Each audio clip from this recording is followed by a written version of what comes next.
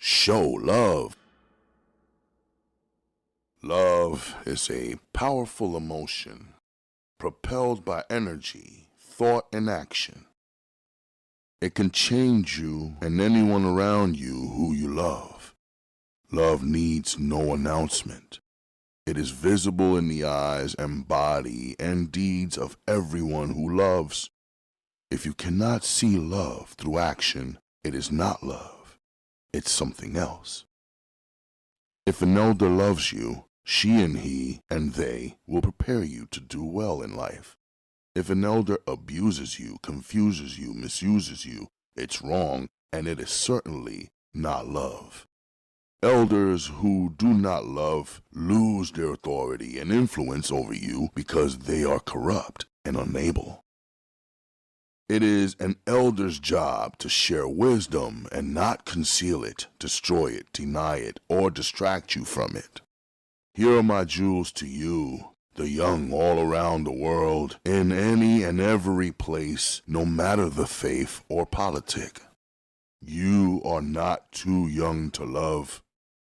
Intelligence is the ability to solve problems. Wisdom is experience along with intelligence. Ignorance is not knowing better. Evil is knowing better, but doing wrong anyway, while influencing others to do the same. Vanity is uselessness. A is any person of any race who refuses to learn, grow, and change. Arrogance is thinking and acting like you are better than others without true or good reason. Look toward God, above every elder, and even your parents, and all of your community. God is first, the maker of your soul in every religion and in every corner of the world. God is the reason for you and I to be humble and live respectfully. God is love. Sister Soldier. A Brooklyn Story. 7 Days in Brooklyn. Chapter 1. Warm-hearted and young, armed and dangerous, I was moving my guns and weapons out of my Brooklyn apartment to one of my most reliable stash spots. As heavy as they were, my thoughts were heavier and even more deadly. I was trying to move murder off my mind. Kidnapping is a bullshit English word. It doesn't convey the insult that the offense carries. When a man invades another man's home, f***s with his family or wife, la qadar Allah, God forbid, and steals her away. The man whose wife is gone stands there trying to push the puzzle pieces together of where his wife is exactly and what happened exactly. His blood begins to boil, thicken, curdle, and even starts to choke him. That's why for me, kidnapping and murder go hand in hand. In my case, my young wife Akemi's kidnapper is her own father, her closest blood relation, a man who she loves and honors. For me to kill him would be to lose her even if I win her back. And I refuse to lose. Ektetaf is our word for kidnapping. My Uma pushed it out from her pretty lips. She pulled it from her soul and gave it the true feeling that it carried for us. The hurt, the shame, violation, and insult. For half a day, it was all that she said after I relayed to her that Akemi was gone. My new wife had been taken against her will back to Japan without a chance to express herself to us, her new family, face to face. For me to see my mother Uma's Sudanese eyes filled with tears tripled my trauma.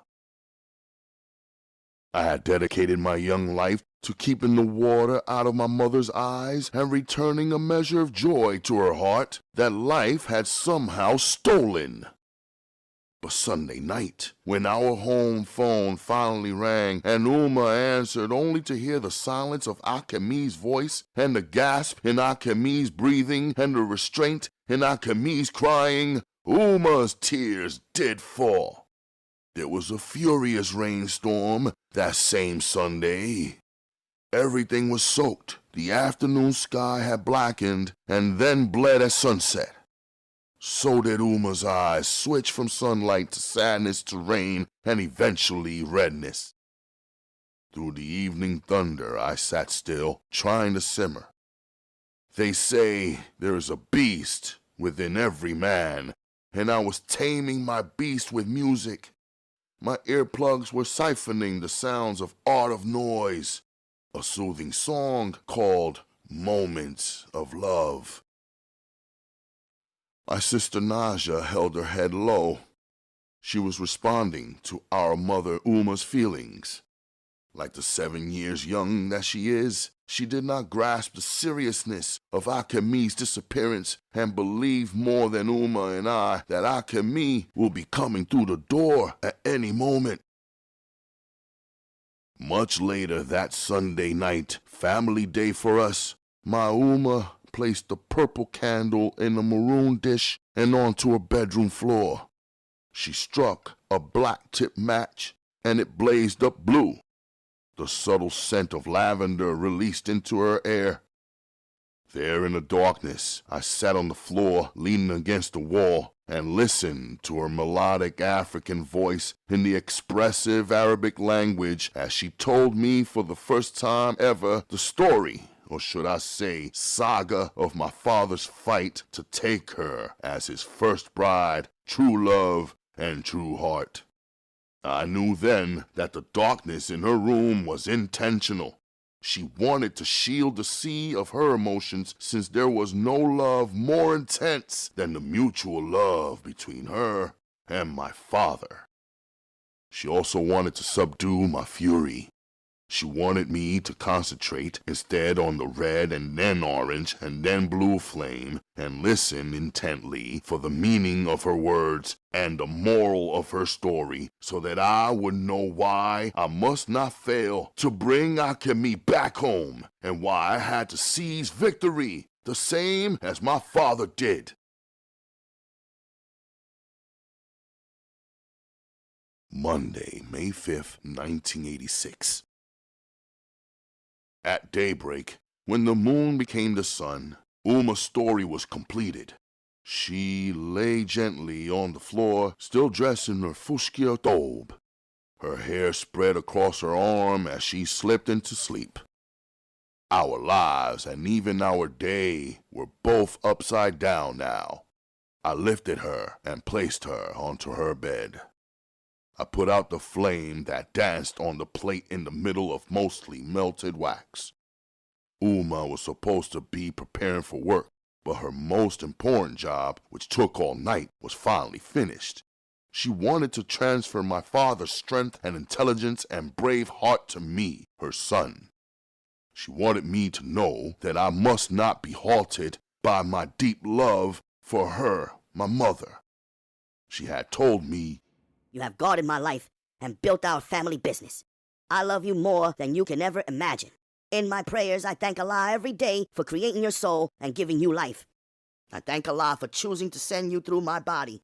But now, you must follow the trail of your seed."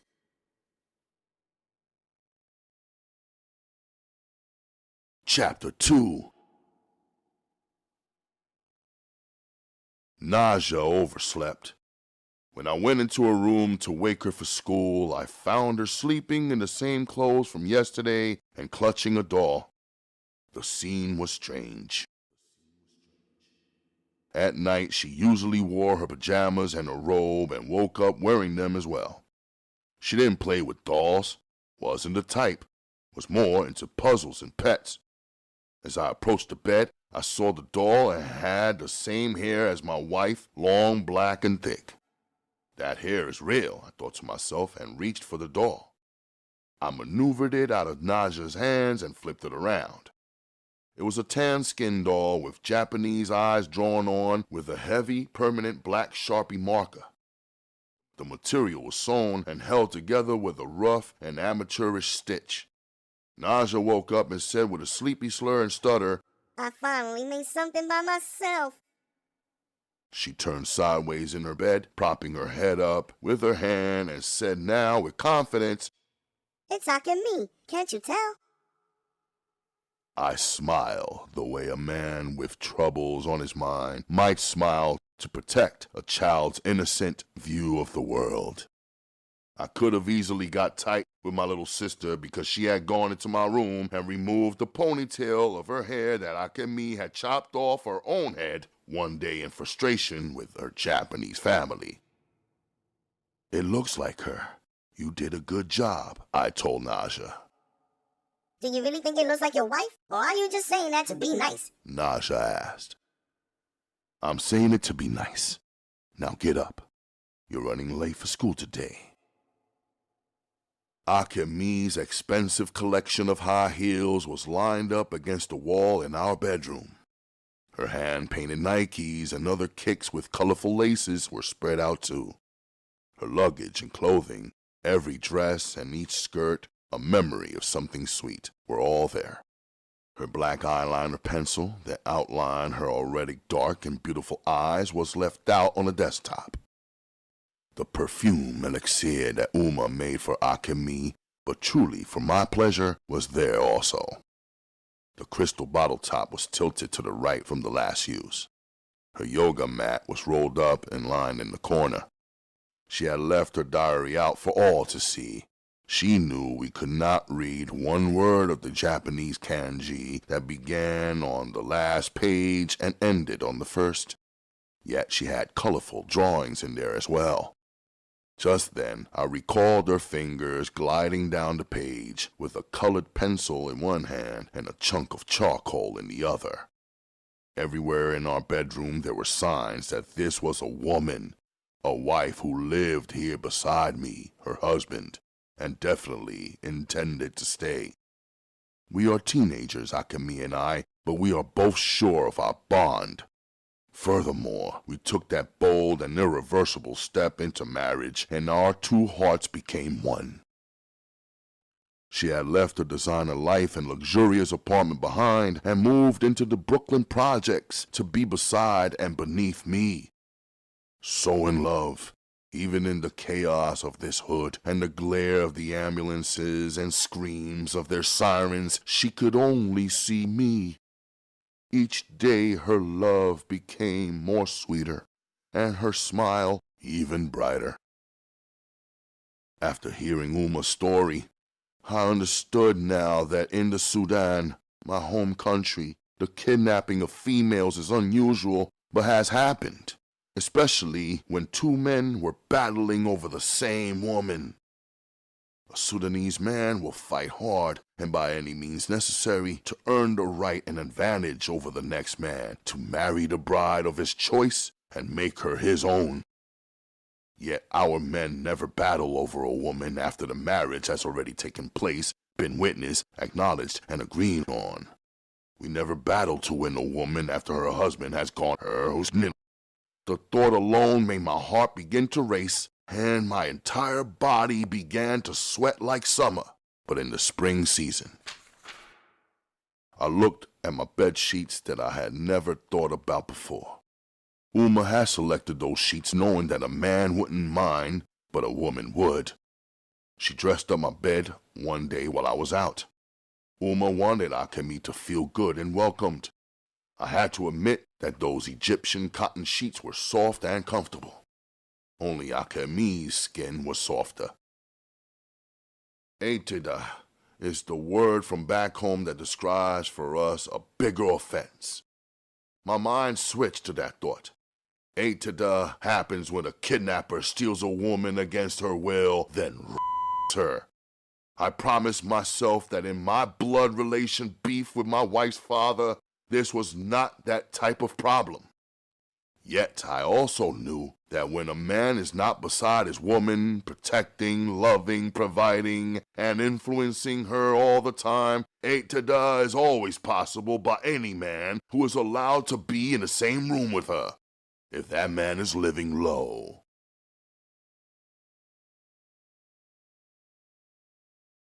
My sensei taught me the technique of breathing a certain way to lower the blood pressure and calm the mind and settle the heart.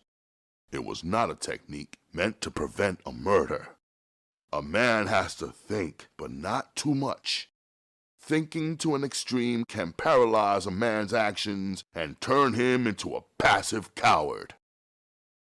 What Sensei taught me was a technique meant mainly to calm a warrior, to prepare him to make the sharpest, wisest, most effective strike against his target. So I was using it as I stepped swiftly down the subway stairs and out of the spring air. Now it was Monday. My feet were moving rhythmically with my breathing. My game face was neutral, but my soul was scowling. Each time that I cleared my murderous thoughts, they would reappear. Chapter 3. I could easily recognize her from behind. As the pack train swerved and jerked, I caught quick glimpses of her pretty neck and shoulders. Her bare arm was extended upward, graceful like a ballerina's, her hands holding the grip tight lightly like fingers properly placed on piano keys. Seeing nice-looking NY girls was an all-day thing, but it became much more personal when it was a familiar female. Someone whose bedroom I had been in before, whose swollen bendictions I had already seen. A female who had begged me for a kiss and whose infant daughter I had once held in my arms. It was Bangs, and it was a 1 in a million chance that we would end up on the same train on the same day at the same time, both coming from and going to different places, I was sure. Immediately, I moved away from her, and to my left, my knapsack hitting someone standing next to me. I pushed toward the connecting train doors to switch cars. The train car that I moved into was no better, a very tight crowd, but it was better because they were all strangers. There was no risk or emotion in it for me. I saw your reflection on the window glass, Bang said sweetly, suddenly appearing before me. I know you knew it was me. I wanted to see if you would come over by me or not, she said. I didn't answer her. I didn't move or turn. The train screeched to a stop. The conductor's voice boomed out something over a broken speaker. It was some ill transit equipment that never got fixed. He knew it didn't work, and so did all the passengers. Only he knew what he was announcing. As for the rest of us, either you knew where you were headed or you didn't. This is New York, and if there is a problem, it's your problem. Handle it. The train doors opened, and some people got off. I was facing the door, and Bang stepped into the now cleared-out space and faced me, looking into my eyes. A new crowd pushed in, and now Bangs was pressed close up on me. It was a warm day, and warmer underground. Only the thin silk of her clothes separated me from her. Ever since I met her, it was like this, me not expecting to see her, her suddenly appearing, full of life, skin so pretty, baby oil glistening, and hair clean and pulled up into a bun with bangs framing her eyes. 14 years young and already breeded, her body was full of obvious curves and power. I tried to step back, but it wasn't happening. There was nowhere to move. At least if you could see me, you could speak, right, superstar?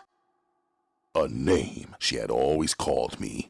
A woman's way of weakening a man with her non-stop admiration.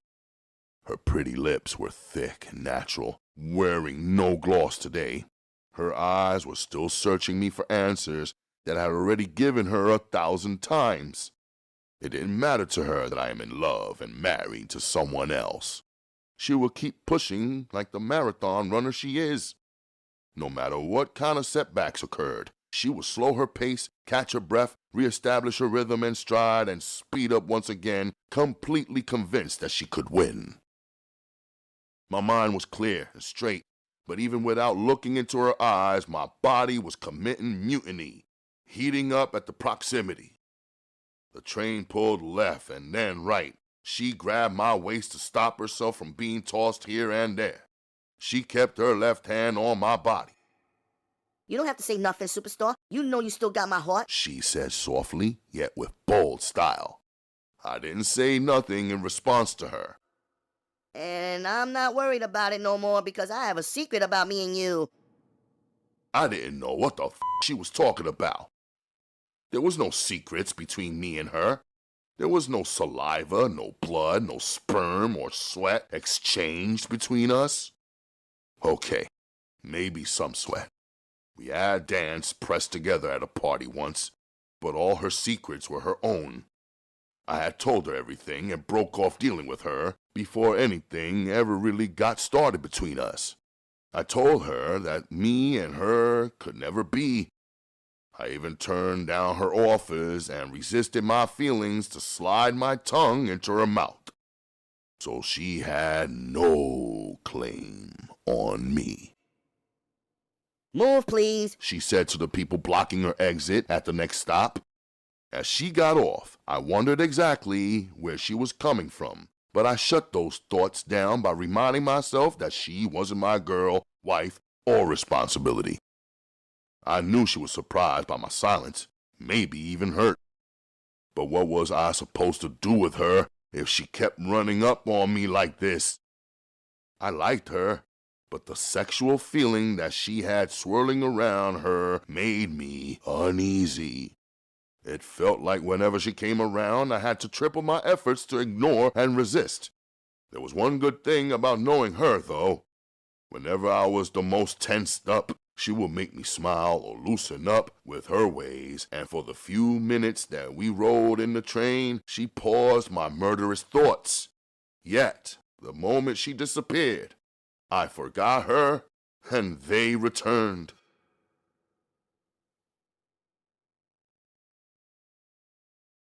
Chapter 4. After I buried the burners, I shot over to the dojo. I knew it might be empty. I wasn't scheduled for a private lesson, and there was no class at the time either.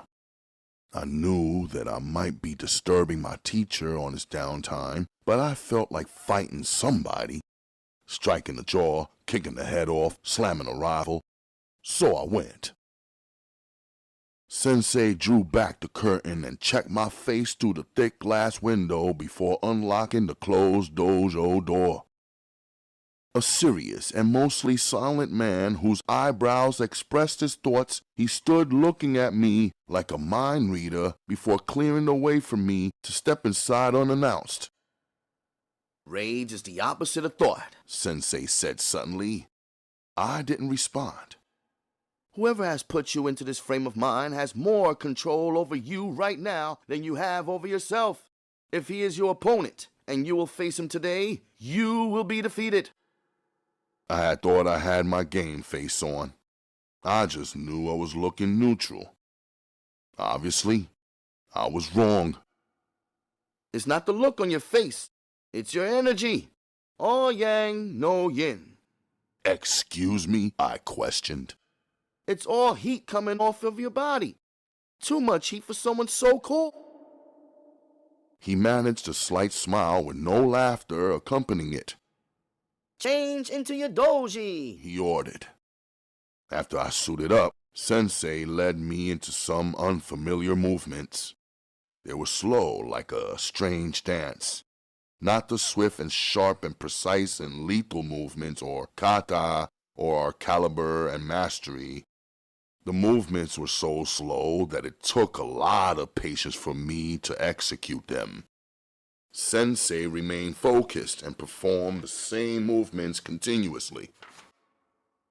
He didn't stop, so I didn't either. 20 or 30 minutes in, I felt myself becoming more calm and comfortable. 60 minutes total, and I was covered with a sheen of sweat and feeling so calm that I could easily ease into a deep sleep. "Now we can begin class," Sensei said, tossing me a white hand towel. I tossed it back and used one of the clean white washcloths I kept in my back pocket through the spring and summer season. I wiped my forehead, face, and then neck. He nodded for me to take a seat on the floor and then sat across from me.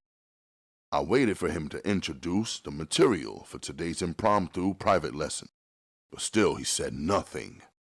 I thought he might be looking for a suki, which is what it is called when an opponent is looking for a means of a surprise attack when the warrior has stupidly left himself open.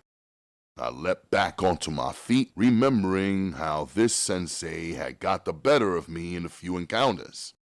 I had told myself that if he attempted to defeat me ever again, I would treat him as an enemy and not as my teacher of 7 years and the man who had presided over my wedding, representing my wife and translating her Japanese words, thoughts, and feelings. "Yame," Sensei said, meaning at ease or relax.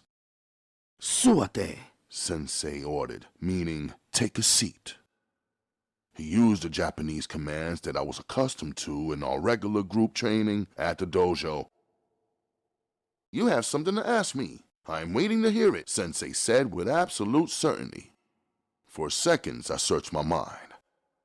I thought I came to this dojo to fight, but obviously my teacher thought I needed his counsel.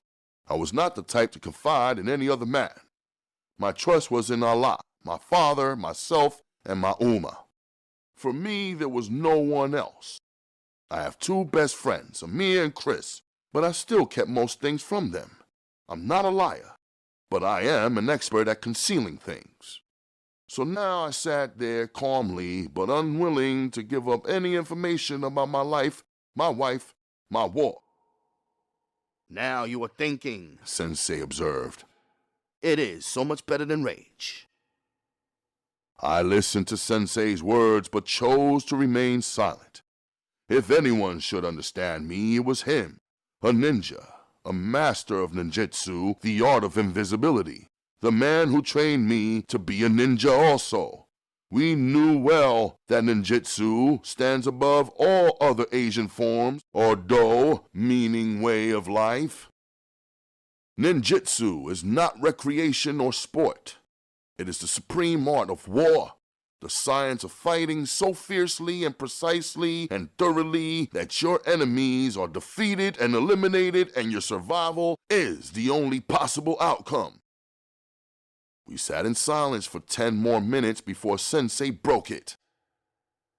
There are many forms of fighting, and fighting happens on many levels. You have been trained most often on a physical level. You have mastered that. You have done very well as a student of weapons also. But there is a form of fighting that happens between thinkers on the thought level. He paused, I guess to let his words sink into my mind. And I was listening and considering what he was saying. I was even noticing how he was using his mind to maneuver around my silence and make the most accurate predictions about what exactly was going on with me. A warrior must know what kind of battle he is going into. If it is physical, we ninjas fight to the finish. We take our enemy down. You know that. But the same way we don't draw our weapons unless we are prepared for the finish, we must know when we are in battle of another kind. He searched my face for reactions. In a thought battle, the superior fighter is the superior thinker. The superior thinker is the warrior with the best plan. Someone who has stepped back and measured all the angles. A thinker who has thought about the situation from his enemy's point of view and determined his enemy's thoughts and moves from the beginning to the end.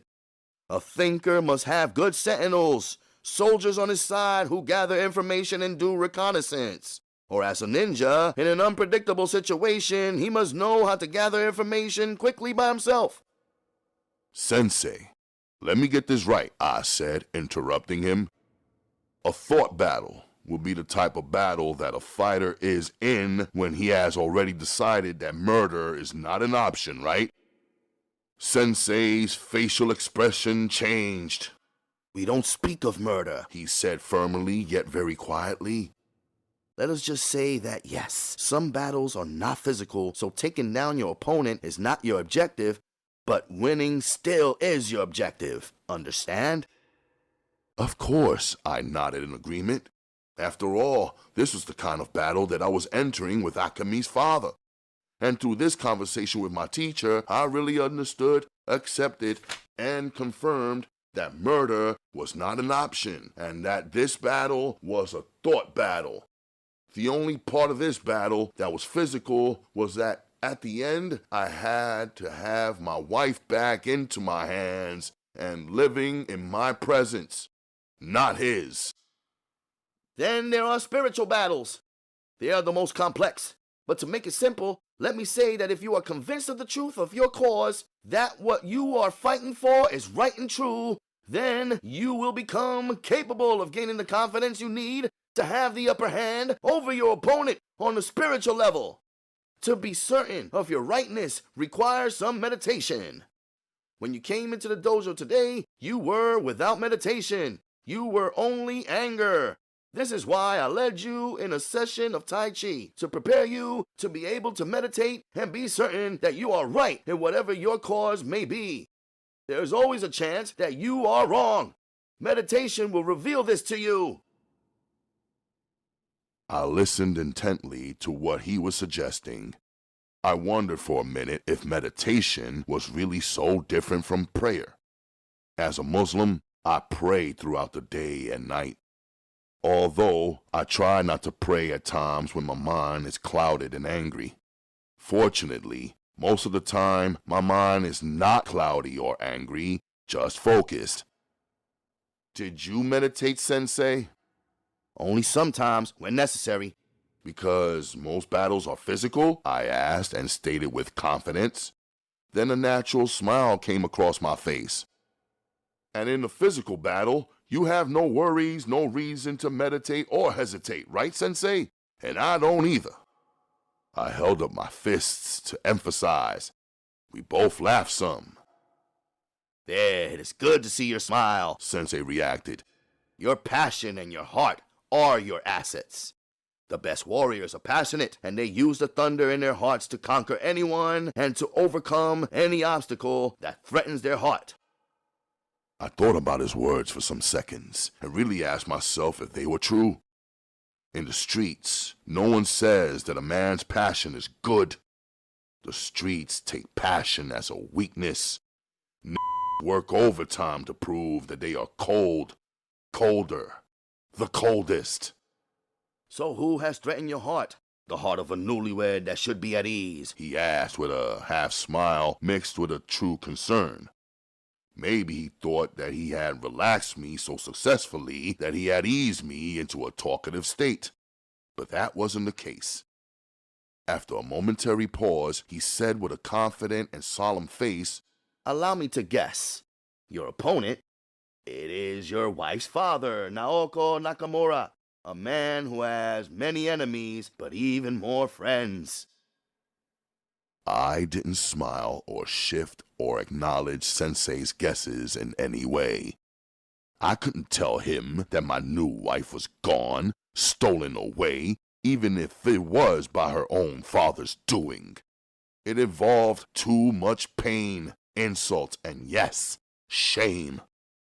In Sudanese tradition, shame is a heavy burden, like wearing a jacket and pants and a hat and even boots, all filled with lead.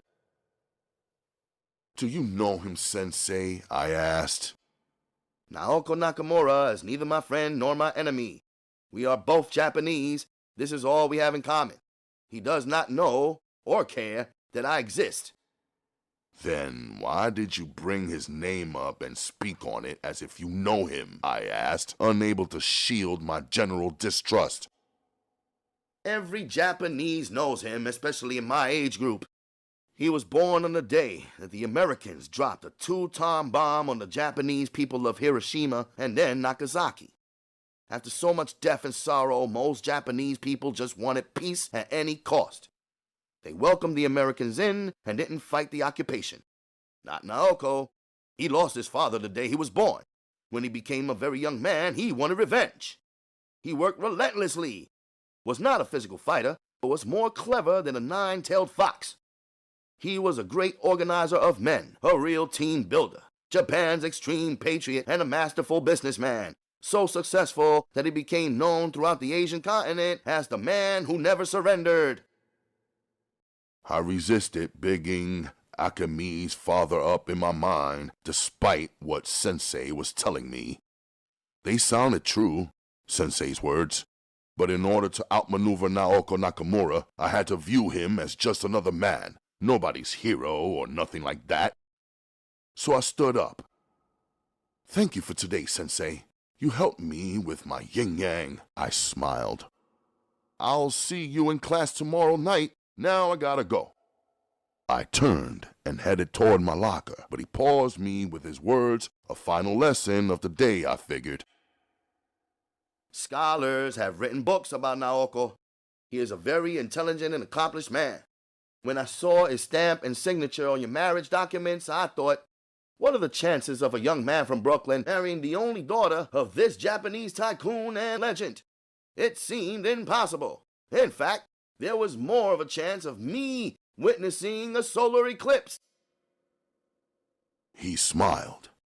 His words were a strange mixture of him giving me props while at the same time taking them away. After a quick thought, I believed that I figured out what he was really trying to ask me. What were the chances of a talented, rich, and beautiful Japanese teenage girl like Akemi, who didn't speak any English, marrying a black African like me, living in the Brooklyn projects in the Brooklyn hood, who doesn't speak Japanese? But his question didn't matter to me like it might have mattered to some other black American. I don't have one drop of inferiority in my blood or mind. I did marry her, and she married me eagerly. It wasn't no mystery. It had happened right before Sensei's eyes in this dojo with his help and many witnesses. I shrugged my shoulders, shaking off the tightness that tried to creep back in. I bounced back to my Brooklyn block with only my hands as my weapons. I had no doubt that if anybody tried to test me today, they would receive the full impact of my skill and fury. As soon as I hit my block, I could taste death in the air. There was talk of a kid in the next building who had just gotten slaughtered. First this man was killed. Instead of murking his man's murderer, he snitched to the Jake. 2 days later, he got to join his man in heaven or hell. I knew there would be a trail of bodies turning up any day, any minute now. Snitching always resulted in a blizzard of blood. I had moved my guns and kunai because of Naja. When she went into my room without permission and went through my things to find Akame's ponytail, it meant two things to me. One, it meant that it wasn't her first time going through my things. She was looking for the ponytail that she already knew was there. Two, it meant that she could have easily hurt herself if she came upon one of my burners or tools. Instead of getting more strict with her, I just accepted that she was at an age of being curious. It was easier to move the danger out of her way than to rely on the fact that she wouldn't do it again if I asked her not to. Anyway, I could never forgive myself if I allowed anything bad to happen to my younger sister.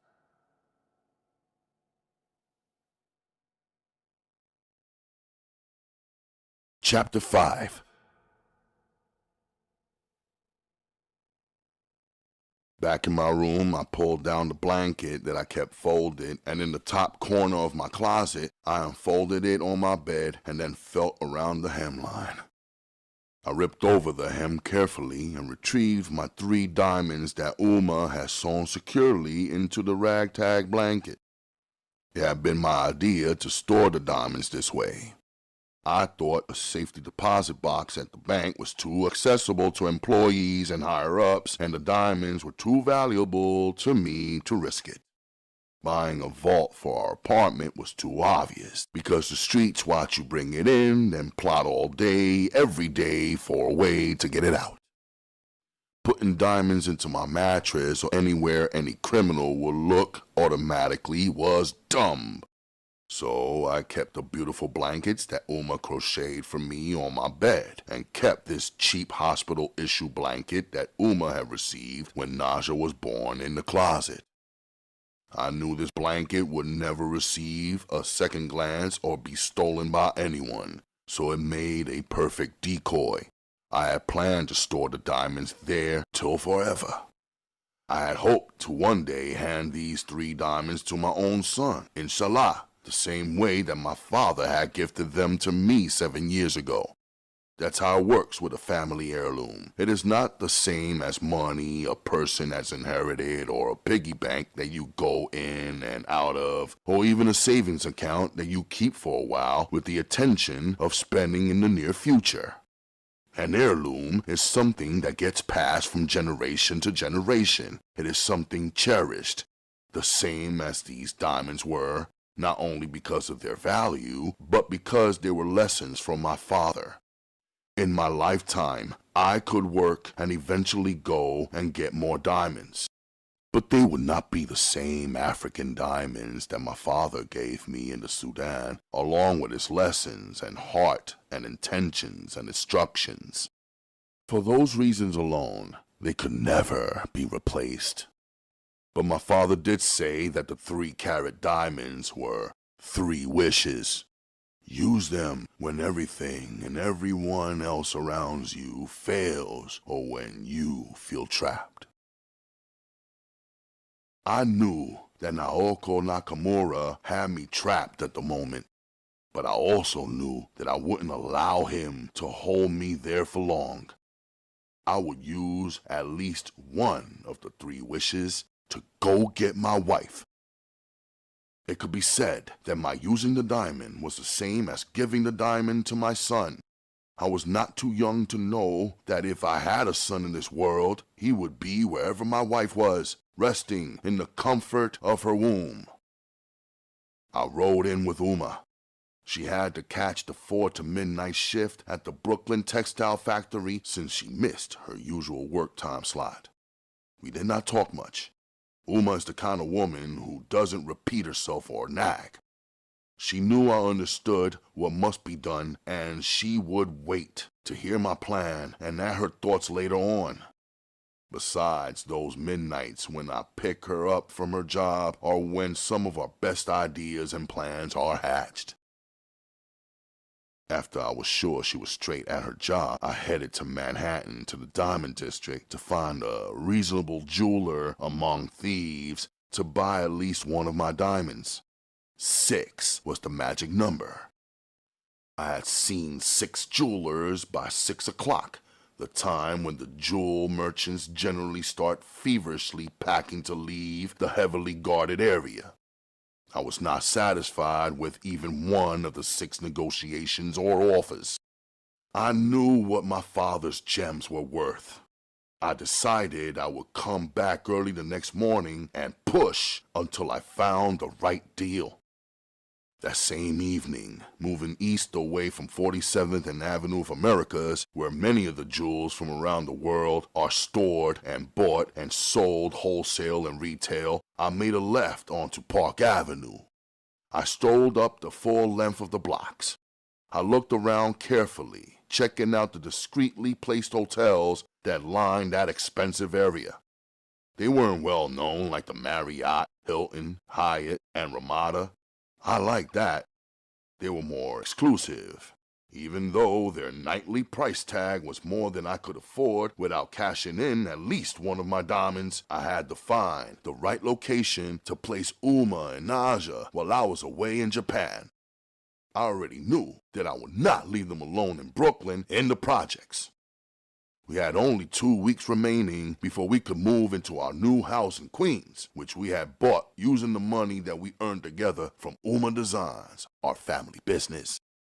Uma, an incredible seamstress and an expert in fabrics and textiles and designs, had created and sold enough clothing, hats, upholstery, curtains, and so on to bring in $80,000 over a 5-year period. I had managed, marketed, and served as the sales, communication, and delivery person for our company. Now, even in this crisis, the bottom line was that until I was certain that Uma was safe, I couldn't leave the city.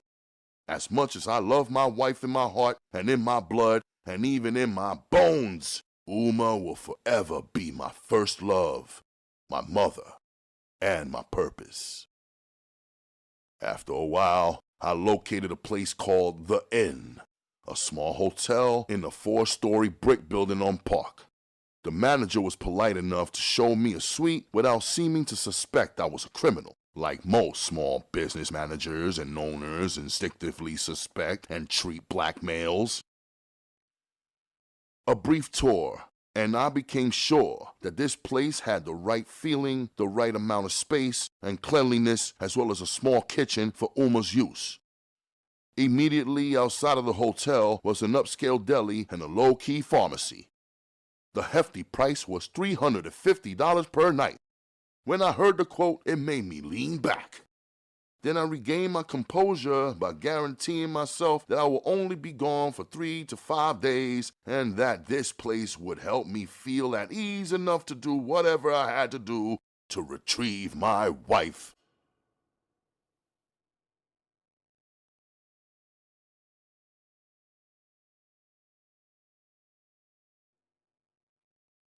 Chapter 6. Nightfall came. The New York City lights lit the way for many late-working professionals to escape. Satisfied at how my exit plan was shaping up, I shot over to the Bronx and have a meet-up with Mr. Ghazzali. He had been Uma Design's best customer. He was Muslim and Sudanese, head of the only Sudanese family besides ourselves that we had come to know in America. The owner of a taxi business, he had enough confidence in Uma's skills to hire her to be the seamstress for his nephew's elaborate Sudanese wedding. After viewing and observing Uma's detailed understanding of Sudanese culture, Mr. Ghazzali hired her to be the wedding planner for the entire event.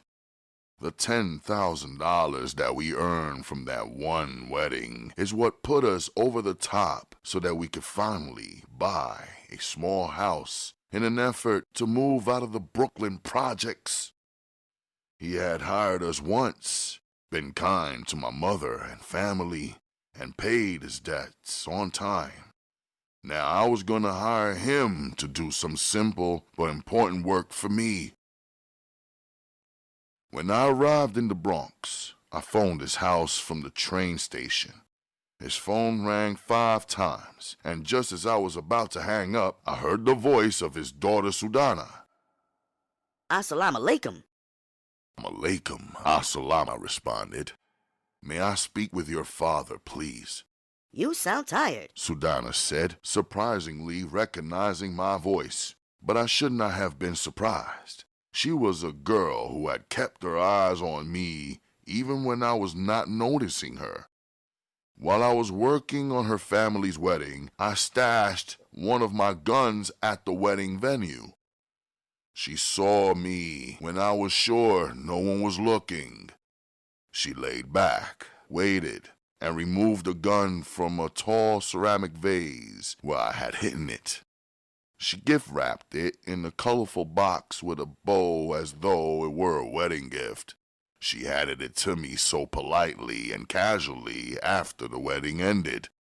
Such a beautiful Sudanese teenage girl who I had met after Amed had already tiptoed into my heart and made herself at home.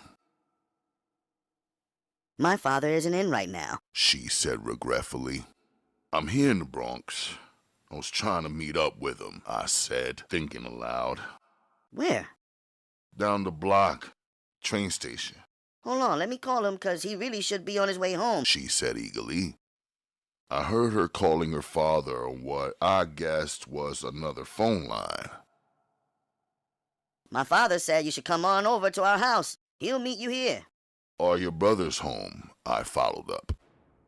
No. She responded. I paused.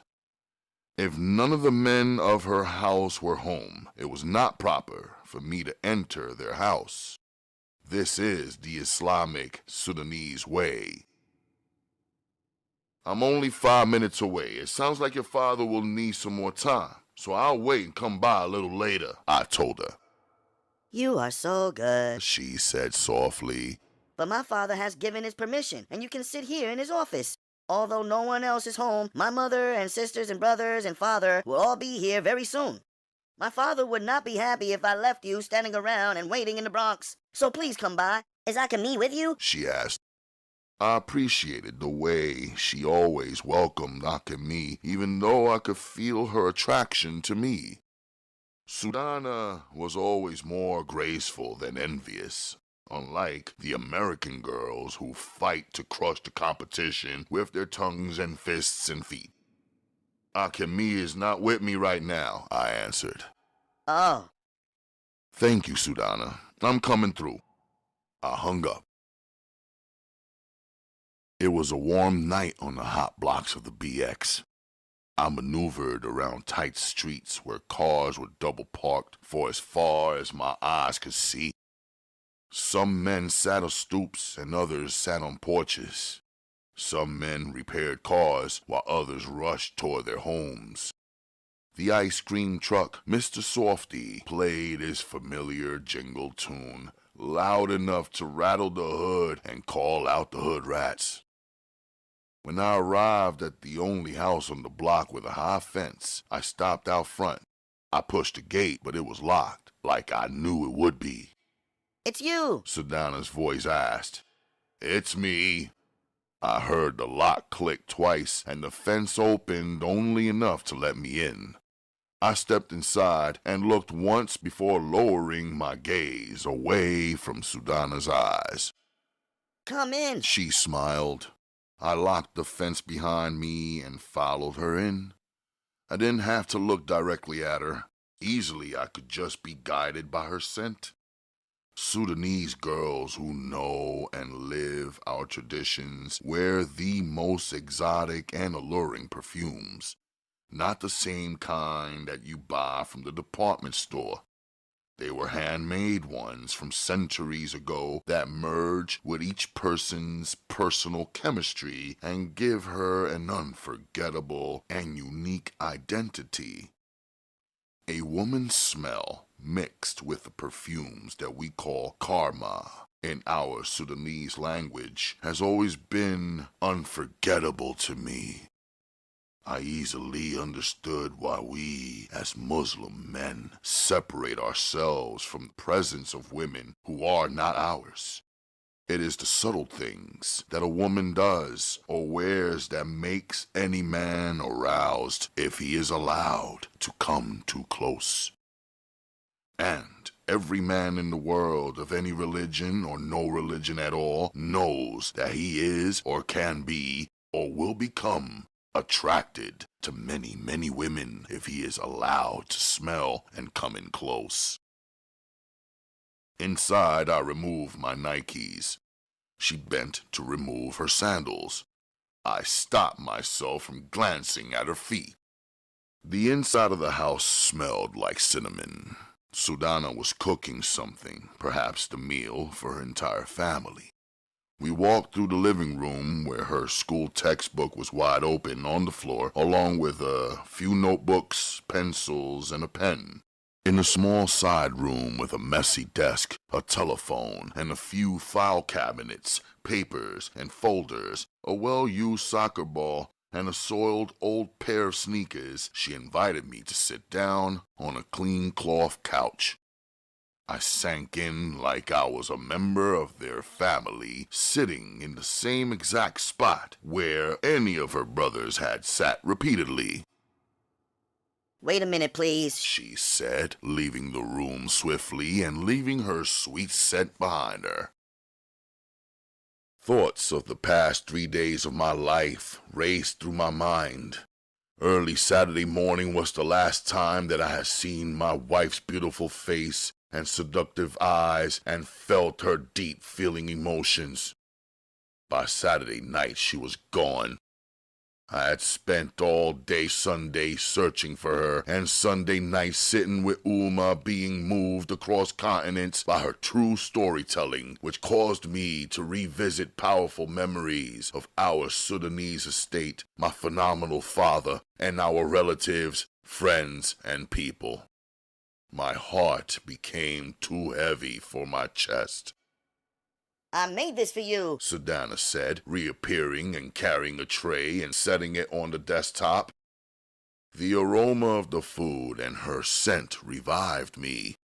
From the corner of my eye, I watched her pull out a metal tray with a stand, open it up, and set on it a dish of stew with a cup of tea and a cedar. You seem like the kind who won't stop to feed yourself unless someone reminds you. She smiled and turned to leave, but then stopped and added, And when you feel tired, you really should go to sleep. I looked in the ceramic teacup at the unfamiliar way she had placed 3 tiny yellow flowers in my tea. They rested lightly on top of the hot liquid. If I'd had the energy, I probably would have said, "No, that's okay. I'm not hungry. I'll wait till later to eat." But Sudana was right. I was hungry and had forgotten to eat so far for the whole day. She stepped out, then walked right back in, carrying a warm cloth, the steam still rising up from it. She came up to me and took my right hand, wiping each finger clean, then turned my palm over and began wiping it with the warm cloth. It felt soothing, and the cloth smelled like lemon. I took the cloth from her hand and then used it to clean my other hand for obvious reasons. "Shukran," I said to her, meaning thank you in Arabic. Enjoy, Was all she said, and she turned and left as she was supposed to. I whispered over the food, "Allah," then took some spoonfuls of the stew. It tasted good and was seasoned well. I couldn't help comparing it to my Uma's food, which is always superior. The Sudanese Asida bread was hot the way I liked it. I dipped it in the stew and ate it moist. I gulped the tea, and it entered my body and began calming everything down. Now you look a little better. Sudana had returned as I finished. I mean, you're always so handsome, but you seem too tired today. The fabric of her black thobe concealed her flesh and hid her figure. Her hijab covered her hair, which I had never seen. She was not wearing niqab, so her pretty face, flawless skin, smooth as satin, bearing one black beauty mark which gently rested over the right side of her lip, stood out more. I avoided those hazel eyes of hers, which tended to change colors like an African wildcat.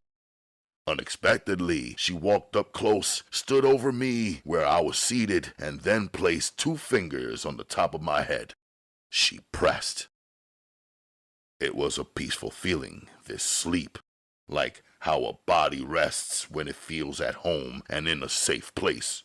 But I was not at home. Myself woke myself up. Now the lights in the office were dimmed. The food tray, cloth, and dishes had been removed. I leaned forward and stretched out my legs.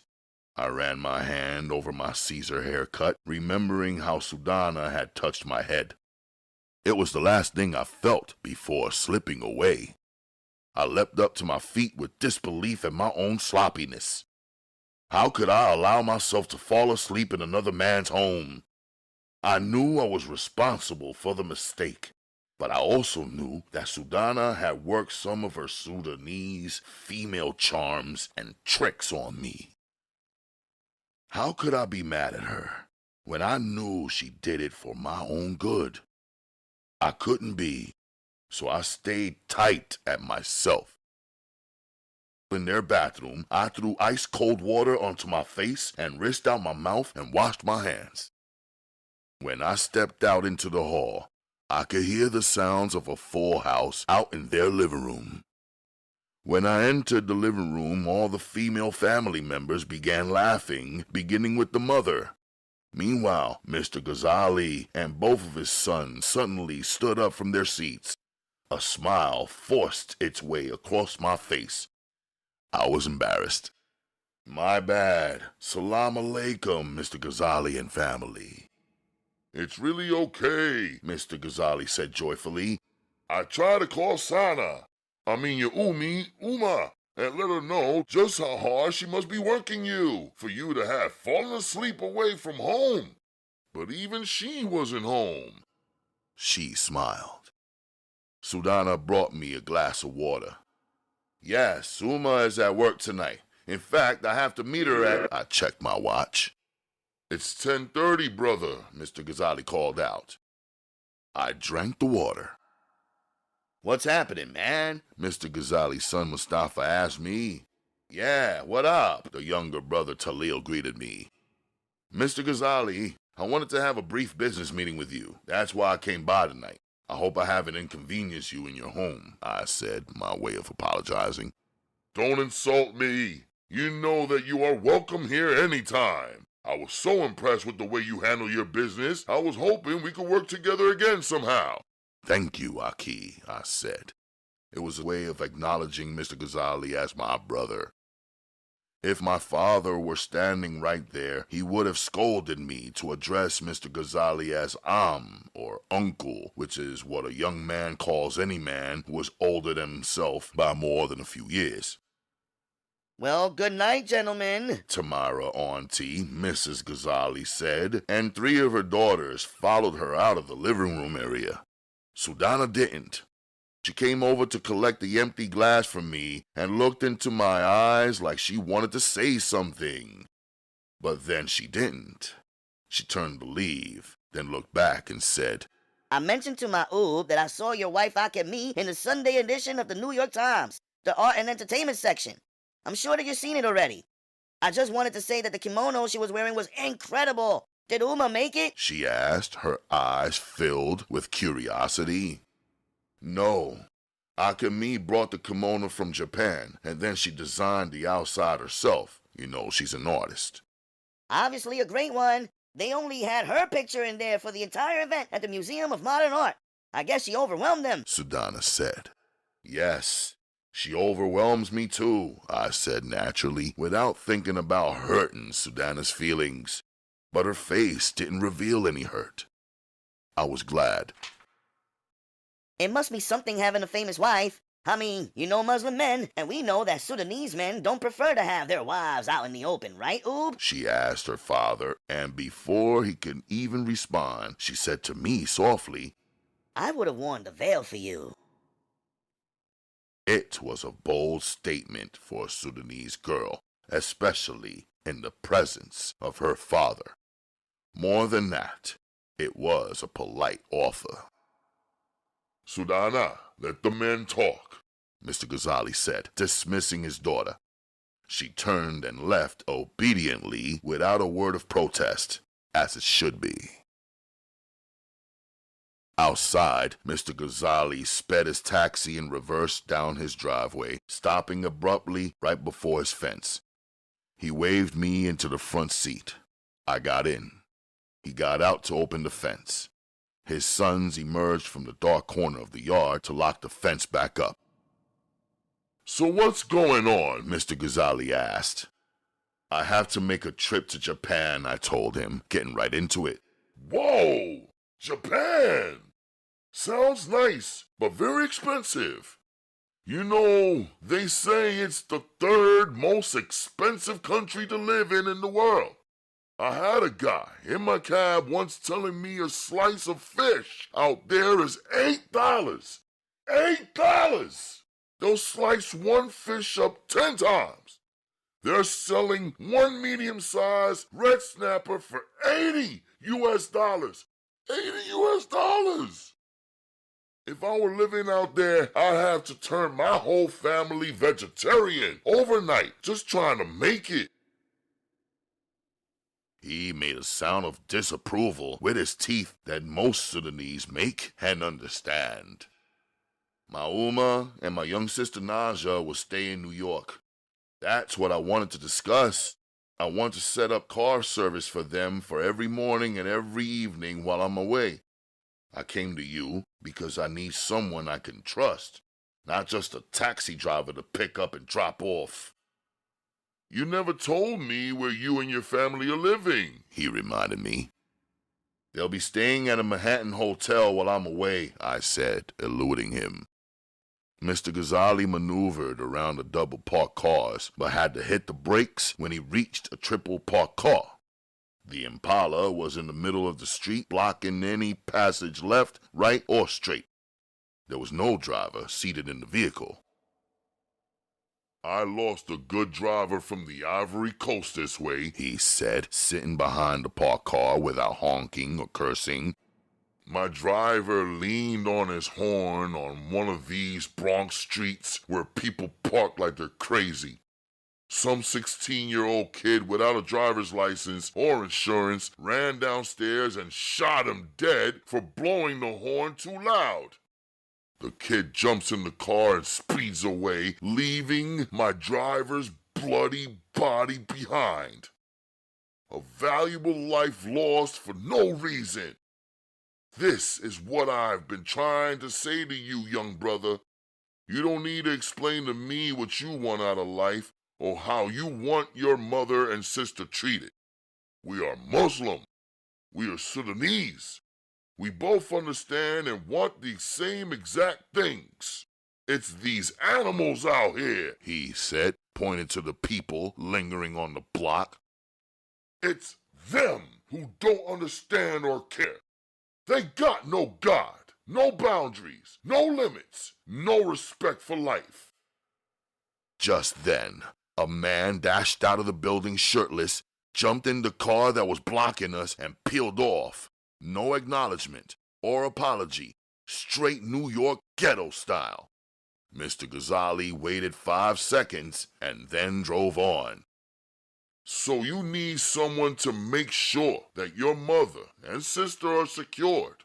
You need a driver who will go inside if he doesn't see them waiting where they're supposed to be, and someone who will not pull off before they get inside safely at night. Yes, Aki, I answered, appreciating not having to exchange too many words about a simple but important plan. And the reason they are staying in the hotel instead of with their new friends is? He asked, checking my face and quickly moving his eyes back to the road. I don't want to burden you with my family. I just wanted to hire your car service because I would feel more comfortable knowing and trusting the person who is transporting my mother and sister. I can pay for the whole thing in advance. I don't know exactly how many days I will be gone, but I'm trying to keep it under 1 week. Mr. Ghazzali pulled over. Get out, he said calmly. His command threw me off for a second. Then I reached for the handle and opened the taxi door. With one foot in the cab and the other on the curb, I pulled out a small stack of bills and peeled off a 5 to pay him for taking up a brief time in his cab. He didn't move to accept it. I thought maybe it was not enough and that somehow the small amount had insulted him. So quickly I peeled off a 10 and extended my arm again. I don't know the story of your life, young brother, but I can see that there are no friends in your world. You say you want someone who you can trust, yet you trust no one. No man can do his time alone on this earth. This is why we have the Muslim Brotherhood. I invited you to our mosque, yet you haven't shown your face there at a prayer.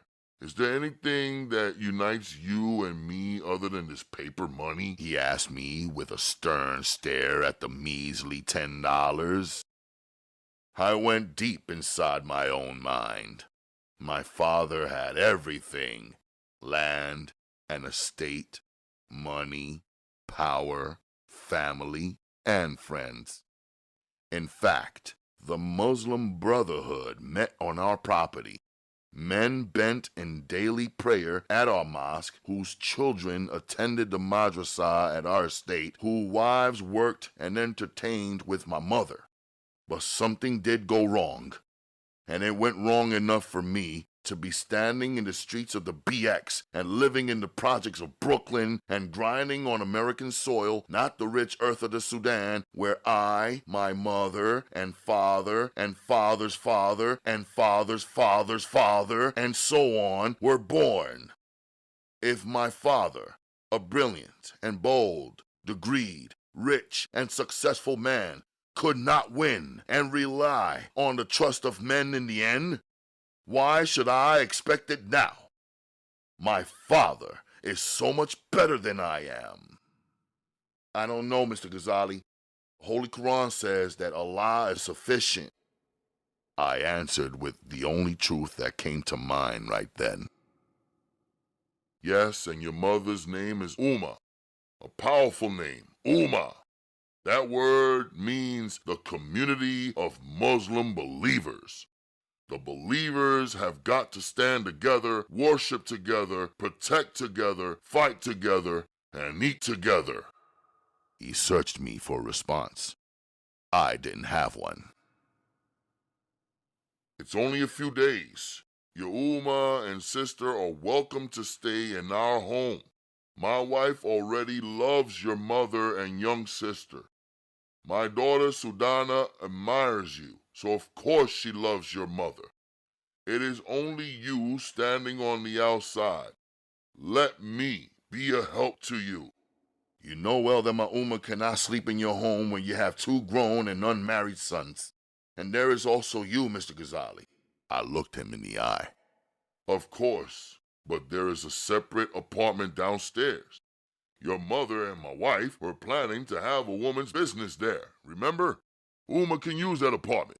It's well furnished, with a small kitchen, a separate entrance, and a separate key, he told me calmly. I listened, but questioned his eagerness in my own mind. I think my seconds of silence insulted him somehow. Sure, you can choose to put your family in a hotel. There, they will be surrounded by kafirs, non-believers. Unmarried or married, untrustworthy either way, he said with a stern sarcasm. How much do you rent it for? Eh? Your basement apartment. $650 per month, he said, exasperated, as though he pronounced the first figure that popped up in his head and had never really rented out his basement before. Okay, I'll bring you $650 tomorrow, plus the transportation fees. I got out and shut his taxi door, leaned in, and handed him now a $20 bill. He took it. I wouldn't be surprised to see you as the Prime Minister of the Sudan one day. So much power, business, and intensity in such a young brother, he said. Good night, I told him before walking away.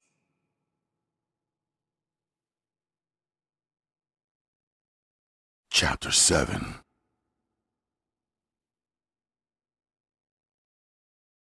It was well after midnight when I carried my 7-year-old sister on my back to our Brooklyn apartment. Ummah said, She should really walk on her own 2 feet. Naja said, But Ummah, you two have been now having fun without me. Can I at least get a ride on my brother's back? Out having fun, Ummah replied softly, in her way. Then she looked at me and said, You see? Naja clenched me tightly with no plans of climbing down before the elevator reached our floor and she was delivered to her bedroom. Ummah was right, as she usually is. Naja is our protected princess who has no real idea of worry or struggle or stress. I thought that was good. I planned to protect my sister and keep her hidden away from those things that should never be revealed to little girls. In our traditions, a young girl lives under the protection of her father and brothers until she becomes a young woman. Then the father and her brothers will marry her into the protective care of her tried and tested, carefully chosen husband. As I looked into Uma's eyes, so striking behind her niqab that shielded and covered everything else, I could see and feel that she was worried. I thought to myself, Uma, don't you worry. If you are uneasy, I will not move 1 inch from your side. I will stay right here with you. But Uma noticed me noticing her, and she cleared her worries and lowered her gaze. Tuesday, May 6, 1986. We made Fajr prayer together, my mother, sister, and me, followed by a warm and comfortable breakfast. Uma and I did not discuss the details of my Japan trip until after Naja was safely seated in the school bus to Khadijah's Islamic School for Girls. Naja waved as the bus eased off. She was so happy this morning because she had her sitter, Miss Marcy, Uma, and me all escort her to the bus. Usually, Uma and I are already on our way to Uma's job, and Naja is left in the care of Miss Marcy and walked directly into the care of the teacher who travels with the students on the bus. But today, Uma would not report to work until 4 in the afternoon. She has switched her schedule for this week with a co-worker from the night shift. She and I both agreed that there was more planning and work for us to do than time to do it. She also wanted to complete some products for me to deliver to Uma Design customers before I left for Japan. When you go to see the jewelers again today, you should also select a gift for your father-in-law, Uma said. She slid an old high-quality jewelry box across the table. Why should I? He stole my wife, I answered swiftly yet respectfully. I opened the box. It was a Rolex Datejust. The hands of the clock were paused in time. The crystal was cracked. I had never seen it before. Your wife is his daughter. Our family has not ever been able to meet and greet him properly. We haven't offered him anything, yet he gave me such a lovely daughter-in-law. You just have to go there and ease his fears. Once he sees you and discovers how respectful you are toward him and sees how much Akemi is in love with you and you with her, his heart will soften toward you. If it does not soften toward you, he will certainly soften his heart for his daughter. Remember that even though we feel sad and insulted and ashamed that Akemi is not with us, he stole her away out of love more than cruelty. I was not focused on feeling any sympathy towards Naoko Nakamura. I was keeping him right where he needed to be in my mind just in case I had to do him something. I slid the box containing the Datejust in my pocket. Uma, I thought I saw worry in your eyes late last night. You know I won't go anywhere if I see that. I was watching her closely. I was just tired, and I was also thinking too much. After you told me on the train about the arrangement with Mr. Ghazzali, I wondered if he had asked his wife first, if it was okay for me to stay with them while you were away. I didn't give him a chance to speak with her first. I rode in his taxi with him, and we talked it out right there. He was on his way back out to work for the night. I see, Uma said, sounding hesitant. You know the Ghazzalis are new friends to our family. It has been good for me because Tamara Auntie doesn't ask me personal questions. It is as though our friendship began from the moment I took her and her sisters and daughters' measurements for their garments for their nephew's wedding. And she and I have moved forward from there without ever looking back or discussing the past. I appreciate her for that very reason. If I go stay over there at her house, it may all very well change. Then come to Japan with me, I said with a smile. I was serious and sincere. She pushed away and hit me on my shoulders as though the idea was ridiculous. We have spent every penny of almost $100,000 on our new house, and I love it. Now we have minus 3 pennies left. She laughed. You go on and get your wife, and Naja and I will stay at Mr. Ghazzali's. Naja will be excited living in the house with such a big family, and her Arabic will improve, I'm sure. Uma brightened all the way up to reassure me that she was okay. You know, Uma, Even though you and Mrs. Ghazzali have become friends, I handle this as straight business. It's their house, but it's a separate apartment, separate entrance, separate key, and rent. I know you have made it right for me, and I know their basement apartment is very nice. It is where Tamara Auntie and I plan to have our Sudanese women's groups meetings, so I am sure it will be fine. I stood up from our kitchen table where Uma was seated. I needed to grab my things and head out to the Diamond District.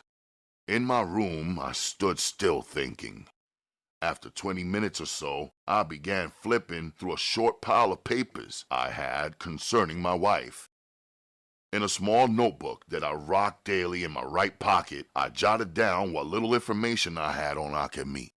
The first word I wrote was Kyoto, the place where Akemi was born.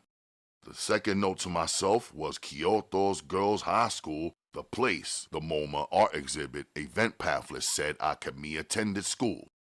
The third note was the address Akemi had given me for her father, Roppongi Hills, Tokyo, Japan. The fourth note was the address that her father had written down for himself on our wedding documents, Ginza, Tokyo, Japan. Those were my clues. I shoved the notebook in my pocket. Reluctantly, I pulled out the letter that Akemi had written to me and had delivered to Cho's, where I worked my weekend job on the exact day that she went missing. She had written it all in kanji. Maybe she had explained herself in those pages or left the name and address of where her father was about to drag her. She knew I could get the letter translated into English the same way that I had arranged for her marriage documents to be translated into Japanese, and the same for a marriage contract. I pushed her letter into my back pocket. I wanted to know what it said, yet I didn't want to know what it said. Either way, I was gonna go get her regardless. In a last-minute decision, I grabbed Akemi's diary off my desk, secured my diamonds, and headed out into a blue-gray cloudy day.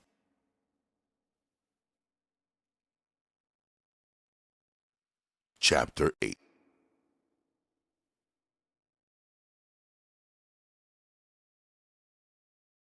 By noon, I had sold one of my 3 3-carat diamonds.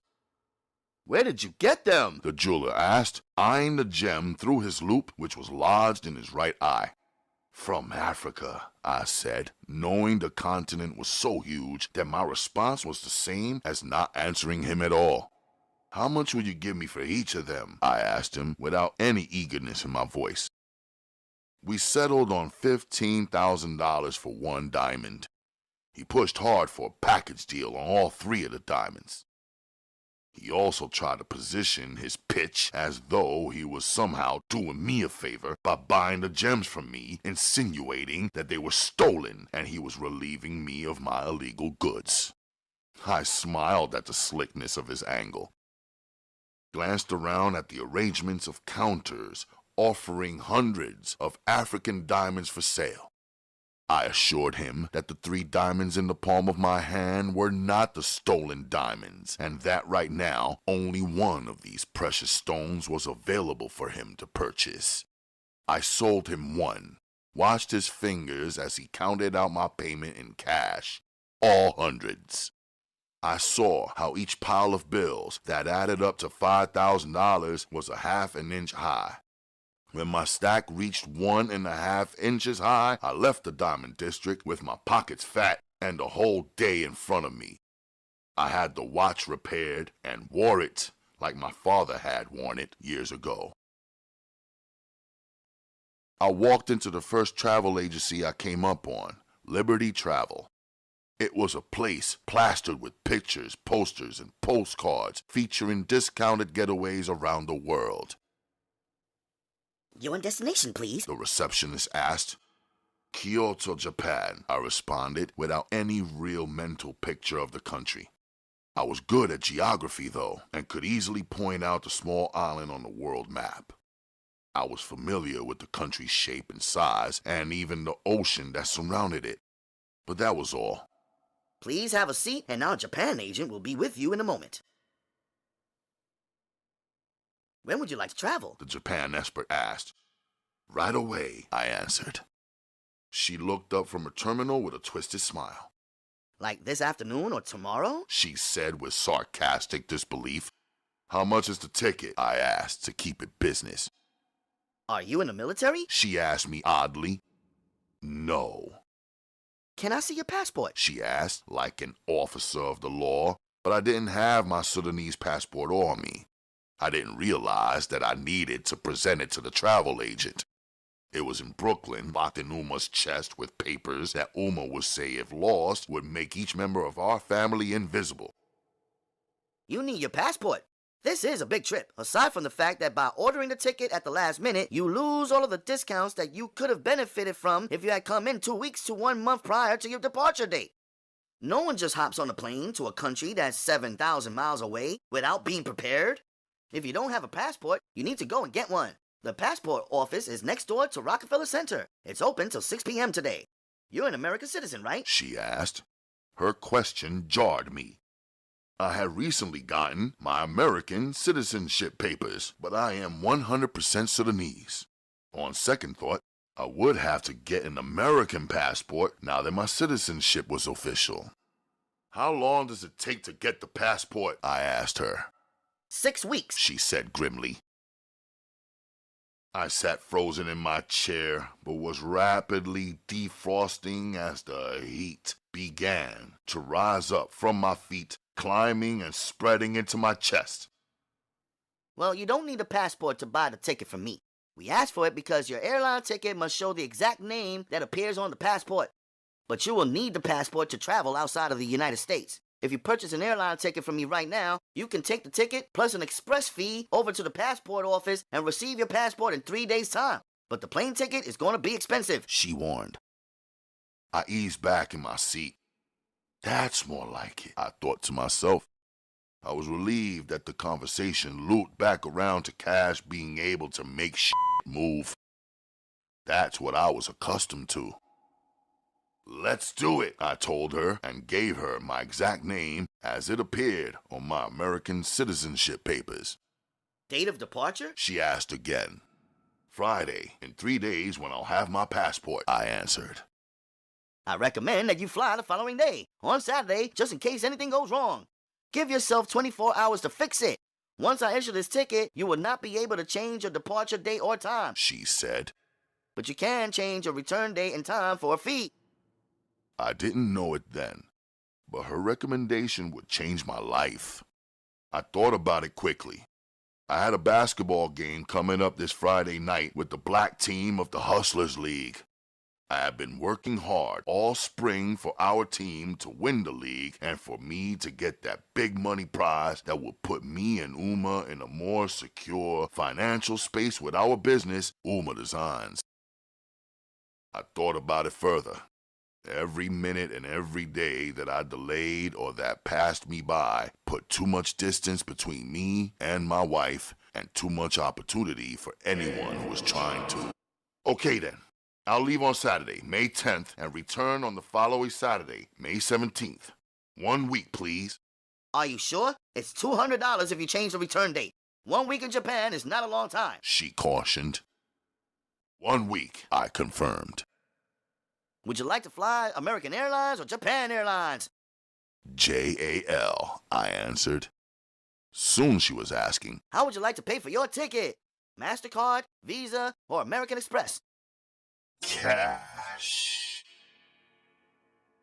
Suddenly I saw how important it was to have a credit card. Up until now, Uma and I had done good business without one for 7 years living in the United States. Now the agent accepted cash for my airline ticket and the rail pass that she recommended for the Shinkansen bullet train. She said the rail pass would allow me to pay one fare but use the bullet train all week for rapid travel back and forth between Tokyo and Kyoto. She insisted, however, that I needed to give her my credit card for her to secure my hotel reservation. She assured me that these were peak travel months for Japan and I will be looking for trouble without booking accommodations. Fact was, I didn't have one to give her and neither did Uma. After 1 hour in the travel agency, I had my tickets in my hand and my head filled with lessons learned. I became real clear that even though I had traveled internationally before, I had been a child back then. All my arrangements had been made by my father. I had never had the challenge of considering the details. Now I had to listen carefully and absorb each piece of info completely. I had to watch more closely, read documents more carefully, and make decisions with confidence, although I might not be 100% certain. The travel agent had been pushy and sarcastic. She proved that even if you don't know a person or even like them one bit, you can still learn something from them to assist you in life.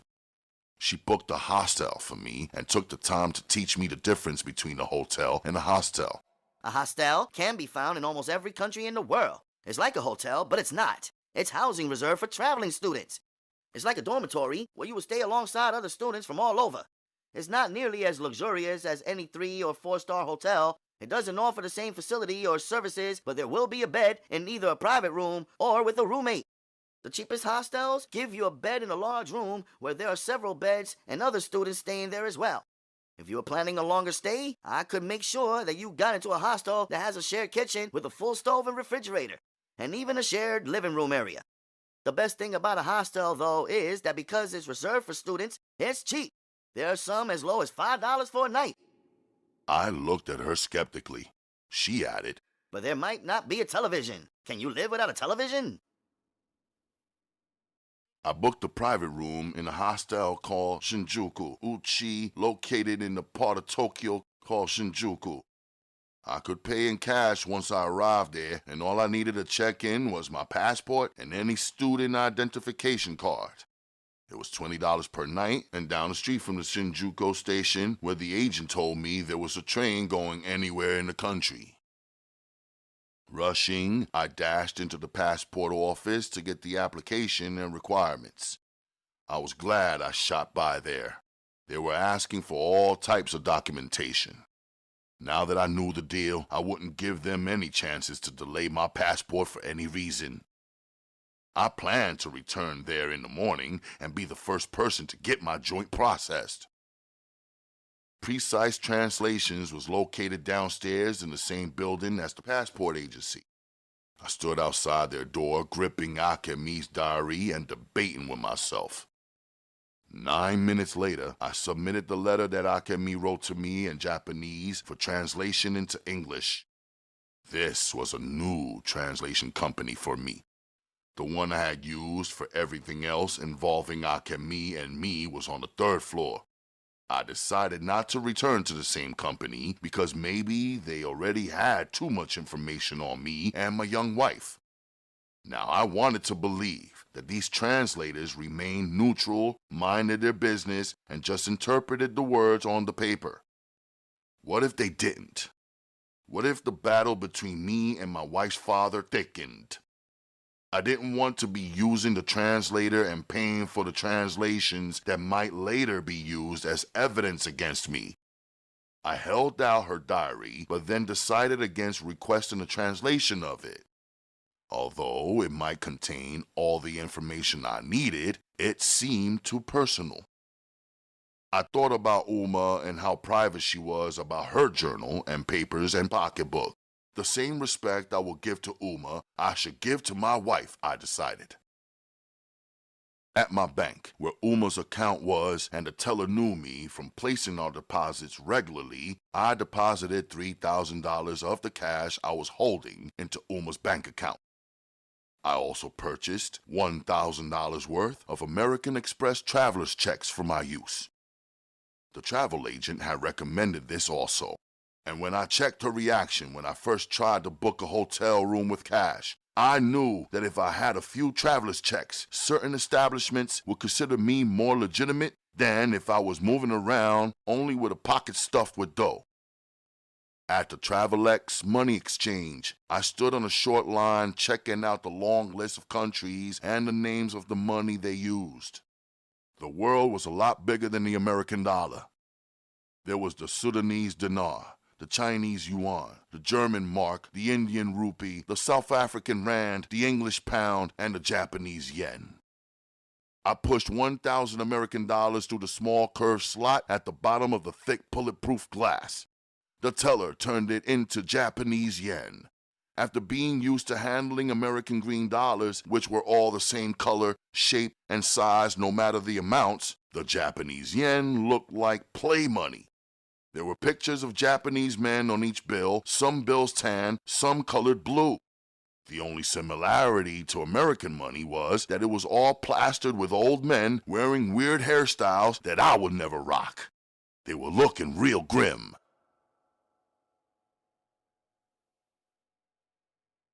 Chapter 9. Back in Brooklyn, I bounced by and picked up Naja. We then escorted Uma to her job by 4 p.m. sharp. Where are we going now? Naja asked, her big brown eyes exploring mine. You'll see, was all I offered. Down on Fulton Street, right next to the Albee Square Mall, I stopped at an outdoor photo booth. I needed to take 2 passport-size photos. I want to get in the picture with you, Naja said. I pulled back the curtain, let her slide in first, then sat down beside her. It's going to take 3 shots real fast, so quick, get ready, I told her, and dropped in my coins. She was real excited. She pushed her little face up toward the glass that hid the camera. Then she pulled it back. The light flashed 3 times. I opened the curtain and then stood up. That's it, I told her, letting her climb out. Well, where are the pictures? Stand right there. They'll drop down in a few seconds. What are you doing now? She asked. I gotta take some photos on my own. Why? But instead of answering her, I closed the curtain and held her little hand as she stood on the opposite side. The camera snapped 3 more photos of just me alone. I opened the curtain. Naja had the first set of pictures in her hand. She stood staring at them. Do you think I look pretty? Naja asked. Of course, I told her. For real? Or are you just saying that? She questioned with a serious face. No, I'm just saying that, I teased her. Your pictures look better. You look real cool, Naja said to me. Don't put your fingerprints on the pictures. Just hold them on the sides like this. Why? She asked, but then she held them the right way. At the pizza shop, I brought Naja a slice and a salad. Do you think we're weird because we don't eat at McDonald's? She asked before biting down on an olive. No. This girl in my class said that everybody normal eats McDonald's. She said that Muslims can eat McDonald's too. People can do whatever they want to, I answered Naja carefully. But in our family, we don't worry about what everyone else thinks is normal. We do what we believe is best. So follow Uma, no matter what your friends say. Okay. She smiled, contented. I phoned Mr. Ghazzali from downtown Brooklyn, but his son, Mustafa Salim, answered the phone. After extending my greetings, I told him, I was calling to get your father's permission to stop by your house tonight at 10. I need to hand him something. No problem, with Amin, he said, using the Sudanese term for cousin. I'll relay your message, but come on by. I'm sure it's okay with father. Feeling decent about how my day was flowing and about accomplishing shit one by one, I headed to Chinatown to do a face-to-face with Cho, the owner of the Chinatown Fish Market where I worked on Fridays and Saturdays.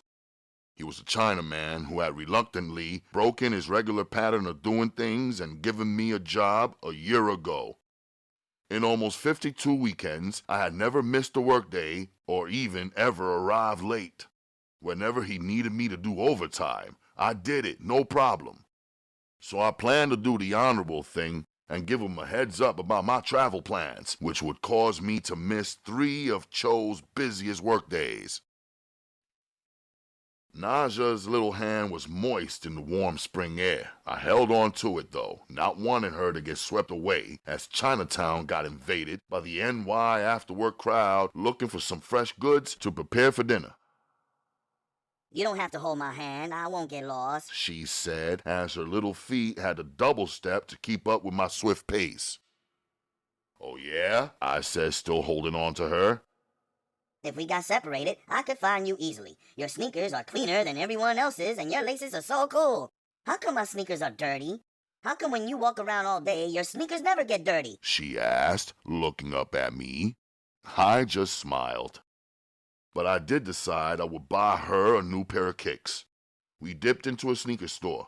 She wanted to pick. When she came back with some polka dot skips, I chose for her instead. The Daquan in me wouldn't let it slide. He had been the 5%er, fashion regulator, gun dealer, fight promoter, and big brother to his 5 blood brothers and for my whole Brooklyn block before he got knocked.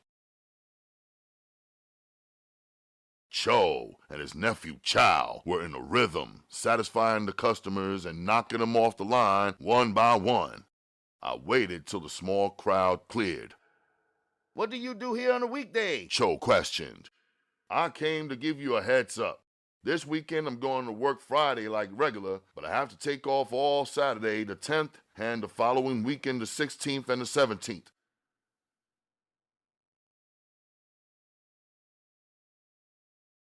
There was a long pause between us. Cho looked like he was thinking real hard about my simple and clear request. Just then, I saw Sachi, Akemi's young cousin, walk up and sit down beside Naja outside Cho's door. "I'm letting you know now to give you enough time to get someone to fill in for me, okay?" I asked, but I was definite. Cho folded his arms across his chest. "You chase Japanese girl to the end of the earth." Since I don't discuss my wife with other men, I didn't answer Cho.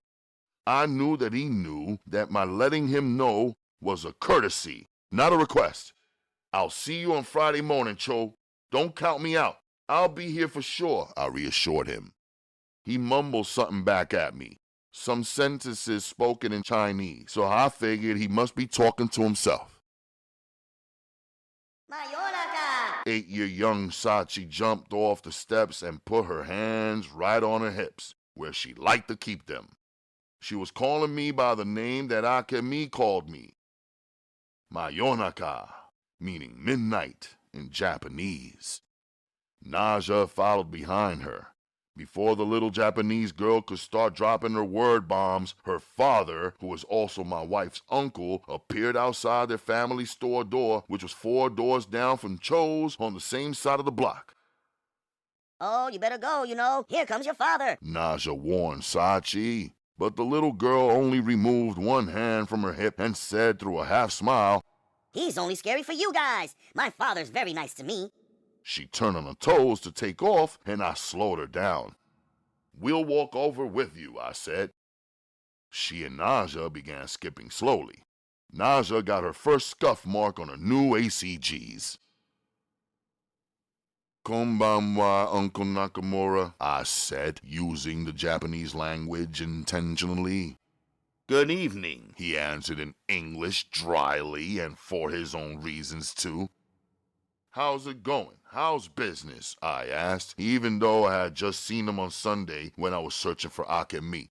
I suspected that he may even call the cops on me for loitering outside of his store door, but really for loving and marrying his niece. "Fine," he responded with one word only. "See you next time, Sachi," Naja said. "Good night," I said. I purposely wanted to appear to be calm and pleasant in this thought battle that I was having with the Japanese men in my wife's family. No reason to tip them off that I was headed over to take back what was mine. Inside, I was boiling once again. I could tell from Uncle's posture that they thought they had won. It was as though they believed that they lived in the first world and I was stuck in the third or fourth or fifth or sixth world, that somehow I wouldn't be able to figure out how to cross the Pacific Ocean beyond Alaska and over the Siberian mountains to get my wife. In a short time, they would discover that they were wrong. What did Sachi say to you? I asked Naja. First, she asked me what I was doing over here. Then she showed me the string that she had in her pocket and how she could twist it into a bunch of different shapes. Then she asked me if I missed Akemi and if we had heard from her. What did you tell her? What could I tell her? I didn't know anything. Naja said, with her arms raised halfway and palms facing up. Are you sure you didn't say anything extra? I checked. I just told her that I do miss Akemi and that I am sure she will come back real soon. Then Naja shifted her eyes away from me. And I pushed. And why? She said softly, but understanding the intensity in me. Sachi said that Akemi is never coming back. The words of my 7 years young sister hit me in the chest like powerful kicks. But I told Sachi that she really doesn't know that for sure. Naja said confidently. And I continued. Sachi said that her father told her that Akemi's father saved Akemi from ruining her life. My jaw tightened. I stood still on the busy block holding my sister's hand, thinking. That's it? That's all Sachi said? That's it. That's all Sachi said. Oh, wait a minute. I left one thing out. Earlier she told me that her real name is Sachiko, but that she likes call her Sachi for short. She says Sachiko means happiness. But the mean thing she told me about you ruining Akemi's life, she said that last. Then you came outside.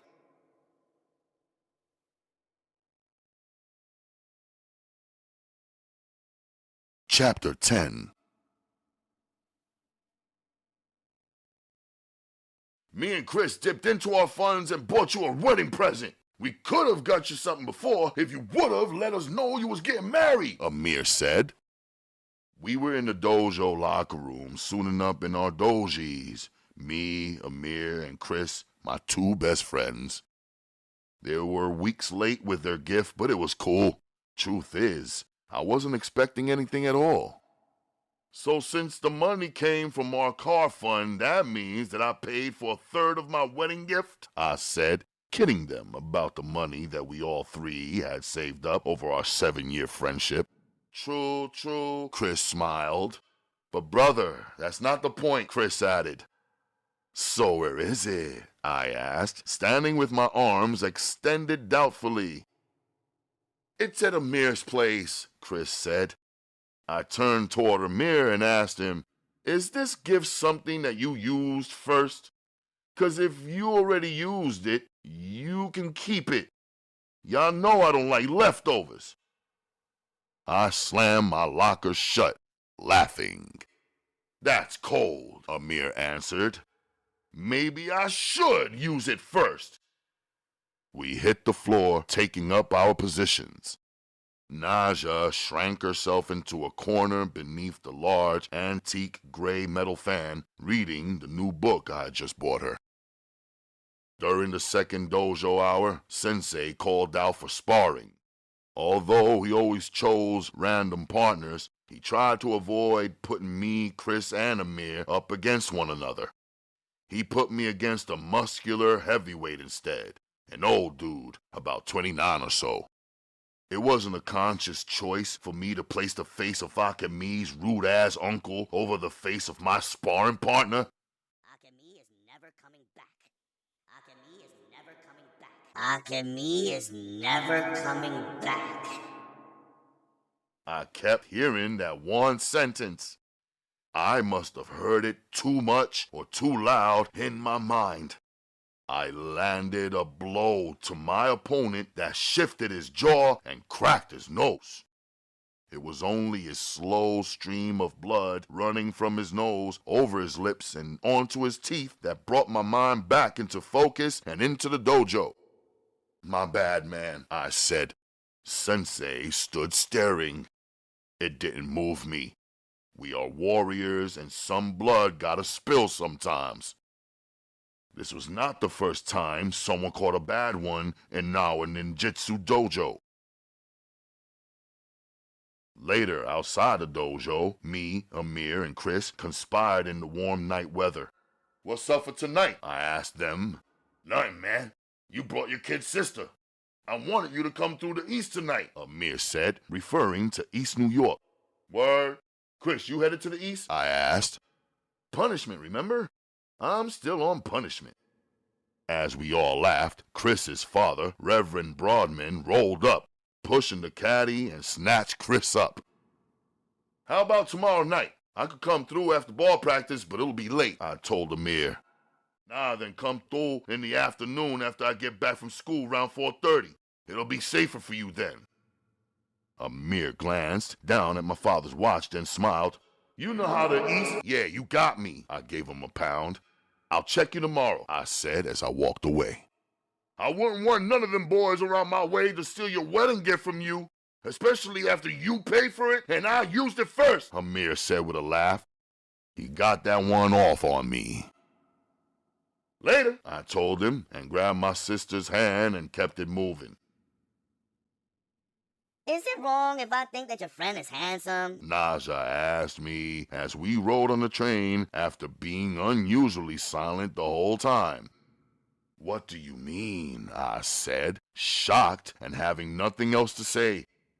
You know, like he gives a girl a special feeling when she looks at him. Ameer does. She said quietly. "Don't look at him then. That's why the Quran teaches us to lower our gaze. When you see boys, don't stare at them. Don't talk to them. Don't let them look into your eyes, and you don't look into theirs either.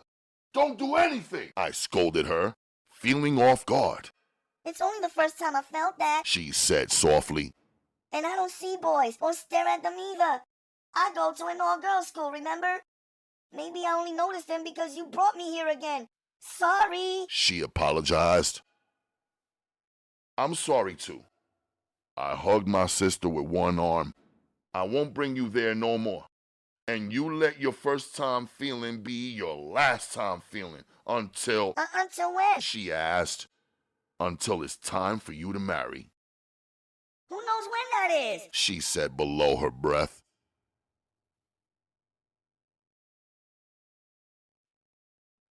Chapter 11. The yard light flashed on, and Mustafa opened the fence at 10 p.m. on the dot. He greeted me first, then shifted his greeting to Naja. "Hey, are you sleepy?" he asked her in English, but Naja wouldn't lift her head to allow her eyes to look at him or even toward him. I guess she was taking my scolding to heart and to the extreme. But I thought it was good that she knew I was serious. I thought it was even better that she was already making an effort. Hi. Nope. I'm not sleepy yet, but I'm about to be. Naja said, still staring down at either her own 2 feet or the Ghazali's grass. "Come on in," he welcomed us. "It's my friend the Prime Minister," Mr. Ghazzali said with a serious tone, yet a genuine smile. I felt bad about greeting his warmth with suspicion, but somehow suspicion had become a significant part of me. His playful tone and the name that he had dubbed me, the Prime Minister, was not a compliment to me. My father had been the top advisor to the true Prime Minister of the Sudan. I secretly wondered if Mr. Ghazzali had known that all along, or if maybe he only recently figured it out. When my father would come home to the comfort of a Sudanese estate, El Bait Rahim, that he built, he was sometimes filled from head to toe with dilemmas. On some nights, I didn't even need the children's books that he often gifted to me.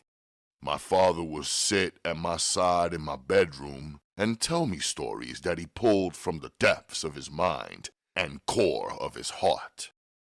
Instead of talking serious politics with me, a young boy at the time, He would give his higher-ups and subordinates animal titles, revealing their characters and actions woven into a simple tale. He will tell me the story of one general starring the Vulture, who invited and dined on death. One of his cabinet members he described as an elephant who no one could help but notice because of his size. An elephant who took up more than his share of space, made incredible piles of poop, ate up everything, but did nothing else. I would laugh at my father's tales and then ask him, "What animal are you, father?" My father would think first, then break out in a broad smile, each of his sparkling white teeth set perfectly in his mouth. I am the camel. I can go for long months without water, although I prefer to drink every day. I can store food and eat it on a day when there is nothing else and everyone else's food is gone. I can carry many men on my back through the desert to an oasis that I know for certain is there. Yet the men usually give up before we reach there, and I am left alone and saddled with their luggage. At 7 years young, I didn't know the word metaphor. Now, as a teenaged young man, I understood exactly what my father meant. When I asked my father which animal our Uma is, he stood up, standing 6'8", and walked a few steps in circles. Uma, he said, cannot be described as any animal. She is the sun. No matter where I am traveling in the world, I can feel her warmth and heat. If I look into the sky, she is there, radiant and shining. She can never be mistaken for anyone else. When she walks away for even a short time, I can't wait for her return. If she were never to return, nothing else would matter.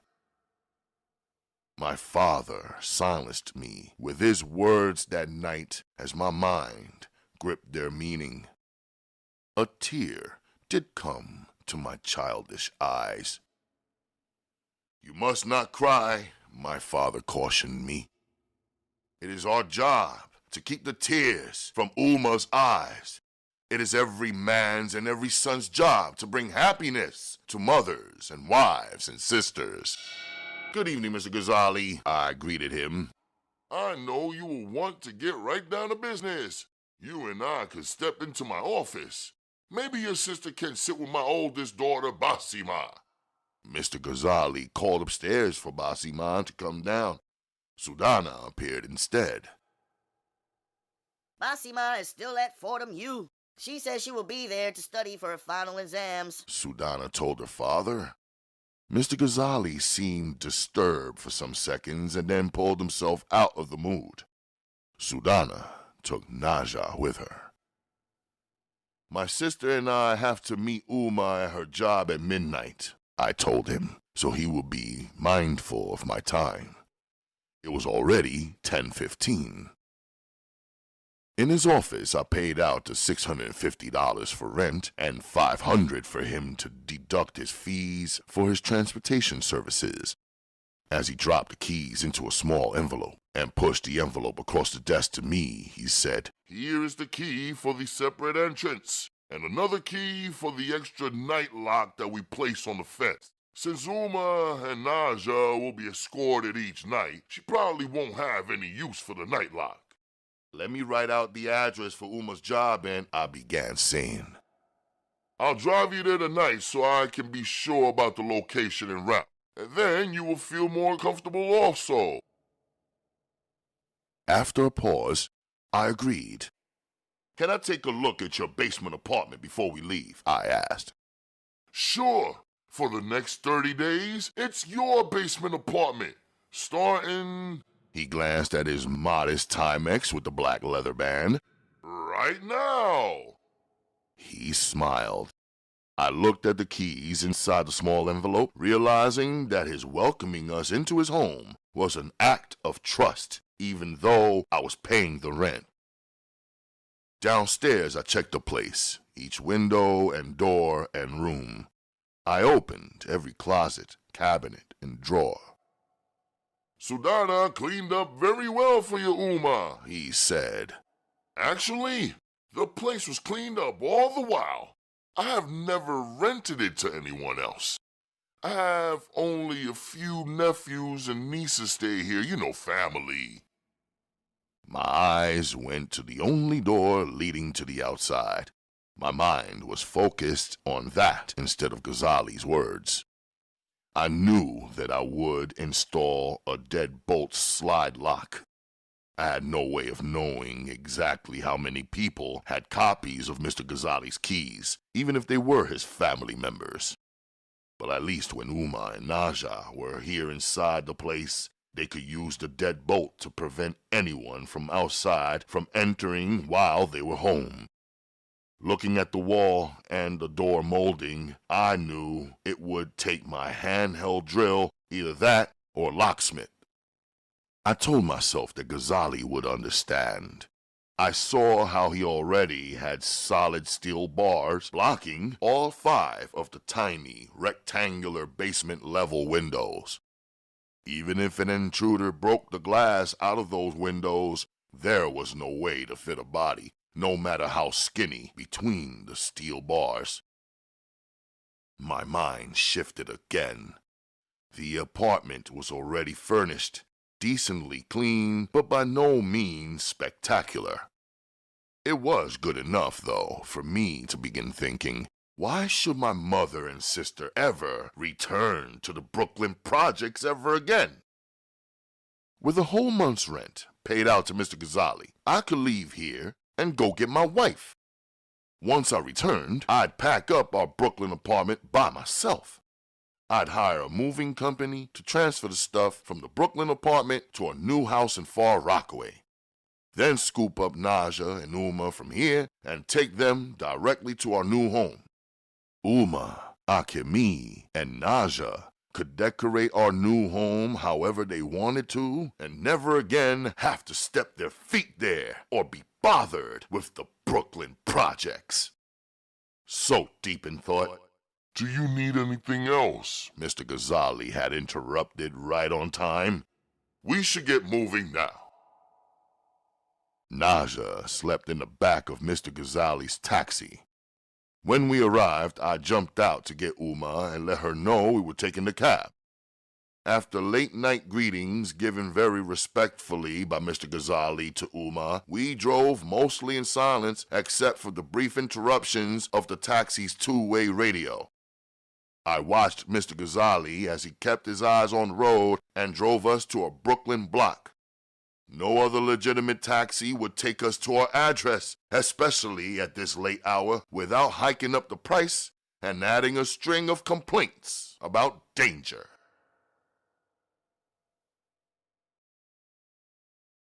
Chapter 12.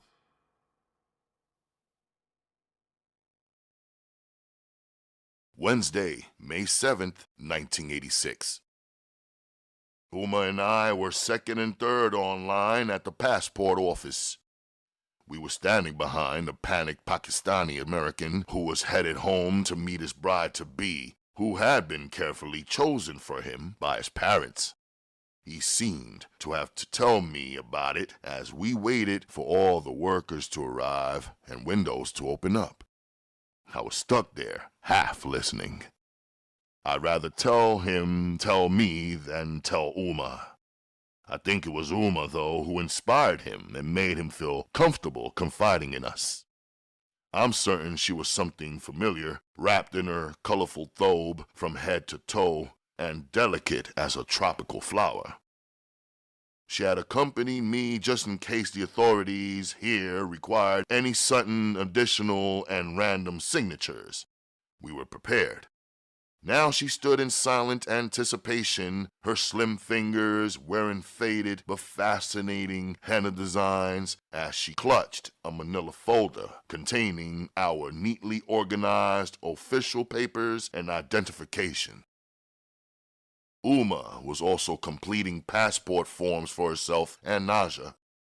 She had decided that even though she and Naja would not receive their passports until 6 weeks later, it was best for our little family to all have the same official documents. Arriving early definitely paid off. Everything was signed and stamped in less than 2 hours. You can pick up your passport anytime on Friday. Bring your identification and a receipt from your payment, the tired older woman buried behind her bifocals said. I wondered how she could be so exhausted when her workday had just started. Alhamdulillah, Uma said thankfully. this was much quicker than how things are done at government offices in our Sudan. I'm surprised, really. Her gratefulness was genuine. It was rare to hear Uma compliment any aspect of living in America. Outside, I looked up at the sky, and I saw the sun lurking behind the clouds. I took it as a promise that things would improve. It was a warm spring morning, and Uma wore a cream-colored dress underneath her thobe that swirled gently around her ankles and revealed only her cream leather-heeled sandals. I'm going to dress victoriously, She had said early this morning after dawn prayer. I'm going to dress as though we have already won all of our battles. I won't let one person darken our day. I felt good walking down the street with her. I believed that her presence alone caused good things to happen. Her subtle and sweet scent seemed to encourage a friendly response from strangers who began greeting us for no apparent reason. Attendants in the shops we entered were unusually helpful. In the Armani shop on 52nd and Park Avenue, Uma watched intently as the attendant helped me into a new suit jacket that she insisted I try. Tall, dark, and handsome, The woman assisting me said, and looked at Uma, who had no idea what she was saying because she was speaking English. My Uma only speaks Arabic, but the woman was smiling as she was suiting me up, so Uma returned her smile, confident that her colorful thobe was working its charm.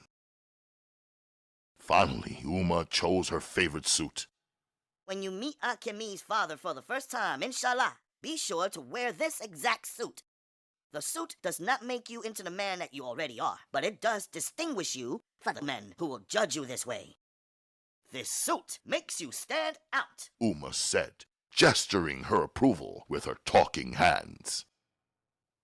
Akemi's father needs to know and understand that you are also someone's child and that you are loved and cherished with a culture, faith, and business, and that you are not lacking in any way. She continued in passionate Arabic, caught up not just in the return of her daughter-in-law, but in pleasing and convincing Akemi's father. Your language really sounds nice. What is it? The store attendant asked. Arabic, I answered. Wow, I would have never guessed, She said, seeming surprised and a little unsure.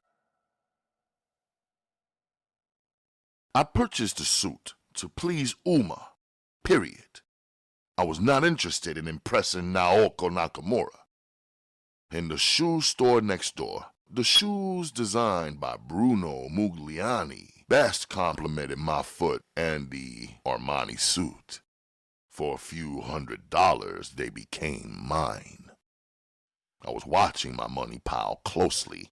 I didn't want to see my father's diamond disappear without my holding something of true and great value in my hands in exchange. For me, this would not be this suit or these shoes. It would only be my wife. Uma read my thoughts, it seemed. She opened her leather purse and came out with 10 $100 bills. The suit is my gift to you. Put this away with the rest of your money.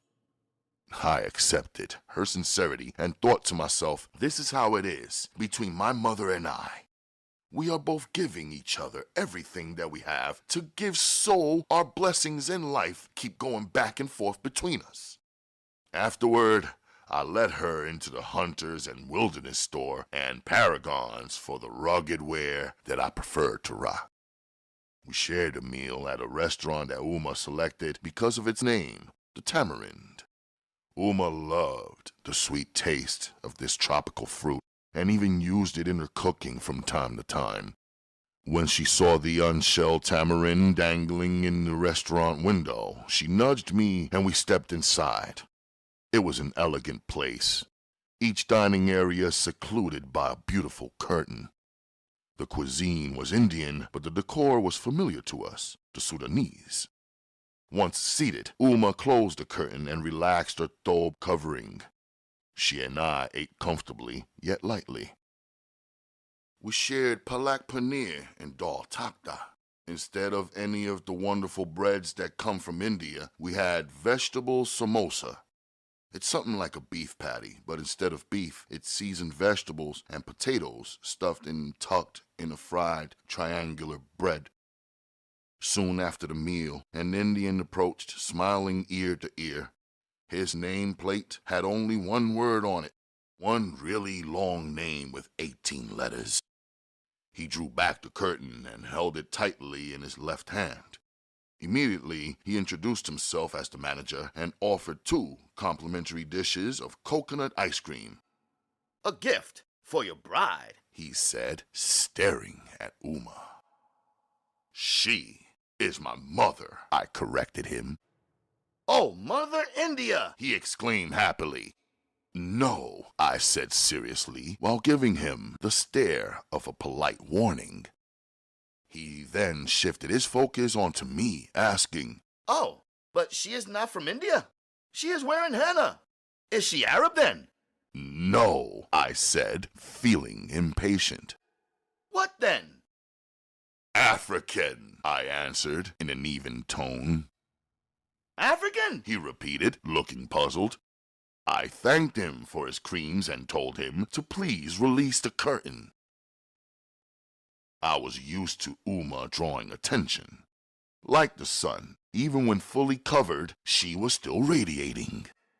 Please come again. The manager extended his business card to me as we were preparing to leave. I accepted it politely, then grabbed Uma's hand and carried our shopping bags in the other. We taxied directly back to Brooklyn for a few dollars over the normal price.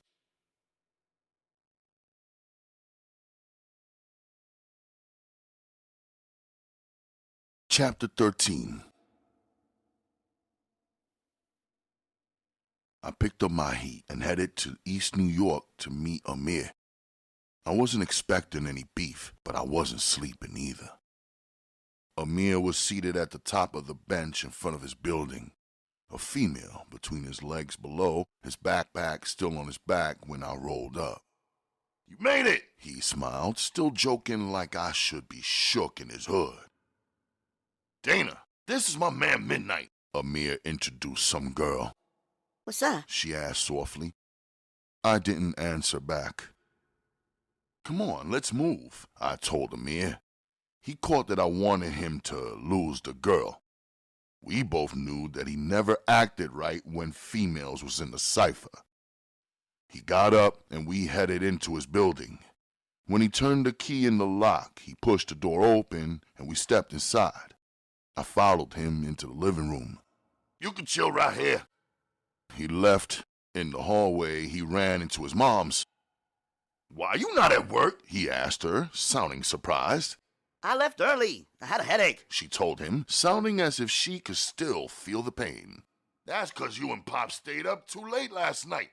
I heard y'all in there arguing. We wasn't arguing. We were discussing, she corrected him. Who's in the living room? Go and see for yourself, Ameer told her. It's someone you like. Ameer's mom appeared. Before I could look up to see her face, I saw her heeled house shoes and bare legs. I stopped at her hips and shifted my gaze away from her. Still playing shy, huh? She said. How you doing, Mrs. Nickerson? I answered without looking. You supposed to look at a lady when you talking to her, she teased boldly. can I get you something to drink? She asked. No, thank you, I answered, still not looking at her. Come on back here, or she gonna keep messing with you, Ameer called from the back room. I got up and walked around his mom's. What time is your practice? He asked. 6 o'clock for the black team. How about y'all? The red team, we meet at 7. I hope the coach shows up, though. Last time he was talking about he got held up by his probation officer. He laughed. But we doing good. We ain't dropped the game yet, Ameer said. How? We beat y'all, I reminded him. Yeah, but that didn't count, remember? Just a scrimmage. For all the official games, we ain't been beat, he smiled. How long you think you're gonna keep that up? You're gonna have to face us in an official game eventually, I told him. Yeah, not this week, but next week Saturday. I got the schedule right over there, he said, pointing to his dresser. The red team is ready for y'all, no problem, he smiled confidently. I was just about to start talking shit, a competitive thing me and this cat, who is my best friend, had going on for about 7 years now. We only rivaled each other when we are alone. Out there on those streets, we stuck together, me, Ameer, and Chris. I realized suddenly that there was a chance that I might miss the next game Saturday. What if I'm still in Japan, I thought to myself. So I cut myself short and just let Ameer brag alone. So you got my wedding gift or an excuse? I asked him, joking, with a serious face. I got it. Look, it took Chris and me a long time to figure out what to buy you. We f***ed up a whole Saturday last week trying to get it right, he said, as I pictured them shopping for my gift on the same day that my wife disappeared. Even my pops threw something in the box for you. Word, was all I said, surprised and feeling moved about my two best friends. What you thought, we ain't got love for you? Ameer asked. Those words hit me hard. I've been so long in America that I wasn't used to any male saying something with feeling toward another male and meaning it. No bullshit, no perversion. Nah, nothing like that, I said at a loss for words. I'll go get it, he said, and went into his closet and pulled down a big box. Hold up, let me get Chris on the line. He pushed the speakerphone button and I could hear Chris's phone ringing. Hello? Chris, what up? Homework, and homework, and homework, and more homework, and punishment, punishment, and punishment. What did you think was up? And brother, why do I gotta be called n***? Chris asked. We all laughed. Oh, what's up, brother? Chris asked, realizing I was in on the convo. All good, I said. Did you open the joints up yet? No, but he about to open them now. I knew you wanted to be in on it, so here you go, Ameer said, same as if Chris was sitting right there in the room with us. Ameer threw a package at me. I caught it. Open it, he ordered. I took a look at it. It was wrapped in a brown paper bag. There's a big difference between when a man wraps a gift and when a woman wraps it, I thought to myself. When I saw the Andis brand name, the same brand that my barber uses, I said, Clippers! I thought it was a real live gift. I smiled. The small card taped on the clipper box had only 2 words written on the outside. Stay sharp. When I opened it, I laughed. Condoms. Make sure you use them. Ameer laughed. Then Chris was laughing also. I slid them into my front right-hand pocket and didn't say nothing else on the topic. Ameer tossed the second package at me. I suspected it was some type of gag. The box was wrapped in aluminum foil. When I took the wrapping off, I didn't know what it was. I laid it on the bed and sat there, looking at it. What is it? I asked. It's a pair of balls! Chris shouted over the speakerphone. What? I asked again. It's for your shorty. We already know you were gonna f up at least once and not use the condoms. So you put your son in there and you use it to carry him on your back. Chris explained. We were going to buy you a car seat for the baby, but then we realized you didn't have no car. Ameer laughed. No car. He ain't even got a driver's license. Embarrassed by these two fools, I ran my hand over my Caesar cut, a habit. I saw now that this wasn't just gonna be a few gifts, but a bunch of jokes that led into a full-out roasting session. So I leaned back to get my head in the right frame of mind to fire back on these boys. There was a moment of silence between the three of us, for no particular reason. Then Chris said, I give him the real gift. Instead of throwing something at me, Ameer walked it over and placed it in my hand. It was kinda heavy and covered in white gift wrapping paper with gold strips and a slim gold ribbon. I could tell that they paid an extra $2 to have the female at the store register gift wrap it right. I could see it was a serious gift. I unwrapped it, held it up, and looked at the box, then opened it. Inside was a brand new video camera secured in styrofoam along with the battery and all of the accessories. Yo, this is crazy. It's nice, I said, meaning it. It's real nice. I was genuinely shocked. Yeah, we figured since you got so much going on in your life, you might as well make a movie. That's the only way the rest of us are going to be able to know what's really going on with you, ninja, Ameer said. No, seriously though, we thought you did some strange shit, but good getting married and all that. We couldn't do nothing like that. Your wife though, she's real pretty and different. And me and Ameer spoke on it for a couple of hours about how we admire you and shit for the way you handle yourself, bruh. Chris said, bringing a true feeling to all of us without even being in the room. Man, what can I say? Thank you, both of y'all. I'm not sure how to use this thing, I said, flipping the heavy box around, surveying it. But I'm sure I can figure it out. Well, if you need some practice, you can come shoot me on Friday night when I'm rocking the green team, Ameer joked and jumped up, faking a move. On Friday night, the only thing I'm gonna be shooting is the rock. I got a game, black versus blue, on our home court, I told him. Alright, I'm out. You two showing off. I got to put my head back in these books. Or else. Chris laughed. I'll catch up with y'all at the Dojo tomorrow night. He hung up and the loud dial tone sounded. Here, let me get you a bag, Ameer said, leaving the room. I sat there with my head down, thinking whether or not I should say something to them about my trip to Japan instead of just dropping out of sight for a week or so. Would I lose or risk anything by opening up and filling these cats in? The gifts they gave me were completely unexpected. They made me feel even more at ease, not because of what they were, but because of the intent behind them. Ameer returned and handed me an ugly paper bag.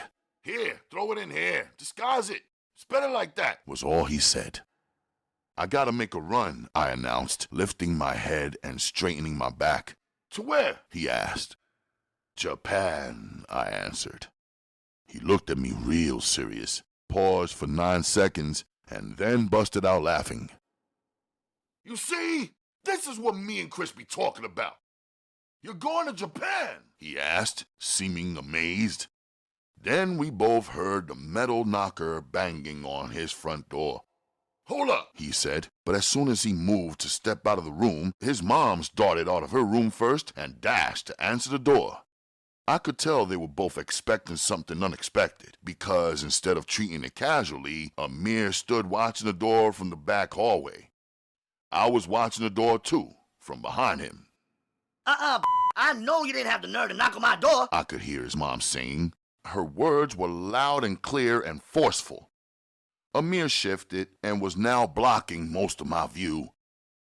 As soon as his mother stepped into the hallway outside her apartment door, I stood up and followed him. You think I'm stupid? You think you could come to my apartment looking for my husband? I heard her say, her anger rising with her volume. Ameer snatched open the front door. His presence had no effect on his mom's. His mother shoved the girl up against the neighbor's door, which was directly across the hall. The girl crashed against it. I'll beat your fatty. Ameer's mom said, grabbing the girl's clothes and keeping her from falling to the floor. The girl tried to push back, but she was slow and got beat down. Cool out, Ma. Come off her. Ameer ordered, but instead of stopping, his mom now held the girl by her hair, yanking her head left and right. The girl started swinging her hands, more slapping than punching, trying to get Ameer's mom off of her. The neighbor must have heard the bumping against his door and opened it. Both Ameer's mom and the girl fell into the entrance of the neighbor's apartment. Ameer's mom was on top, getting the best of the girl. The neighbor who opened his door jumped back. We were 3 men watching the girl get rocked by Ameer's mother and not one of us making a move. Then Ameer stepped up and pulled his mother off of the girl. Don't pull me! Pull that shit! His mother scolded him fiercely. Ma, stop now. Stop now. What the f*** are you doing that for? She just came up here to check me, that's all. Check you? She came up here looking for your father, that little sneaky bitch. Ma, she came to check me. I saw her outside when I came home from school. I told her to come up here, for real, Ameer said, trying to convince his mom as the girl pulled herself up and attempted to straighten her clothes. A short pile of her hair was lying on the hallway floor. Come on, Ma, Ameer said, calming his mother in an effort to ease her back inside, where I stood by using his body to lean on her. When she was all the way in, he stepped outside of the apartment to deal with the girl, closing the front door and leaving both me and his mother on the other side. His mom's breasts heaved in and out as she tried to normalize her breathing. She placed one hand on her breast and held the other in the air, gesturing and saying to me, I'm sorry you had to see that. Then she began tugging at her camisole top, smoothing it out for no reason. It was real revealing, and there was no extra material there for her to use to cover anything up.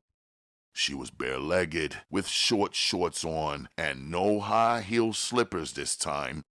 She brushed up against me to pass me by, but then the front door opened again, and she turned and looked back.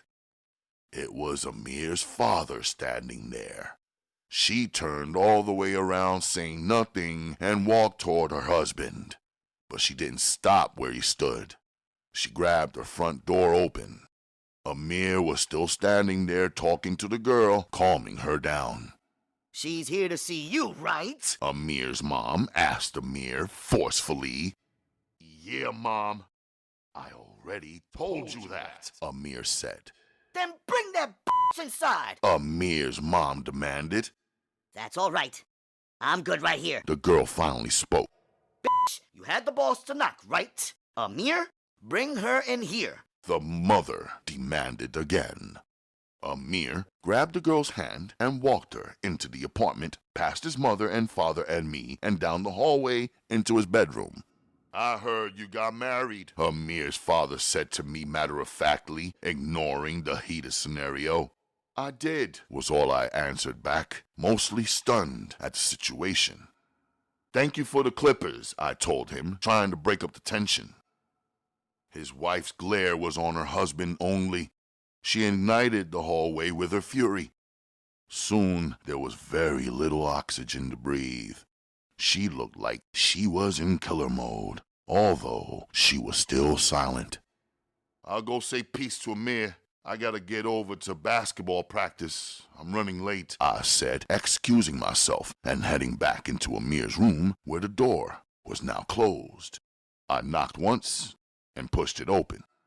I'm out, I said, seeing the girl seated on his bed, her legs drawn in, her arms resting on her own knees. She was a pretty, smooth-skinned black girl with white teeth and a slim, curvaceous body. Her eyes didn't look innocent to me. She didn't even look like a victim of a brief but wild whipping. There was no fear in her eyes, remorse, or regret. Instead, she looked real determined about something. Even with her hair messed up, I could see why Ameer might have been attracted to her. Ameer handed me the paper bag with my gifts.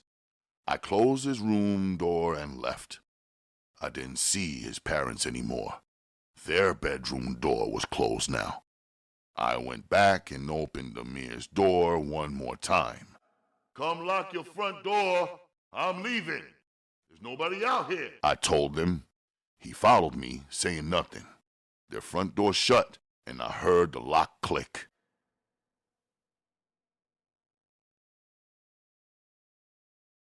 Chapter 14. I need you young to pay attention. I know it's springtime and the days is getting more longer and the girlies is getting more naked. But I need y'all to forget all that. I need y'all to forget about your mamas and your worthless ass papas and your bills and books and bullshit.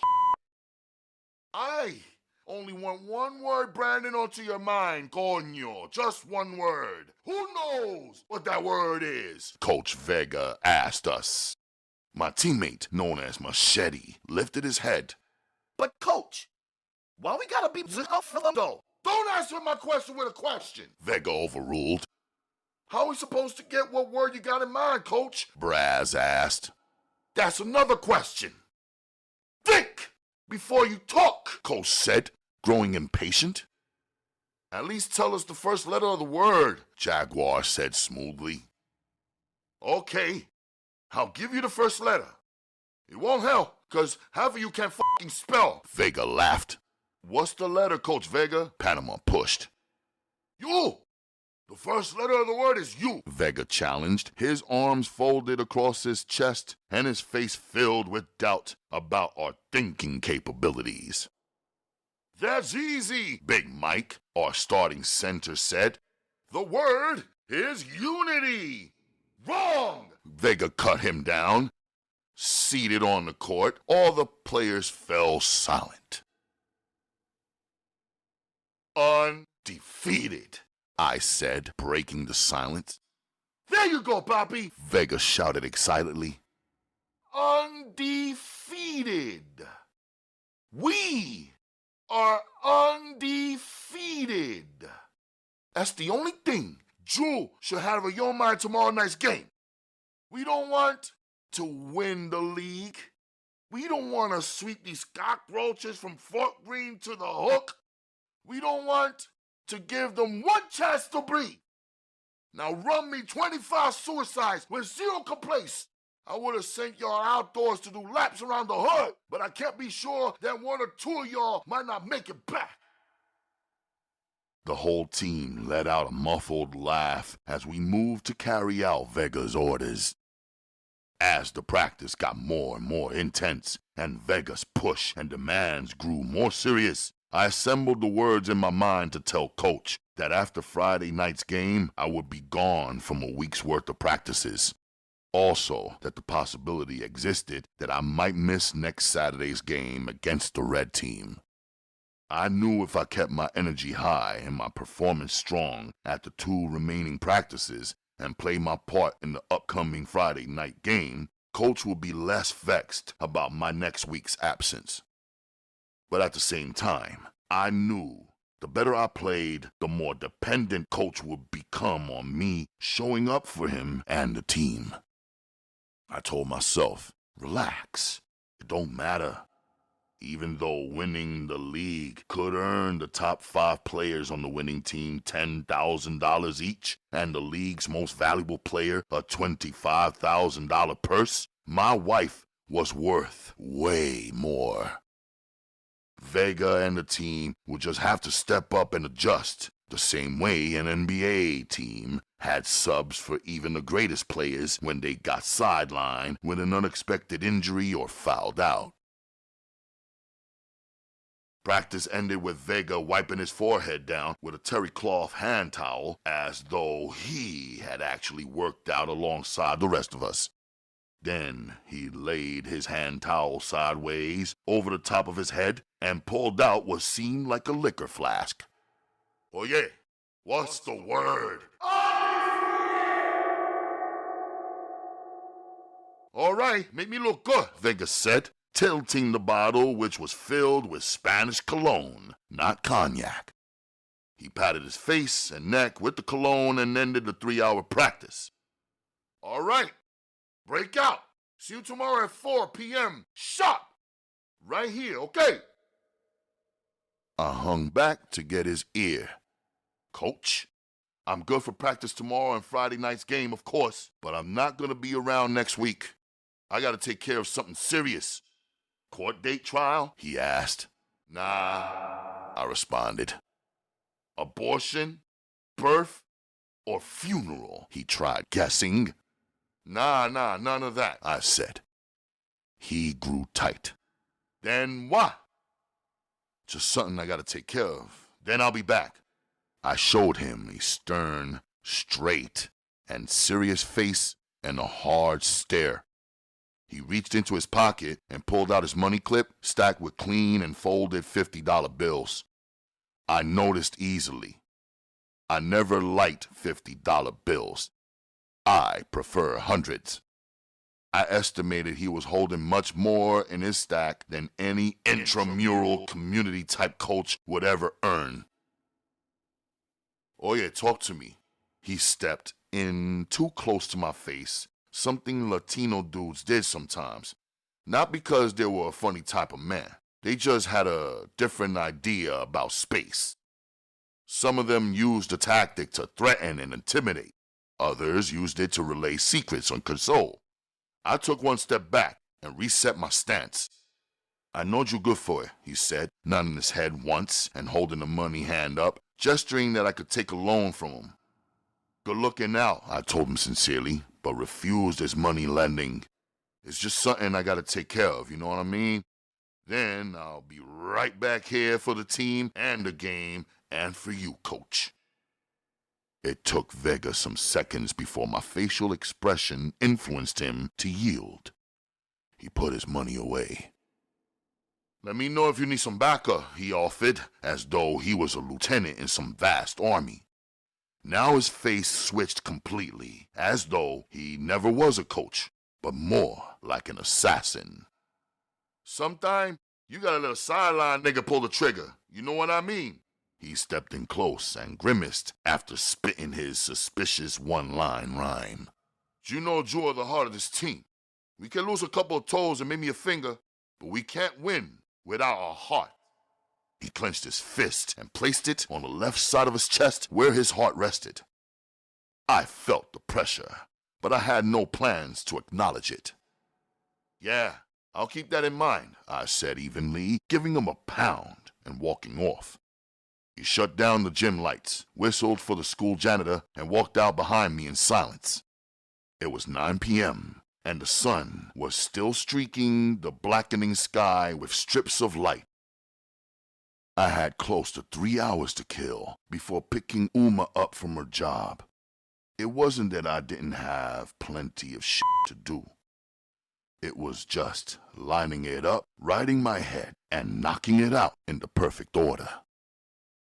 Marty Bookbinder's bookstore was in this same area, so I decided to shoot over there and pick up a couple of books and a map for my upcoming trip. Chapter 15.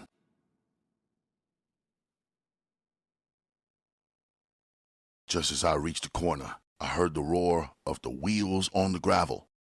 Then she sped past me from behind and did a 180 in the middle of the street on her old-fashioned red roller skates. Lucky for her, the light had just turned green, or she could have got hit and tossed by an oncoming Toyota Celica. She saw some shock in my expression and bent over laughing and came right back up. Her head moved swiftly from right to left, calculating the remaining time to cross the street safely. But she couldn't possibly hear the cars and trucks because she had her headphones on and her Walkman tucked at her waist. She spun on her wheels again and crossed swiftly. Now she was on one side of the street and I was still on the other, watching her, with the red traffic light glaring strong. She put her hands on her waist and flagged me over. I let a few cars flash by, then dashed across still on the red.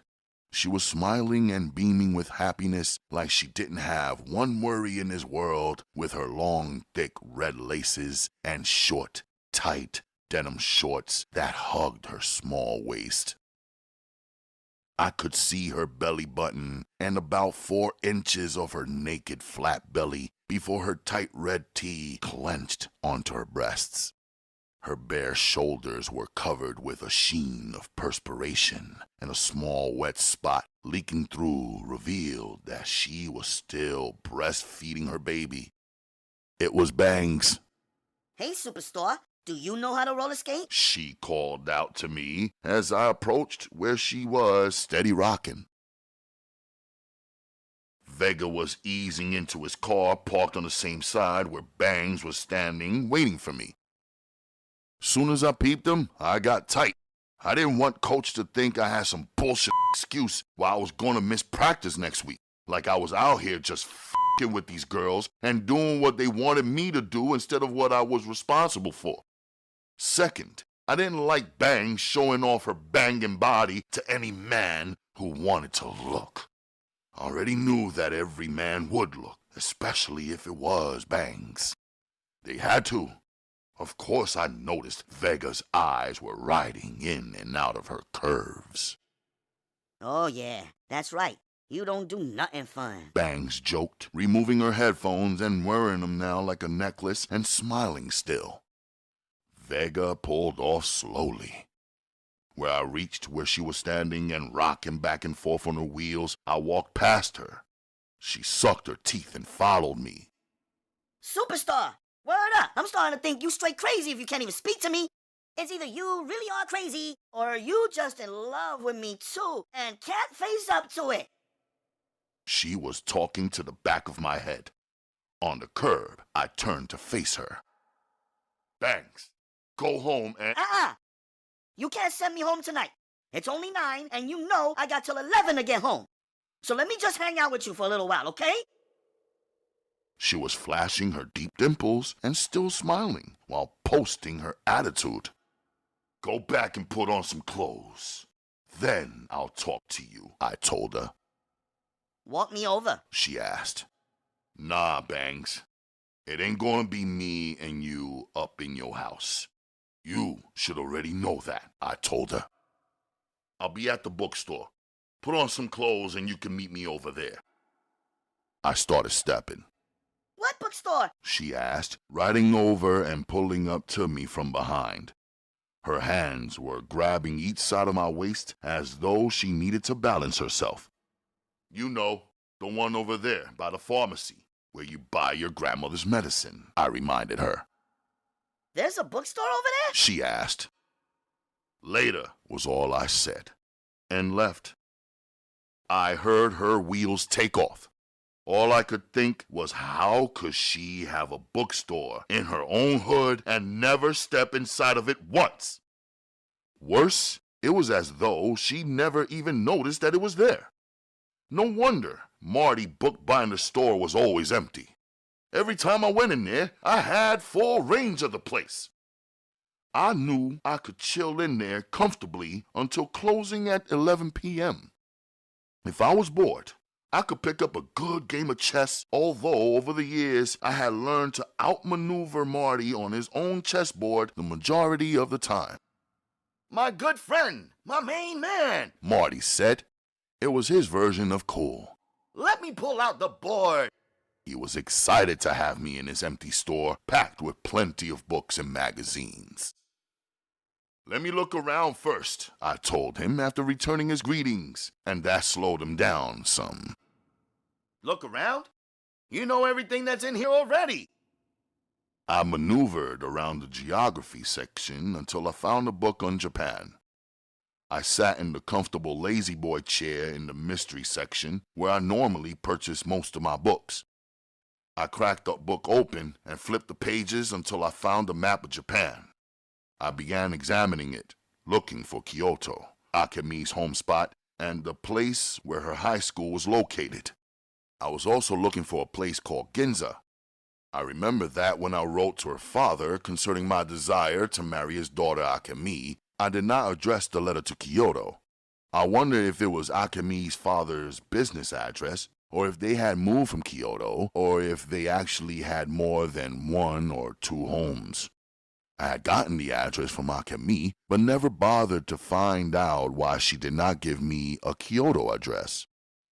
I could see the map that Ginza and Roppongi were prefectures of Tokyo. It was like how the Bronx and Queens are boroughs of New York.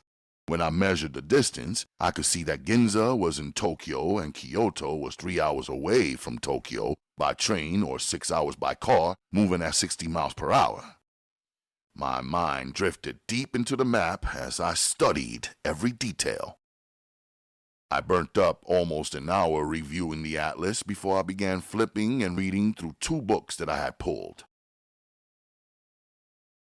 Later, as I stuck the 2 books back on the shelf, I saw an old lady wearing a wide hat through the small empty space where the books went. Marty finally got a customer while I was in his store, I thought to myself. As I stepped out into the aisle, her hat with the pile of tissue paper flowers pinned on top prevented anyone from seeing her face. She had a long flowered dress that was obviously too big for her and that dragged on the floor like she was a homeless person wearing oversized secondhand clothing. The big white plastic pearls that were draped around her neck was the killer part of her outfit. But when my eyes dropped down to her feet, her red Reeboks didn't match nothing. I paused for a second and looked at the red Reeboks again. The old lady purposely stepped in my way and looked right into my face.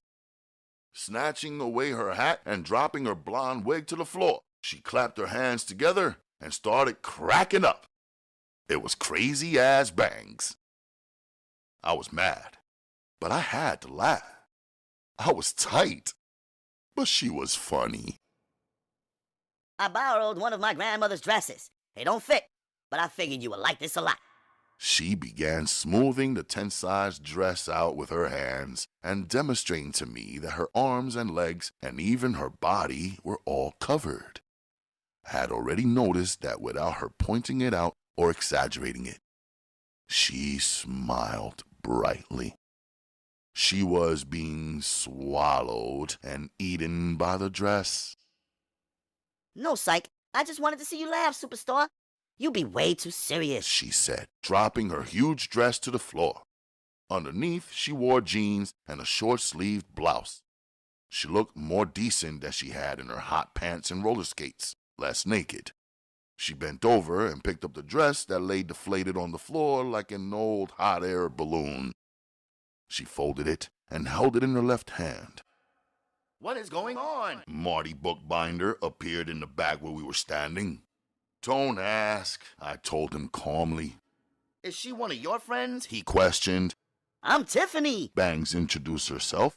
Marty reached in to shake her hand. I intercepted him before he touched her, and he drew it back. Here, Marty, I'm gonna buy this, I said, handing him the geography book, while at the same time using the book to separate him from Bangs. Marty was always smart. He picked up on my sentiments, took one last concentrated stare at Bangs, and then turned to head toward the cash register. Let me talk to you over there, I said to Bangs. She sat down on the chair opposite the lazy boy, so I took that comfortable chair for myself. What up, Banks? Why you always chasing me? I asked her. She just sat there, staring at me with eyes brighter than searchlights, not saying anything. You said you wanted to talk? Now talk, I pushed. Suddenly, she stopped smiling and kicking her feet even while she was sitting. Her face turned serious and she said, I love you, superstar. I felt my heart melt a bit. I sat back some in my chair. I kept my face blank. I didn't want to encourage her, yet her admiration for me and the tone of her talk and the sudden seriousness of her pretty face moved me some. I was searching for the words to decline her affections without being mean. The truth was, I didn't hate her. I didn't even find her annoying. I thought she was real attractive and full of life and jokes, but I wasn't the type to just move on impulse. I had already thought it through thoroughly. I had interacted with her some, watched her closely. I had discovered that her infant child was the result of initiation by her own blood-related uncle, and it seemed that she still had ongoing dealings with him which turned me off and away completely. Banks claimed she hated him, but there were signs that she allowed him to continue to her life even after she knew it was wrong. I couldn't be sure, but for me, that was the point. When it came to my women, I had to be sure. I wasn't interested in taking advantage of Banks, although I knew it would be easy. I wouldn't take her as a wife because I knew she did not know one thing about or understand or even have an interest in my Muslim faith and lifestyle. I knew she would not be acceptable to my ummah is my standard. As a Muslim man, I knew I could have more than one wife, but this was not a game to me. My father is a great man, so he has 3 wives. He is a true believer, wealthy, accomplished, and proven. He deserves all that he has and chose wisely and treats his wives lovingly and fairly from what I could see as a young man. He provides. Each wife has a separate home of her own, all on our estate, which my father built and financed and owns. I was not foolish enough to believe that I deserved a second wife, or that I was fully prepared to protect and provide for her. Even my first wife was not part of my teenaged plan. Akemi was a great love, very much mutual. That took me by storm. I had to step up.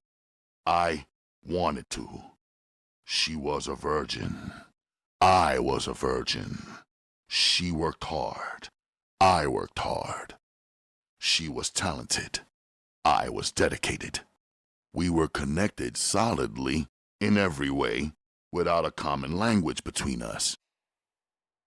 You don't love me. You just think that you do. You don't really know me, Banks. If you did, you wouldn't even want to be bothered with my way of life. You would have to change up everything that you're doing now just to be considered by me.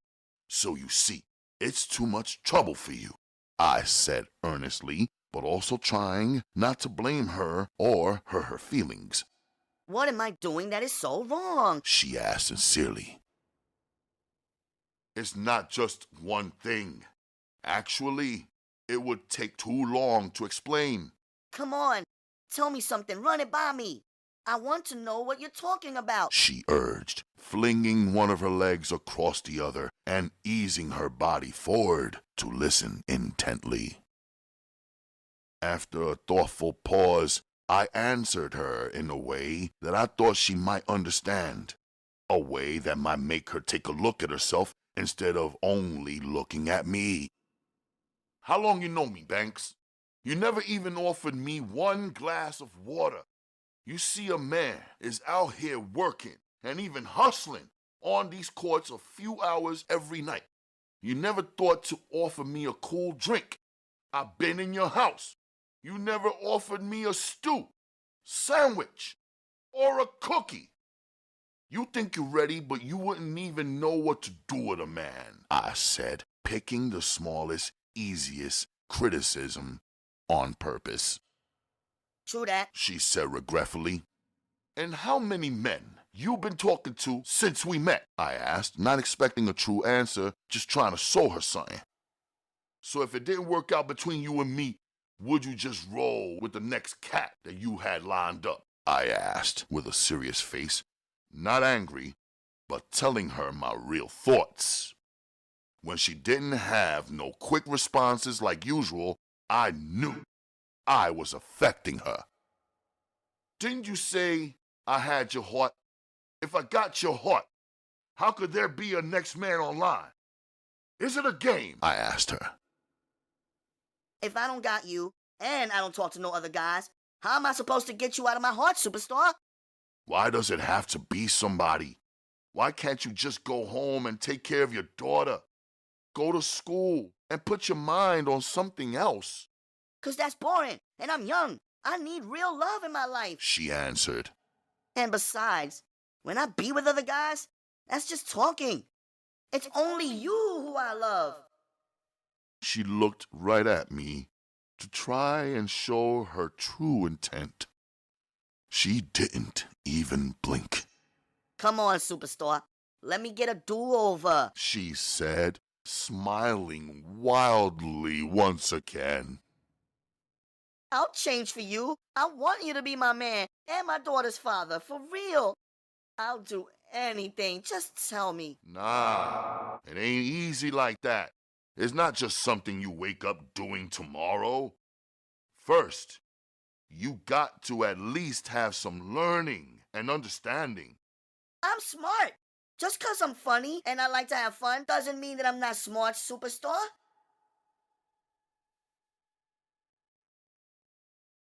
There was a pause between us. What type of books do you like to read? I asked her, not seriously expecting a reply, but trying to show her that she really wasn't serious or smart enough. Huh? What? She replied, just how I expected she would. I rephrased my question.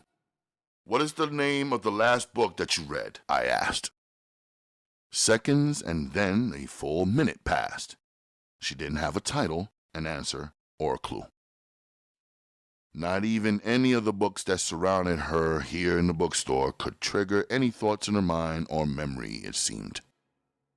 Okay, but I can read. What do you want me to read? I'll read it. Then you can come over to my house and we can discuss it. She said it like she might mean it, but always with her there and a strong trace of humor in everything. Always with her, she tried to ease me up into her bedroom. I knew she wanted to feel something. But I also knew that a real relationship couldn't start or be held together with just that. But at the same time, I wanted her to be a better woman. At least so she could be in a position to raise her daughter right. You're in the bookstore. You look around. Pick out a few books. I'll buy them for you. You show me that you are really going to try to improve some of your thoughts and ways. Then we'll see, I said calmly. I really wanted to watch and wait and see what kinds of books she chose. I thought it would tell me something as she would show herself something as well. She agreed, then paused. She stood up, stepped over, and then sat down beside me in my chair, squeezing her hips in close. But first, don't you want to know our secret? She asked me. We don't have any secrets, Bangs, I said solidly. Oh, look at my ring. She said, holding her hand out for me to see. It's a mood ring, and it turned all red as soon as I got close to you. If you kissed me, the glass would probably break open. Oh, God, if you kissed me, I swear I would go crazy. She threw her shoulders and then her head onto the back of the chair. She leaned her head against my shoulder. You really kept me waiting too long, superstar. She was feeling warm against me. I still shook her off. Then she stood up, still staring. I don't have time to play with you, Bangs, I told her. You might not have the time, but I know that you want to, she said, teasing. I decided then that her jeans were not much better than her red denim shorts. Even though her legs were fully covered and her belly button wasn't showing anymore, her pant seams were still squeezing and riding her curves, and her blouse was thin and her figure was too powerful and alluring. Even just seeing her up close and feeling the bare skin of her forearm was too much for me. I'm not sure if it is because of where I am from that I feel and think this way, but I like women, and lately every little move certain ones of them make, when captured in my eye, sends a current through me that I'm forced to restrain and control. I was feeling that current right then, and immediately I knew I had made a mistake. No matter how hard she came at me, I should have kept it moving without any words. If I had done that enough times, she would have to give up and be forced to go away, stay away. I stood up.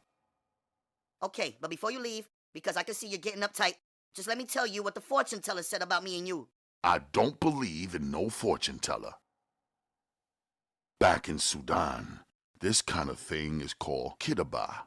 And even though some people involve themselves in it, most Sudanese surely try to avoid it. I had no interest in it, I thought to myself. Oh, but this lady is good. I went there with my friend Brittany, and this lady even knew that Brittany had 2 abortions. And it was only Brittany's first time ever going there. Banks said, fully convinced. You see, this is how it works. You have to bring the fortune teller something that you have that you wear on your body, like a piece of jewelry, a necklace, or a piece of clothing that you wore but haven't washed yet, or like a coin that you have in your pocket all of the time or something like that. Then the fortune teller holds it in her hand. She closes her eyes for a minute or more, and then she can tell you about your whole life. Like, she can tell you what's going on in your life now and what's happening in your future also. Bangs finally paused for air. No, seriously. After Brittany gave the fortune teller her necklace, the one her mother gave her that she wears all the time, the fortune teller told her to have a seat. Then the lady closed her eyes, and when she opened them, she said, It's not good for young ladies to have abortions. You have aborted 2 babies. Brittany's jaw dropped open, and I was shocked and a little bit scared too. Then Brittany asked the fortune teller how could she know that about her. The fortune teller said, Because your 2 aborted babies are here with you now. They are both seated at your side. They will follow you around for your whole life, sad at being unborn, but connected to you still. Bangs jumped up out of my chair with real expression in her eyes. Superstar, I was scared like ish. But after Brittany's half hour was up, I wanted a turn too, but I didn't have the money. It cost $30. So I asked the fortune teller if I could come back to her. I told her I wanted to ask her about a person. The fortune teller said if I had the money, I could return. She told me to bring something of my own and something that belonged to the person who I was asking her about. So I did. Oh yeah, was all I said, feeling like this was all some bullshit and planning to pull myself out of it and leave.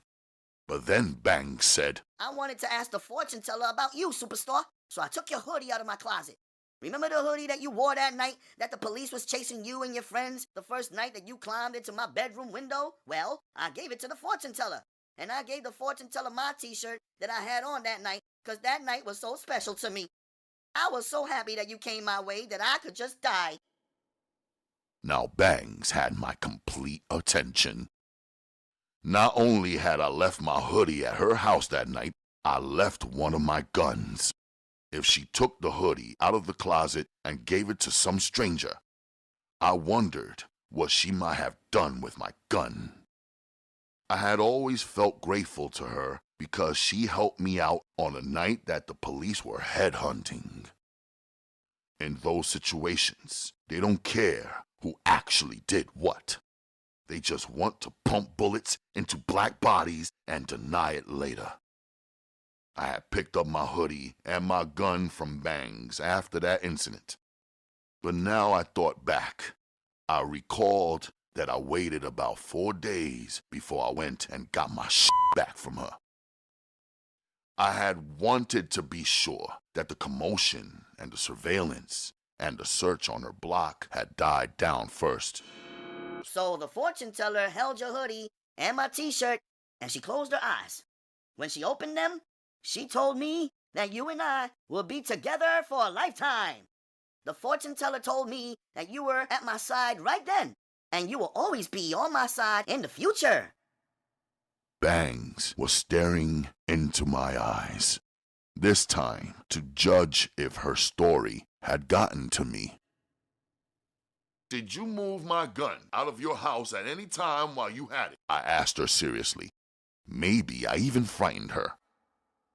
Now come on. Don't even try to play me. You know I'm better than that. Not only did I not move your gun, I didn't even touch it. I don't know if you had bodies on it or not. I know that much, Superstar. I ain't that stupid, and I ain't dumb. She said, and it sounded true. I got calmer some. So, what do you think about what the fortune teller said? She asked, looking up into my eyes as though she wished she could read my mind. I think it's a hustle, and that lady doesn't know what she's talking about. Then how does she know about Brittany's abortions? Bangs asked, dragging me into her soap opera. I don't know. She could have known already. Maybe since Brittany's mother goes to the same lady, she confided that to her. You never know. The fortune teller's goal is to get $30 from every customer. Think about it. I scolded her. Because when we went to her in the first place, it was because there was this lady on our block who had a son. Her little son was born with a straight line down the middle of his palm. I mean, it was a thick brown line that went straight through and over all of the other lines in his palm. Well, this fortune teller told the lady that her son would not live past 14 because of that line in his palm. And that boy was named Gregory Baker. He actually died on his 14th birthday, shot in the head at his own party by a jealous. His mother told the story of what the fortune teller had said at his funeral. So everybody in the neighborhood got worried. It was like we were all checking the lines in our palms, then going to her to get our fortunes told. Banks, you're gonna be late getting home, and I gotta go. But I want you to get some books like I said, so look around and show me what you like. I'm gonna look also, then we'll see. That's all I could give her. I had too much on my mind to consider anything deeper, so I left it at that. I could see that she and I were worlds apart in our state of mind. We were too far to close the gap. Still, I wanted to get her started thinking differently for her sake. Muslims don't believe that it is right to hide the knowledge and turn people away from Islam, or to assume that anyone in the world cannot learn the straight and narrow path to Allah. So I had a duty to at least introduce her to the right way and leave the rest to Allah. The faith section of Marty Bookbinder's store was the smallest of all the shelves. Marty had told me once over a game of chess that he didn't believe in God. I thought it was a strange confession because I knew that he was Jewish. I wondered how he could not believe in God, or for that matter, Ibrahim, Musa, Jesus, and Muhammad, all prophets sent by Allah, peace be upon them. I am Muslim, and we acknowledge all of Allah's prophets. I didn't debate Marty on his beliefs, didn't even comment, but after that, I looked down on him some. I was able to find 2 copies of the Torah, the sacred book used by Jewish people, 2 copies of the Holy Bible as followed by Christian people, and 2 copies of the Holy Quran as followed by Muslim people. He also had the Gita, which I learned was followed by some people from India, and some Buddhist texts as followed by some people throughout the Asian continent, as well as other places in the world. I picked up one of the 2 copies of the Communist Manifesto, which was also there. I had never heard of it and was running out of time, so I put it back and chose a Holy Quran. I also purchased a copy of a slim 200-page softcover book titled The Muslim Woman. Easily, I decided that these were the books I would gift her. I didn't want to think about if they were too much information for her or too difficult for her to read and understand. I just wanted to see what she would make happen in her own life. Thinking further, Marty Bookbinder's beliefs were different from my own, but I respected that he was comfortable providing his customers with a wide range of choices in religions and philosophies and subjects that he didn't agree with. It was almost closing time before Bangs came up with her 2 book choices. For half an hour, I saw her picking books up and pushing them back on the shelves. She walked up to me with her choices, looking unsure of what she selected, but so confident about her body and style. Like most women, her eyes always gave her away. Most of these books in here are boring, She said casually, catching Marty's immediate attention. What kind of books do you like? Marty asked her while ringing up my order on his register. I don't know, 'cause I don't really like reading. She was answering Marty, but looking at me. Why should I read some book when I could be out doing something? Maybe if you read the right book, you'll be out doing something better, I told her. She smiled, stepped behind me, and leaned against the back of my body. Marty tried to act like he wasn't watching, but he was. Now I see why we didn't get to play chess tonight, Marty said while accepting and counting out my payment. I smiled and grabbed our bags and said, "Your game is better in the afternoons anyway." Marty laughed some and followed us halfway through the door. Nice to meet you, Tiffany. Drop by anytime. I'll get you some new books in here that you might like. Good night, my friends. Outside, I handed Bangs her new books. She took them and stuffed her grandmother's dress in the bag also. It seems like you were always giving me something, Superstar. When you gonna give me what I really want? "Slow down, Shorty," I told her calmly. She jumped up once, then shook her whole body and stamped each foot, throwing a major temper tantrum. How could it get any slower? She asked. You got me waiting and waiting and waiting. It'd be different if nobody wasn't getting it. But I know somebody is getting it. It's not just me. Here, take this. I want to give it to you. She pointed to her front right jeans pocket. Her jeans were so tight, I could see from the impression that she had something in there. I wasn't falling for what she wanted. Me to put my hand in her snug pocket. That would be too much for me, and she knew it. I didn't respond. She used her slender fingers to drag it out. Those are my feelings. It was the music she had been listening to on her Walkman, I figured. "Nah, I'm good," I told her, believing that in this case, accepting her music would be the same as accepting her feelings for me. She leapt up and pushed the music in my pocket and laughed and ran. Now she wanted me to chase her. When I didn't, she ran back to me. I checked my date just. "You got 9 minutes to get home on time, Bangs." I reminded her. If you give me a kiss, Superstar, you don't have to walk me back. I promise I'll run straight home and beat the motherfucking clock. She smiled mischievously, rocking back and forth on the Reeboks and then shifting side to side. She was always bursting with energy and couldn't keep still for more than a few seconds. "I'll walk you back," I said, a subtle way of declining her enticing kissing offer. "But I'm not going inside your house. I'm telling you now. Matter of fact, I'll take the shortcut up to the back of your house. Then I gotta break out. I got important to do." You won't say hi to my grandmother? She likes you so much. She asks about you all the time. Since you don't come around, Grandma's been asking me, what did you do wrong to him? And she's been feeling sick lately. If she saw us together, she would probably cheer up. "Nah, it's late. If she's sick, she should sleep.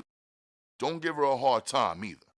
If she's sick, you should be taking care of your baby instead of leaving her in the house." Oh, you remember my daughter. Bangs said sarcastically. "Who forgets a baby? Besides your milk," I said, pointing to the spot on her thin blouse. I know. Every time it's time for her, no matter where I'm at, my milk start leaking and shooting out. She laughed at herself, a little embarrassed. But she didn't need to be embarrassed about that in front of me. It was that kind of thing that seduced me the most. It was being up close and seeing and feeling that caused me to stay away. But she kept coming back. At the back of Bang's house, I watched as she walked slowly on purpose through the alleyway that led to the front. She knew I was watching, so she swung her hips more for me. She kept glancing back at me and smiling. Soon as she stepped to turn the corner onto her stoop, I left. I was close to the subway, about to go down the stairs, when Bangs came racing back with a bag of books. They took her! She said, stopping short, and her face the opposite of how it was only seconds ago. My grandmother! The ambulance came and took her! Bangs was gasping, and tears were welling up in her eyes.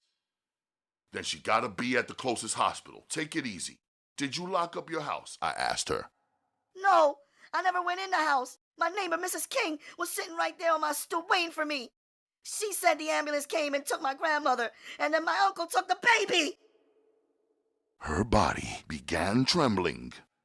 Mrs. King said that she had offered to hold the baby till I got back, but my uncle said no and took my daughter. Mrs. King said she didn't argue with him because she could smell the liquor on him and didn't want him to start acting crazy. I'm gonna kill him. Bang spoke with a forceful tone, but not a loud voice, as though she truly meant it. He probably went up to the hospital to see about your grandmother.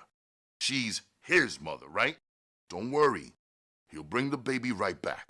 What's he gonna do with an infant who needs breast milk? I said, trying to console her. But she gave me a flat stare. Without any words, she reminded me, with her eyes, that her uncle was her. Her uncle was a man who never worried about pleasing his mother or protecting his family. In fact, he was the biggest threat to all of them. And except for her trembling, Bangs was finally standing still, face stiff with anger, spilling hot tears. He didn't take the baby to keep her safe. He took her to control me, to make me do whatever he say. That's what he does. He wouldn't even go and check on Grandma. That's how he do. She said, as though she was 100% sure that she was right. I checked my watch, but I really didn't have to. I knew for certain it was time for me to go get Uma. I peeled the 20 from the pile I had in my pocket and handed it to Bangs. Take a taxi to the closest hospital. Go and check everything out first before you panic. Are you coming with me? She asked, as I knew she would. Her uncle is the baby's father. I thought to myself about the sickening truth. And even though I felt for Bangs and hated her uncle and liked her infant daughter and grandmother, I put Uma first, my mother, and my purpose. I left. Chapter 16.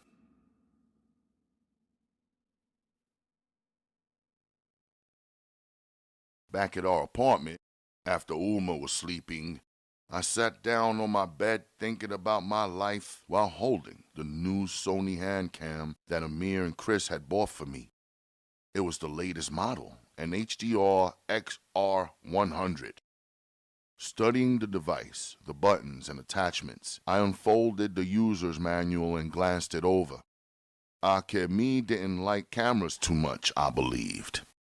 As an artist, her eyes and mind were her camera, and her gifted hands recreated the images that her eyes and mind saw through drawings and paintings. How do I feel about cameras? I wondered to myself. I had never relied on them, and neither had my father or grandfather. The images of my past in the Sudan were bright and colorful and powerfully clear, as though I could step right inside them and begin reliving every scene. But if I had known that there would be so many miles and meters between my father and grandfather and me, separated by continents, Would I be happier if I had filmed them and could project them onto the wall of my bedroom? Would Uma be happier if she could see my father on film when she was sitting all alone in her bedroom? Would Naja be happy if she could see a moving picture of our father instead of having to move her imaginings around in her head full of the flaws of not really knowing or even having the pleasure of remembering? A smile stretched across my face naturally when I thought of my southern Sudanese grandfather. He wouldn't even give me the option of taking his photo or filming him. He was an expert at refusals. When he said no, he meant it. No negotiations or backpedaling. In fact, he only had one picture on the wall of his hut. It was of his European missionary man who, Southern grandfather said, came from Europe talking that Jesus talk with his eyes on our women and foot on our land and hands all over the place. The missionary man's photo was posted right beside a few locks of his blonde hair and a rawhide strip with the missionary's teeth dangling in the middle like a flesh jerky pendant. My grandfather, a respected elder and counsel in his village, husband of 6 wives and father of 19 children, my father, the youngest one, only wore his necklace featuring the missionary's demise when he needed to remind ambitious villagers or intrusive outsiders of what he was capable of and how much influence he carried and how fearless he was in the face of the British or of the presumptuous Arabs or any pushy intruders for that matter. My southern Sudanese grandfather's voice was so deep he made the walls rattle and the snakes slide and escape deep into the ground. He never ate refrigerated or frozen foods, drank his milk straight from the udder. He never had ice cream or pizza or any modern food inventions, not because he couldn't, but strictly because he didn't want to. He was not a friend to change and believed that change and progress were 2 completely different words. Although Uma's father and father's father and so on were all born and raised Muslim in the Islamic way of life, my southern Sudanese grandfather was slightly different. He said that Allah existed from the beginning of time, before Prophet Muhammad, peace be upon him, and the revelation of the Holy Quran. He said that there was a time when man did not need a prophet to tell him and show him what to do. That was the time of real men, Southern grandfather claimed. Then he would hold his hands up as evidence of his claim as though his palms contained the story of the beginning of civilization. He would show the back of his hands first and then the front. Both sides of his huge hands were black. Even his palms were black, and the lines in his palms even blacker. I am the original black man, not a photocopy. According to Southern grandfather, man was born in the image of Allah with all that he needed already. These legs are for walking, he would say, showing his aged yet powerful legs that held him up to 6 feet 10 inches tall. The trouble begins when a man stops walking with these legs and begins riding around. So Southern grandfather never rode in a car or truck. Even when his closest relatives offered him rides, he refused. And that was the natural way of the Southern grandfather, who never traveled any further than his own legs would carry him, and the difference between him and his 19th child, my father.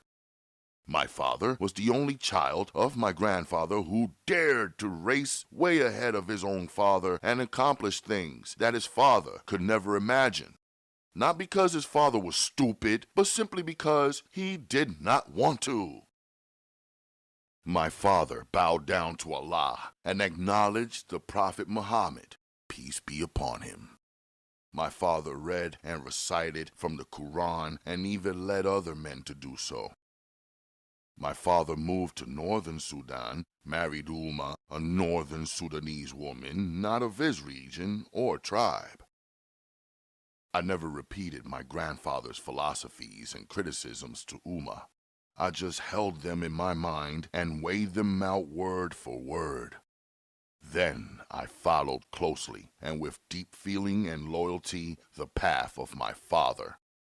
It was the easiest thing to do because my father admired Southern grandfather so incredibly, and we visited the south of Sudan so often, every year, every summer, for the entire season.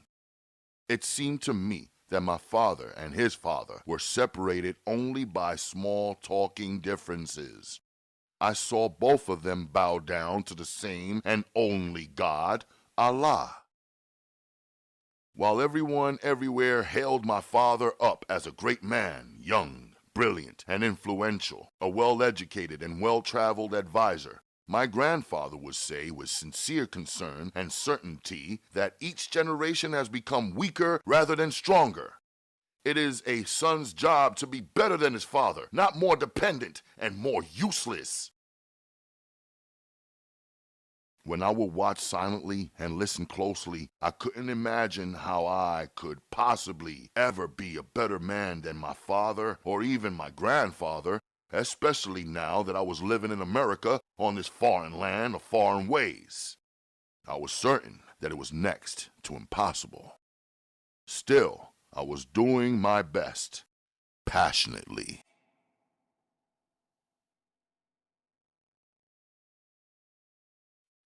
Chapter 17.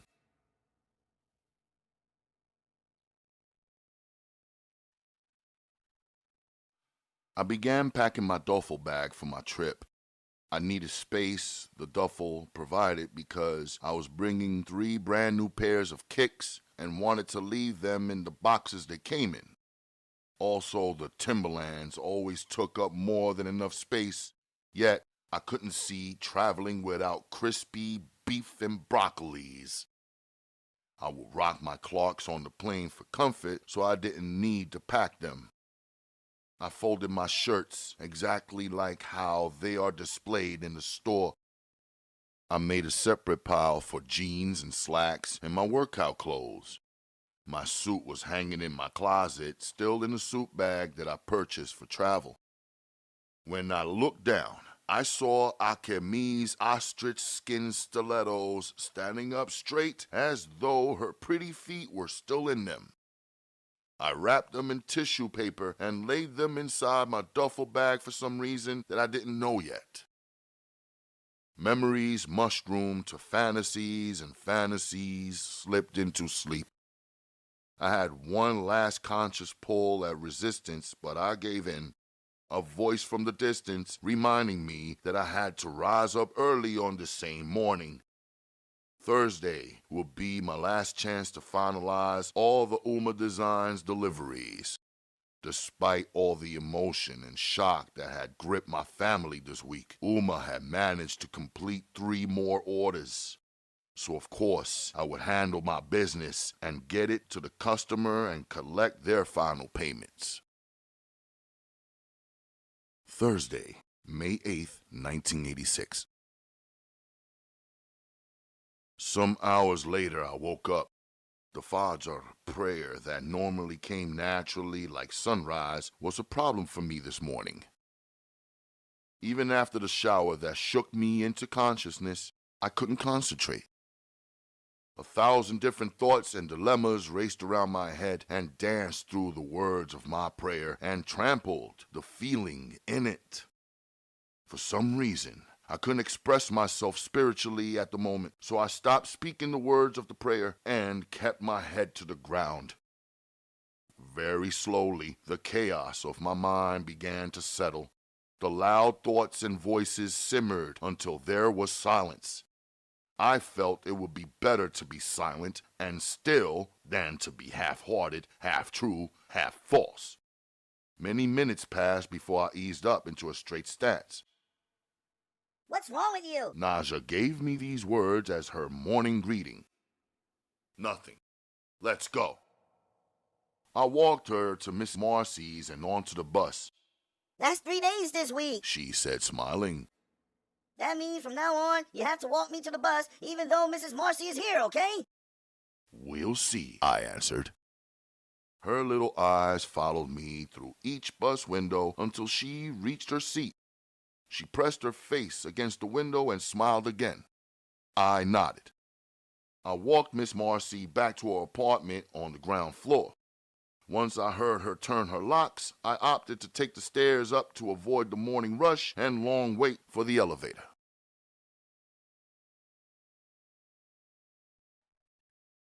In the gray lighting of the stairwell, I came upon a named Lance. He had been locked up for telling some little girl in my building a little over a year ago. Some lawmakers somehow must have made up a reason to let him out. In the Sudan, we would have cut off his hands first and then his head. Now I could see his chest and arms were swollen from the repetition of prison push-ups. He was coming down the stairs feeling like a man and casting a dark shadow that darkened an already dim space. No matter how swole he got, to me, he would remain a mouse, a conqueror of young girls, the lowest form of life. His smirk was smug. If I was sleepy before, now I was fully alert. My clip was empty, but my mind was fully loaded. I looked him dead in his eyes to let him know I didn't need no prison to make my body hard and fists furious. I trained hard and stayed ready.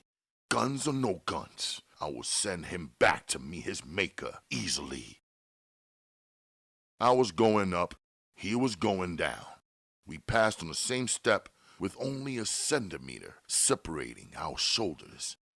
As he passed, I felt a cold chill in a warm stairwell where there was already very little oxygen and a stench of piss as strong as bleach, as though the pisser had never even had 1 cup of water in his lifetime. Lance didn't say shit, nor a grunt or a groan. Words were not necessary. Some men never understand words that are being spoken. They only react to actions being done. After opening all the locks that sealed the door of our apartment, I locked them behind me and went directly to Uma's room, knocking on her door. She said. Some of her latest designs were lying across her bed, others draped from hangers on her closet door. The tissue paper and boxes were out. Her incense was nearly finished burning. She was in the process of wrapping the completed and scented items for me to deliver. After that, pack your bag for your stay at the apartment we rented from the Ghazzalis. Then pack Naja's also, I said solemnly. Her face changed from casual and pleasant to a knowing and willing obedience. Instead of asking me 100 questions about why she was packing 2 days before my plane left and before she was originally planning to move to the Ghazzalis, she simply responded, I will. Since it was still very early morning, I called Sudana, hoping to catch her before she left for school. Sudana, I said, recognizing her voice immediately and knowing by now that she liked to be the one who answered their family phone calls. Salam, she answered. I need you to do me a favor, was all I said. Anything, she responded softly. Would you watch Naja for me today at 4:45 if I bring her to your house? Surely. I'll see you then, I told her. I'll be waiting. We hung up. I put 3 bullets in the clip before I hugged Uma and headed out to work with the Uma Designs delivery items. In the building lobby, I shot by Miss Marcy's apartment. Miss Marcy, I'll pick Naja up from her bus stop this afternoon, so you enjoy your day off. I handed her the pay for the week, plus her money for the upcoming week, since I planned to be away. Why so much? She asked, her face looking genuinely puzzled at the break in our usual routine. Is something wrong? Everything is good, Miss Marcy. Please don't worry. Naja will be visiting some relatives of ours for about a week to 10 days. Relatives? Naja didn't mention none of this to me. She couldn't have. It's a surprise, I told her, placing my finger over my mouth to give Miss Marcy the impression that she was part of the secret. Naja will go to and from school from their home. I'm paying you because my mother loves you, and we want you to continue working with our family. Now, if I didn't pay you in advance and Naja just suddenly disappeared, by the time she returned, you would have found another job, I joked and forced a smile. Yeah, right. Who else but your pretty mama is hiring an older lady? And I get to work at home. Not to mention Naja is just so smart and curious and busy. She helps me stay young. And don't you try to charm me, young man. She laughed lightly. Miss Marcy, this stuff is heavy. I gotta run. Just relax until I contact you. I'll give you a heads up when Naja comes back, okay? Okay, honey, She said sweetly, her curiosity softening now with a look of trust. I left after hearing her lock on her door clicking shut.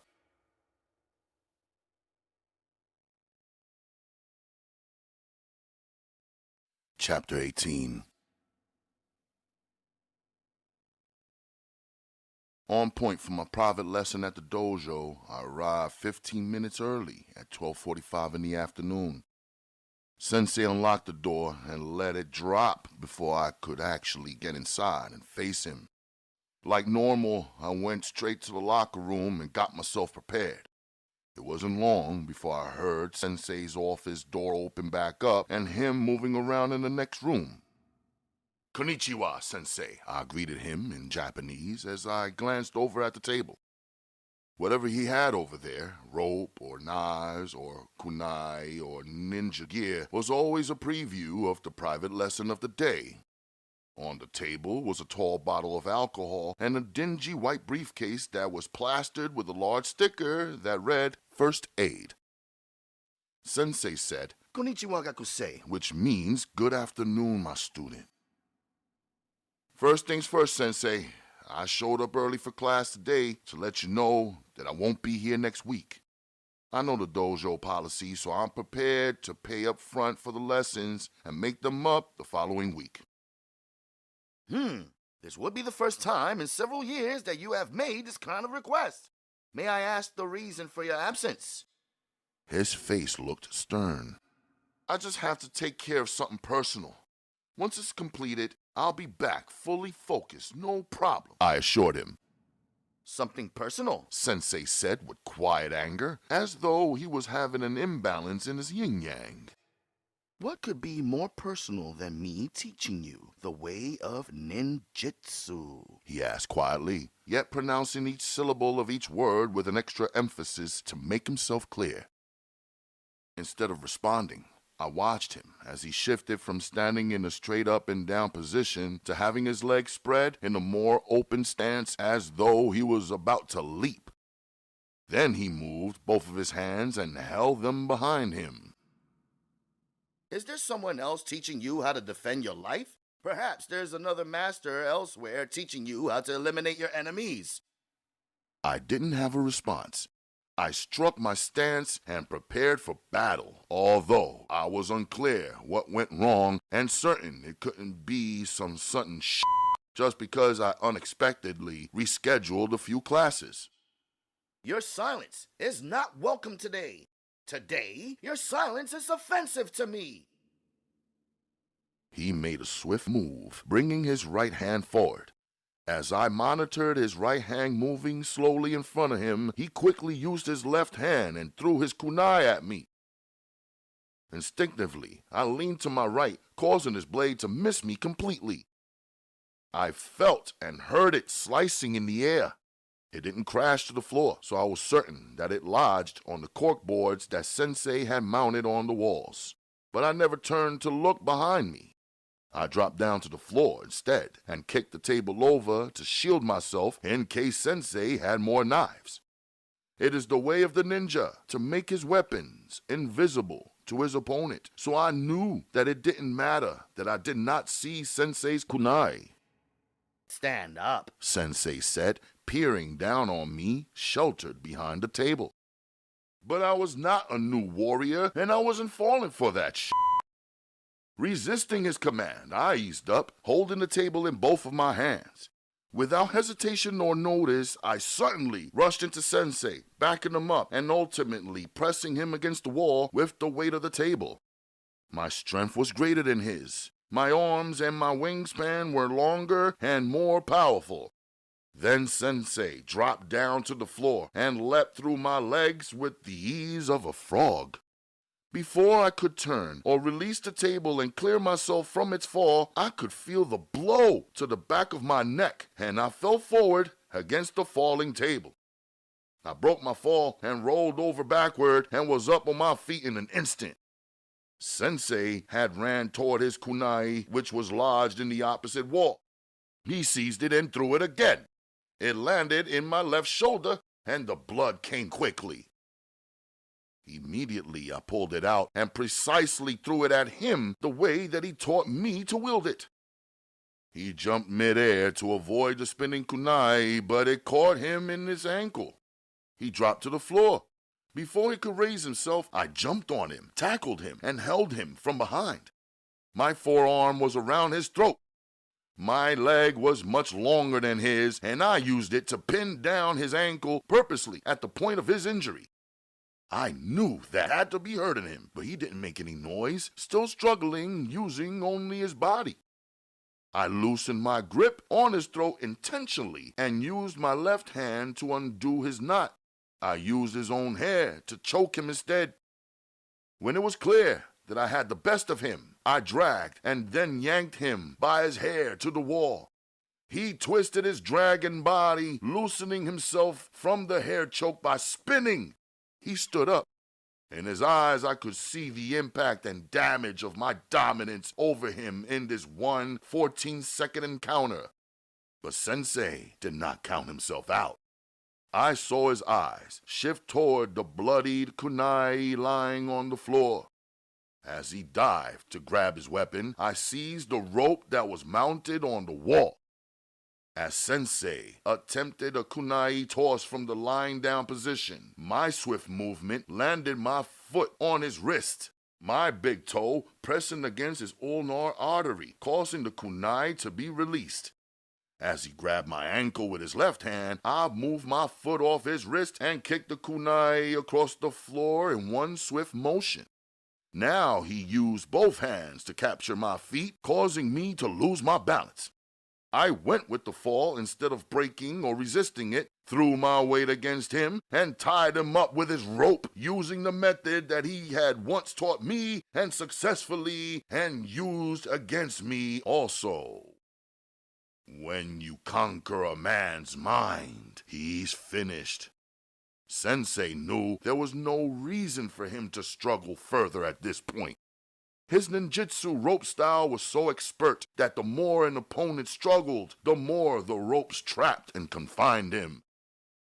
When I had him trapped and secured and in the posture of a fetus, I rolled over facing him.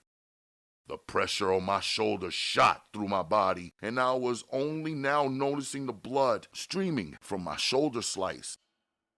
"What the f***?" I asked him politely. "You learned well," he said calmly, although his chest was still pulling in and out.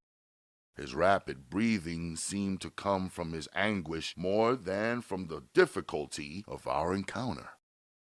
Sensei's face was strangely empty. I would say it was a 180-degree difference from the faces that black men make when we battle, kill, or hustle hard like in a basketball game or fight. Our expressions are dramatic and contorted, but not Sensei's. "You are so ungrateful. You are the reason why master teachers returned to the mountains and shut their mouths and died with their techniques unknown," Sensei stated. What? I asked. I really didn't know what the f*** he was talking about. I wasn't even clear if this wasn't just a combat test during a private lesson. I did know that his anger felt real. Yet he obviously wasn't trying to kill me. He could have easily thrown that knife through my heart, but he was definitely trying to hurt me, shake me up some. His kick to the back of my neck came with full intent and traction. It hurt. I stood up, ignoring his senseless accusation. I picked up the first aid kit from the floor where it was busted open. I closed it, sat it down, and kicked it over toward him. "You want me to put something on that ankle?" I asked him politely. "No, put it on your shoulder instead," he said with a half smile. He had put that kit out here on the table, preparing for my private lesson. So he must have planned to attack me, hurt me, and then patch me up, I thought to myself. The alcohol bottle had rolled into a corner. I went and got it, cracked it open, and poured it onto Sensei's sliced ankle. I know it burned, but he didn't flinch. I opened the first aid kit and grabbed the gauze and wrapped and taped his ankle nicely. I grabbed another piece for myself and stood. I left the training area and walked to the locker room. In the locker room, I took off my doji and tended to my shoulder.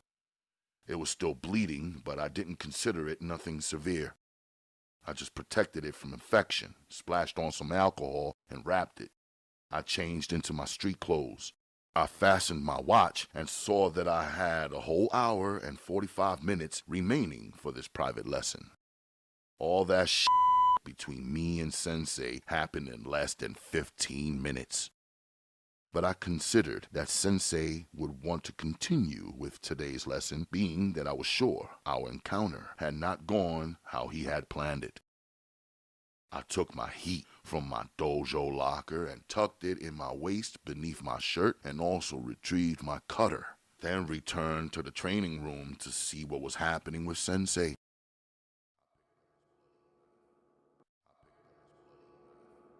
I picked up his bloodied knife and began cleaning it off with alcohol. "Untie me," Sensei ordered. "First tell me what's going on. Is this the class for today, my private lesson?" I turned up the table and laid the clean kunai on top. "It's your turn to do the telling," Sensei said, still serious, even though this time he was defeated instead of me. "I have been telling you everything I know. You have been telling me nothing. You are ungrateful and arrogant in the worst kind of way." "Arrogant?" I said, surprised. I didn't see myself that way. I worked hard to be calm, restrained, and quiet. There was no conceit in me, and I never show off. I wondered if men confused confidence with arrogance. Sensei's charge seemed false, so I said nothing. "Your distrust of your teacher is arrogance. Your acceptance of my knowledge while being completely unwilling to make any kind of exchange of your own knowledge is arrogance," he said. "Your knowledge is in exchange for payment. This is the reason you charge student fees, right or wrong, Sensei," I reminded him. "Again, arrogance," Sensei repeated his accusation. I reached in and cut his rope with my cutter. It sliced through the thick, rough rope like butter. I didn't want my weapon to be invisible. I wanted Sensei to see my blade and yield. "Carrying a gun when your hands and heart and feet and mind are already trained in death is arrogance also," he continued. "You don't live where I live," I answered him calmly and with absolute confidence. "Do you think an Asian man can set up a training camp in the middle of Brooklyn surrounded by dark bodies, clouded minds, and troubled souls and survive without knowing something about the streets?" Sensei asked in an unfamiliar melody, his voice holding even one moment and then rising suddenly before falling flat again. "Don't you realize that every teen out here who ever saw even one Bruce Lee movie wants to test my skill?" he asked strangely. "What does this have to do with me?" I questioned him sincerely. "If there's a man or woman out here in this chaotic world who is willing and capable to give you the information you need to not become a forgotten statistic and victim, the least you can do is respect him," he said calmly. "Humble yourself," he commanded in a more forceful voice. "I do respect you. I spend most of my free time here, training under you, Sensei. So what proof is there that you trust me any degree more than any other adult who walks past you every day without a word to you or concern for your life or death? He asked. I thought carefully about his question. I guess I didn't come up with an answer swift enough. Now Sensei stood up from the floor and casually stated, You owe me a new rope. No problem. See you at class tonight, Sensei. I hope you'll be feeling better later on tonight. I turned to exit, bored with Sensei's indirectness. I had so much mess on my mind that I could not decipher his brain teasers.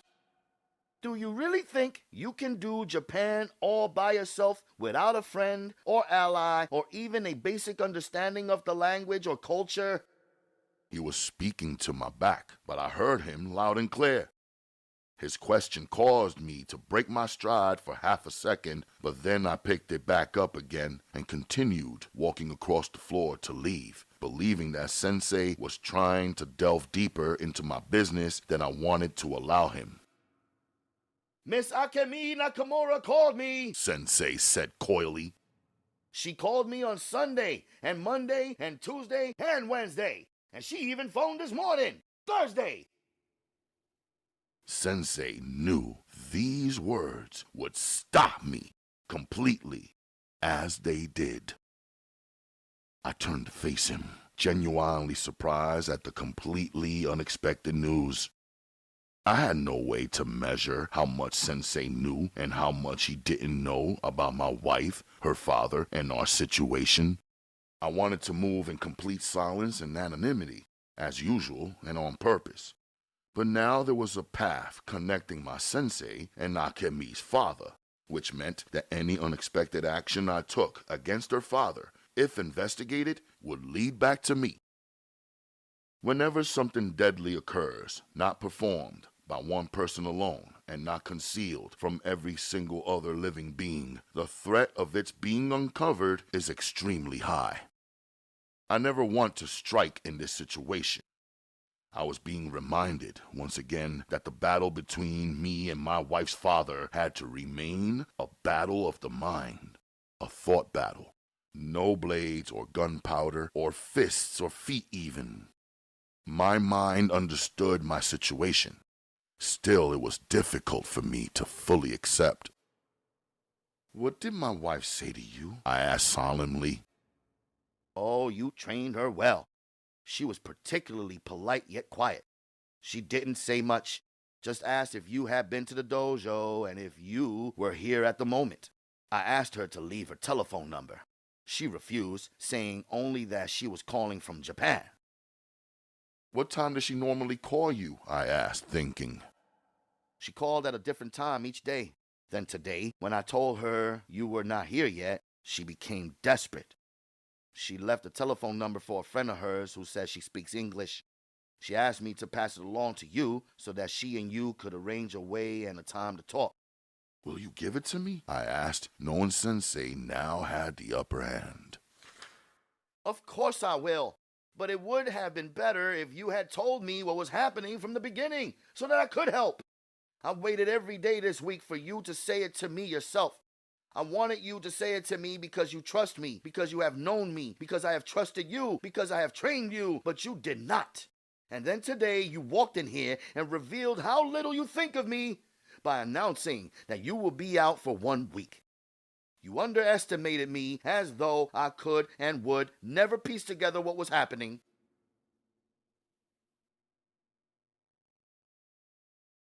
Some seconds slipped by with silence. I figured this was the point where I was supposed to apologize to Sensei. But for me, it didn't feel right or real. I wasn't sorry that I had learned the way of the ninja from my teacher and followed it so closely that I became offensive to the man who taught it to me. So I said instead, Sensei, please tell me what I need to do, how I need to train to set everything right with you and me. When I get back, I'll do it. I'll work hard at it. This was my compromise. I have a feeling that you're not coming back. I have a sense that this is the last time I'll see you. Impossible, I said with certainty. I'll be in class tonight at 8. I smiled, then returned to leave. You have 1 hour and 39 minutes remaining on today's private lesson. First, follow me to my office for that phone number. I followed him, glad that he didn't require me to press or beg him for Ahmed's information. Here! He slid a book across the table to me. I picked it up. Never Surrender. The unauthorized biography of Naoko Nakamura, an American nemesis. I studied the book cover, then looked up at Sensei. Your wife's friend who speaks English is named Iwa Akita. She lives in Tokyo. Her telephone number is written inside on the bookmark. Immediately, I opened the book and I checked for her name and number. I found it. In Japan, males call female acquaintances by their last name as a form of respect, unless the lady introduces herself by her first name. Then it's okay to use it. When you phone, you should address her as Akita-san instead of by her first name. Sensei taught me something I did not know. I have one more thing for you. He stooped down a bit to open the drawer close to the floor. He handed me a second book. Peculiar People. The Japanese Way was the title. You will need to learn the Japanese way if you want to remain married to a Japanese girl and her family. Japan is a very different society than America. Their way of thinking and living is completely different down to the smallest detail. If you try and reason with a Japanese person without knowing the Japanese way, you will lose. Sensei reached into his pocket and pulled out a business card. Here's the card of a good friend of mine. He runs a dojo in Takada Nobaba. He has about 150 students. If you need to train or work out, or if you need some help, just mention my name and he will open doors for you. Takada Nobaba? I repeated the 6 syllables. It's a prefecture in Tokyo. You are going to Japan, aren't you? He asked. Now Sensei was being direct, but I needed time to figure out my strategy before just giving up all of my well-guarded information. I'm just gonna give this girl Akita-san a call and speak with my wife. Akemi's just worried because she has been calling me at home and not getting through because my whole family has been working hard, sometimes even 2 jobs, I explained. I see, Sensei said with slight suspicion. Ignoring my indirect denial, Sensei added, Before you go, let me caution you. Japan is a magical place, completely unique. Many foreigners go there and never want to return to their homes. But you are here in the U.S., Sensei, and you have never ever mentioned returning home, I challenged him. My words were true. Be sure to read both of those books. In Japan, there are more than 35,000 suicides each year. The Japanese people look upon suicide differently than the Americans. I am mentioning this to you because your wife's voice sounded sad and it became sadder each time that she contacted me. He gave me a serious stare. For the first time in all my encounters of today, I became afraid. I turned away from the mind search he was conducting on me. Instead, I flashed through the pages of one of the books in my hand. I wasn't reading. It was just a diversion. I didn't leave Japan because it was not magical or unique to me, Sensei said and then paused. I didn't return to Japan because the Japanese way is hard on the Japanese. We are expected to all do the same things the same way, and when one of us is different from the majority, we pay a heavy price, sometimes with our lives. Your wife, in choosing you and coming from the background that she comes from and the place where she was born and raised, has done something extremely different.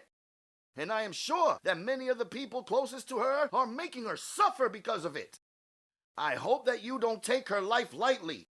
After meeting and listening to and watching her, it seemed that she did trade it all for you, for you, for you, for you. I lowered my head, an unusual but honest reaction. My own brother is one in that huge suicide statistic. He was born mentally challenged. He was different. Japan did not open its heart to him. He was isolated and ignored until he decided that death was better than life.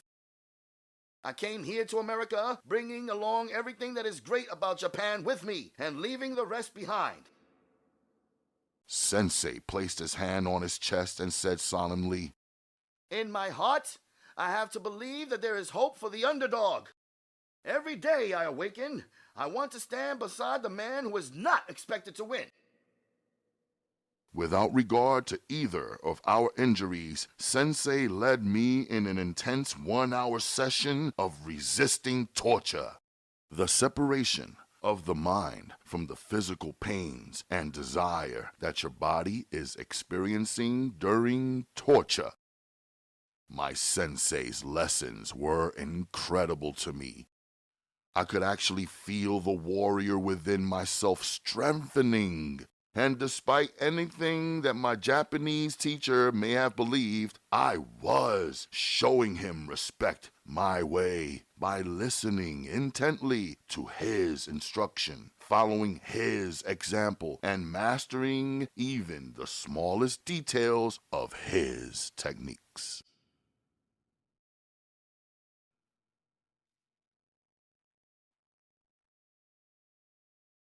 Chapter 19. Standing still on my Brooklyn block, something I don't ordinarily do, I waited for Naja's school bus to pull up. Although lots of kids were getting back from school, Naja's bus was green, not yellow, and stood out because it had Khadija's Islamic School for Girls displayed on the whole of one side. Where's Miss Marcy? Naja asked, smiling. Your big brother is here instead, I teased her. Come on. I held her hand and walked her over to the cab waiting on the curb where I had been standing. Uma was inside, the meter was running, and their suitcases were in the trunk. Hey, where are we going? Uma! Naja crawled into the back of the cab and threw her arms around Uma, causing her to push back against her seat. Naja kissed all over Uma's face as Uma laughed and tried to gently push her off. Naja's book bag fell onto the cab floor. I closed their door and then jumped into the front seat. The Bangladeshi driver, experienced eye, surveyed me carefully. Without words, he let me observe that I was not supposed to be in the front seat. Without words, I remained, pulled some cash out my pocket, and began counting it to calm him down. I directed him to Uma's job and instructed him to wait. By then, the meter read $19.50, so I peeled off a 20 and handed it to him. Wait here. I'll be right back and pay you double. My suitcases are in your trunk, so don't pull off. I let him see me looking at his driver's identification number and photo posted on his dashboard. No problem. You are a good customer, he said. Allah Hafiz, I said. A small sign to him that we are all Muslims, and he should simply do his job and act honorably with us. I told Naja to get out so we both would walk Uma inside. There was no way I would leave her sitting and waiting in the cab while I escorted Uma. I thought we were all going out to eat or to do something fun. This is Uma's job again, she complained softly. Pop the trunk, I told the driver when Naja and I arrived at Mr. Ghazzali's house in the Bronx. Come out, Naja. Suitcases. Okay, what's going on? She asked me. You'll see, I told her. Then, before I could knock on the fence or ring the bell, Sudana opened it, all smiles, as if she didn't have one problem in the world. Salam alaikum, Sudana. You told me to come back soon and visit you. I wasn't planning on it, but I guess I am here. Naja said playfully. Don't you like my house? I made sure I got here early just so I could see you. Sudana said to Naja. Me? Or my brother? Naja asked smartly. Both of you. Sudana embraced it.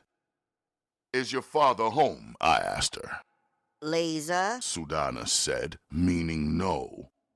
Everybody in my house is either at work or school. So I'll put these suitcases downstairs and then I'll leave. I got the key, I told Sudana. Leave? Naja said, surprised. Sudana has agreed to watch you while I'm out and while Uma is at work, I explained. Then what are the suitcases for? Naja pushed. When I get back tonight, I'll explain everything to you, okay? Naja nodded yes, but pouted also. I opened the side door to the basement apartment and brought the suitcases inside. Sudana and Naja both followed me instead of going in the front door and remaining upstairs in the house, which is what I expected them to do. Aren't you two going upstairs? I asked. Yes, I'll take Naja up. I cooked something for her. I know you're hungry after school and all, right? Sudana asked Naja. Yup, long as it's good. Naja answered. Tell Sudana thank you, I corrected Naja. It's good because Sudana cooked it. Sudana's smile lit up the dim basement. Her hazel eyes sparked like pretty marbles, or glow-in-the-dark trinkets. Come on, let's go up, I told them. Sudana followed me. Naja followed Sudana. Outside in the warm air, I watched him go in the front door. Sudana turned toward me and asked, Can you come inside for a minute? Since your father is not here, I'll just leave now, I told her with certainty. It's important, just for 3 minutes. Sudana said, and then made the kind of face that older people make when they don't want to speak freely in front of a child. So I said, okay, 3 minutes, then I gotta go. Inside, Sudana whisked Naja away into a back room, the kitchen, I guessed. I heard the plates and cups clinking and then heard a television come on, a loud commercial blaring out before Sudana must have lowered the volume. I heard Naja's little hands clapping because she is never allowed to watch television when we are in our Brooklyn apartment. Sudana emerged alone. Would you take off your shirt, please? She requested. What? Take it off. I need to see something, She said with a straight face. Nah, I'm out, I told her. On the back of your shirt, there's a small spot of blood. It seemed fresh, and I want to see your wound. She said, as though she were a medical professional. I can take care of it for you. I'm going to become a doctor in the future, and my sister Basima is already in medical school and training to become a doctor also. So I know well how to treat a wound. Please sit down and let me look at it. Not in your father's house, I denied her. Okay then, we'll step downstairs to your apartment. It is yours for the month, right? She said, smiling politely, not like a come-on, but as if she were already a nurse. She left the room and returned with a medical bag.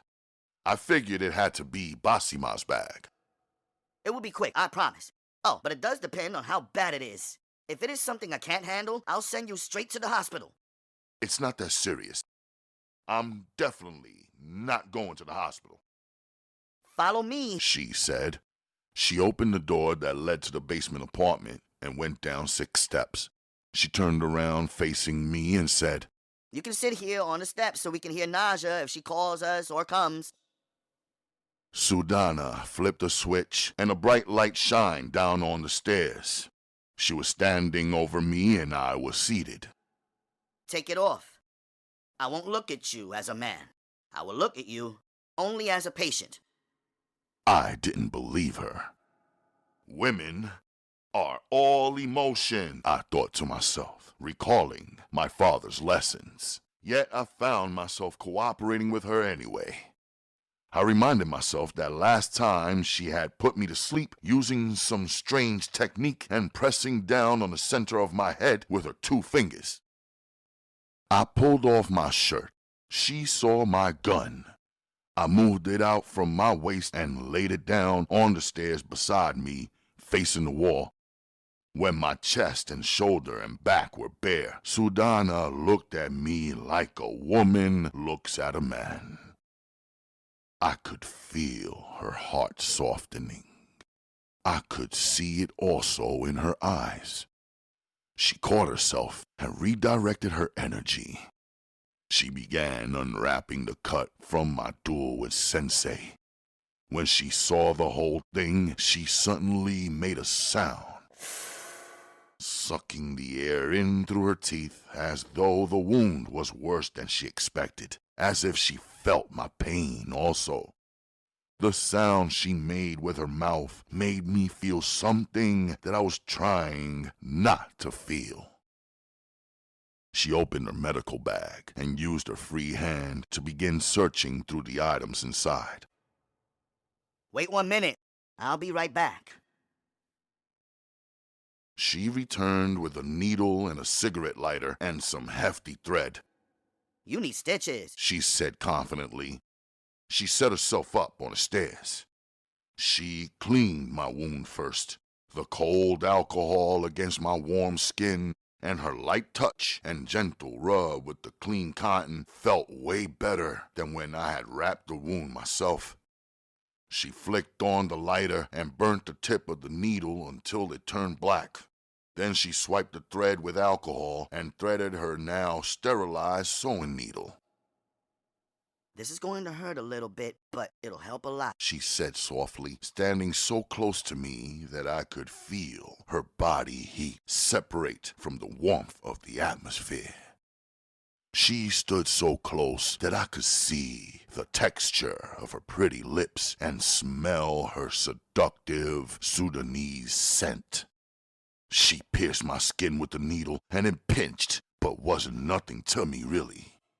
I gave you 10 stitches. You really only needed 8, but just to be sure. When you leave on your trip, Amed can take your stitches out. I can write her a note and tell her exactly how to do it, or maybe she knows how to do it already, Sudana said, smiling. She was a subtle and seductive teenage female. I understood all of her hidden messages, even though I never acknowledged them. Looking up at her, I broke out in my first genuine smile of my day. So handsome, Sudana whispered. Please don't smile at me. She packed up her medical bag quickly. The second she had it all organized, she brushed by me, climbing the 6 stairs and flicking off the light as she moved up. Put your shirt back on, she gently ordered me. I'm sorry, she apologized while my back was toward her. For what? I asked her without turning around. I tried, but I ended up looking at you as a man, not as a patient, she said softly. Switching to Arabic, she added, Now I can never take back what I've seen and what I've felt, and I don't even want to.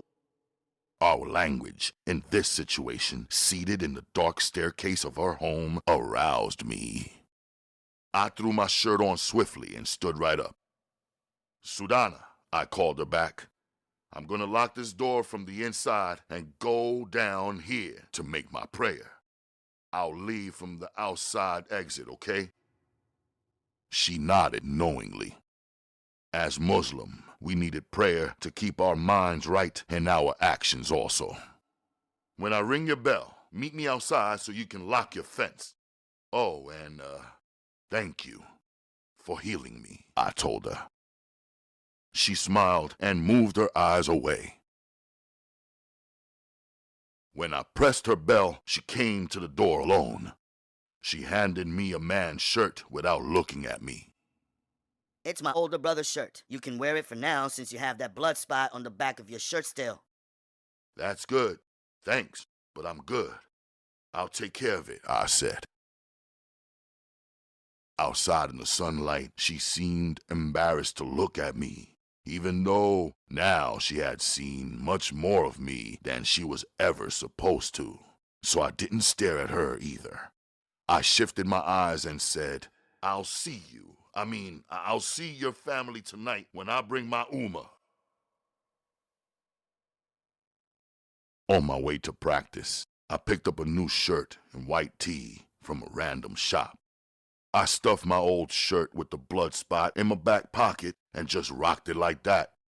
I wasn't about to leave my clothes at any woman's house who was not my wife from here on in.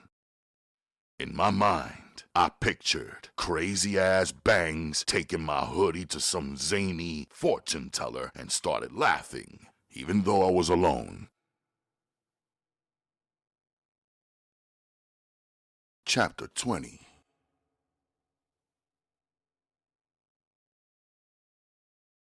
Your left shoulder is moving a little slow, my man. Vega yelled to me. If you got one good shoulder and one good hand, you better practice shooting with them like I told all you players. If you gotta fight or do it after the game, not before. I need all of you to be in top condition to make me look good, coño. After basketball practice, Bangs didn't show up uninvited like she normally would. Only my eyes did a quick and thorough search.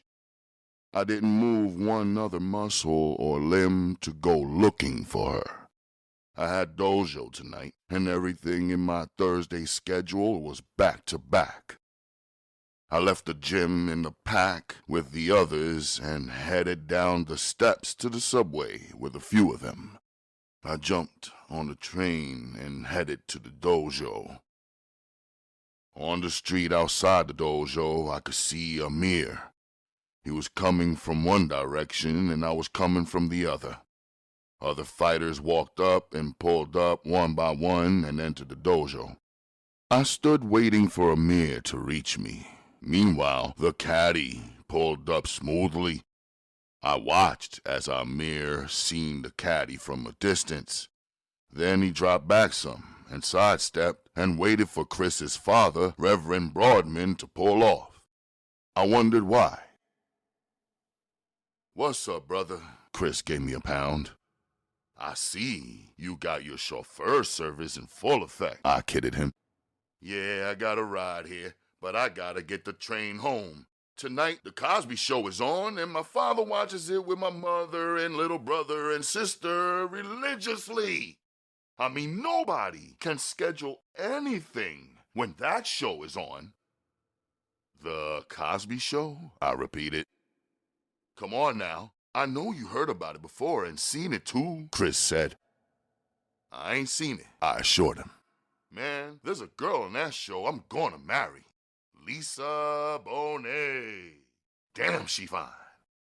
Let's go in, Chris said, grabbing my injured arm. Ameer's coming up now, I pointed. 2 black eyes and a busted lip. That's what Ameer was hiding.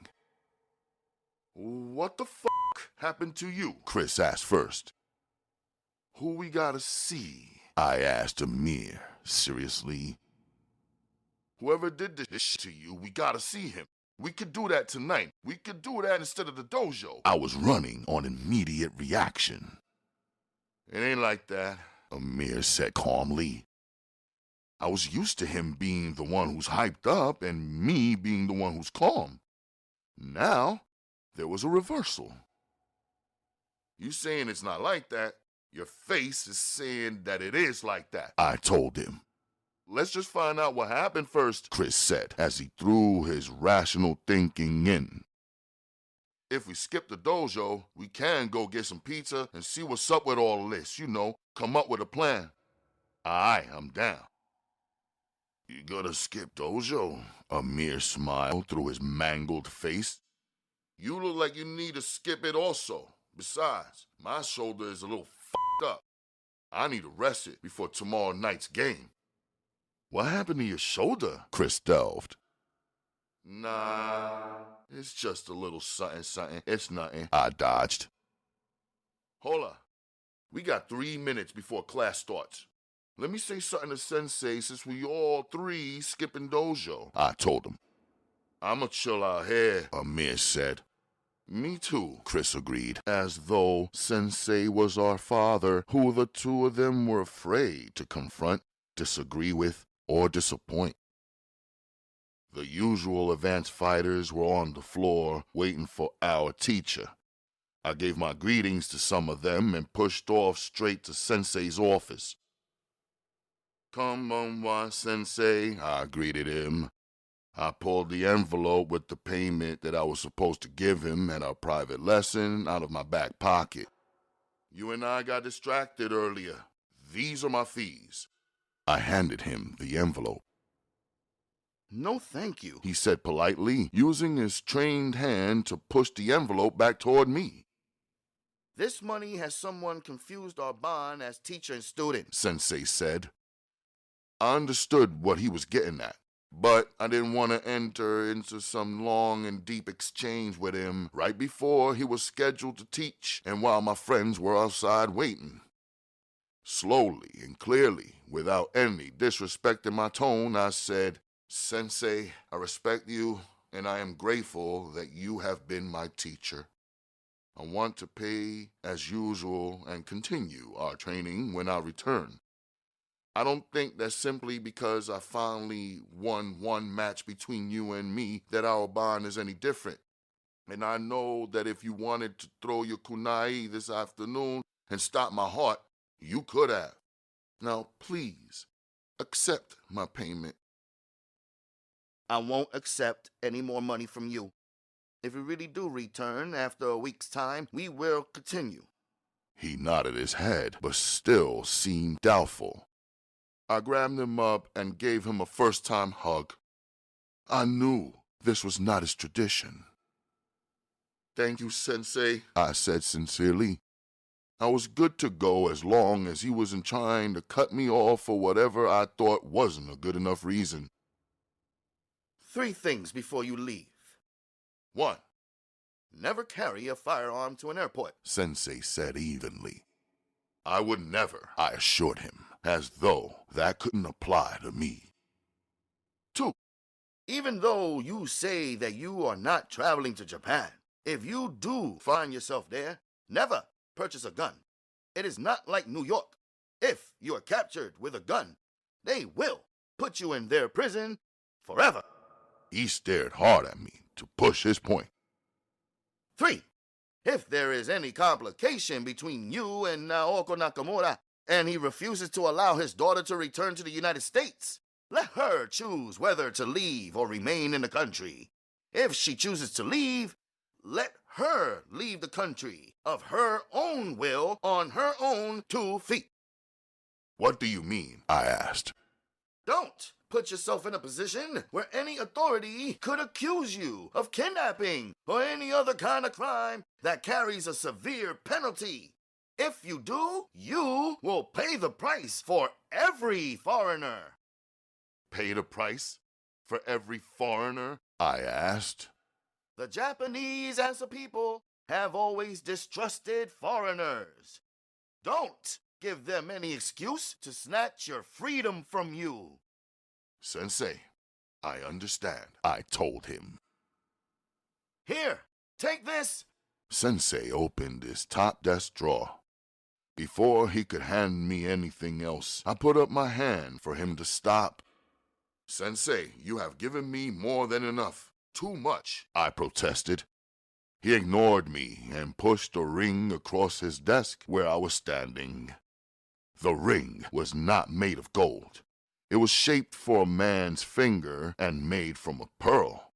On the top surface was a wicked black insignia made from onyx. It looked powerful on the white pearl. On second look and second thought, I could tell that the ring must belong to Sensei because the size of it was definitely for him. I looked down at my own big hand. Sensei, watching me intently, said, Wear it on any finger. Just be certain to display it. In Japan and in many Asian places, this ring will win you favors that otherwise would be forbidden. Possessing it may allow the impossible to happen. It may even save your life. I listened, but I didn't believe in charms and material items that supposedly have superpowers, although the ring was nice looking. I knew I could not refuse him without causing further insult. I accepted it and thanked him. Sensei said, Sayonara. Sayonara.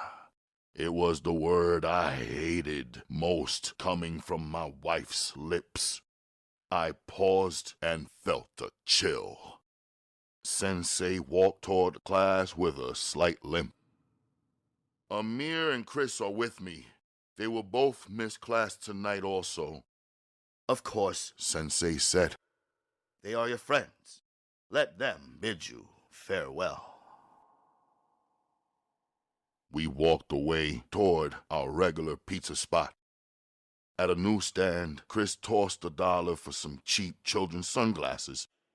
Here, put these on, he joked Ameer. F*** it. It's about to be dark. I don't need them, Ameer said. But then he put them on just to go along with Chris's joke. At least you picked the right color. Red, Ameer cheered, huffed up, but still thinking about his ball team. I was silent and thinking on how both me and Ameer would be playing tomorrow night's Hustler League games with injuries, a slight handicap. With a large hot cheese pizza pie at the center of our table and 2 Cokes and 1 water, we each grabbed a slice and dropped it down onto the 2 thin white paper plates. Chris grabbed the salt, and I grabbed the crushed red pepper, and Ameer grabbed the garlic. Instinctively, I whispered,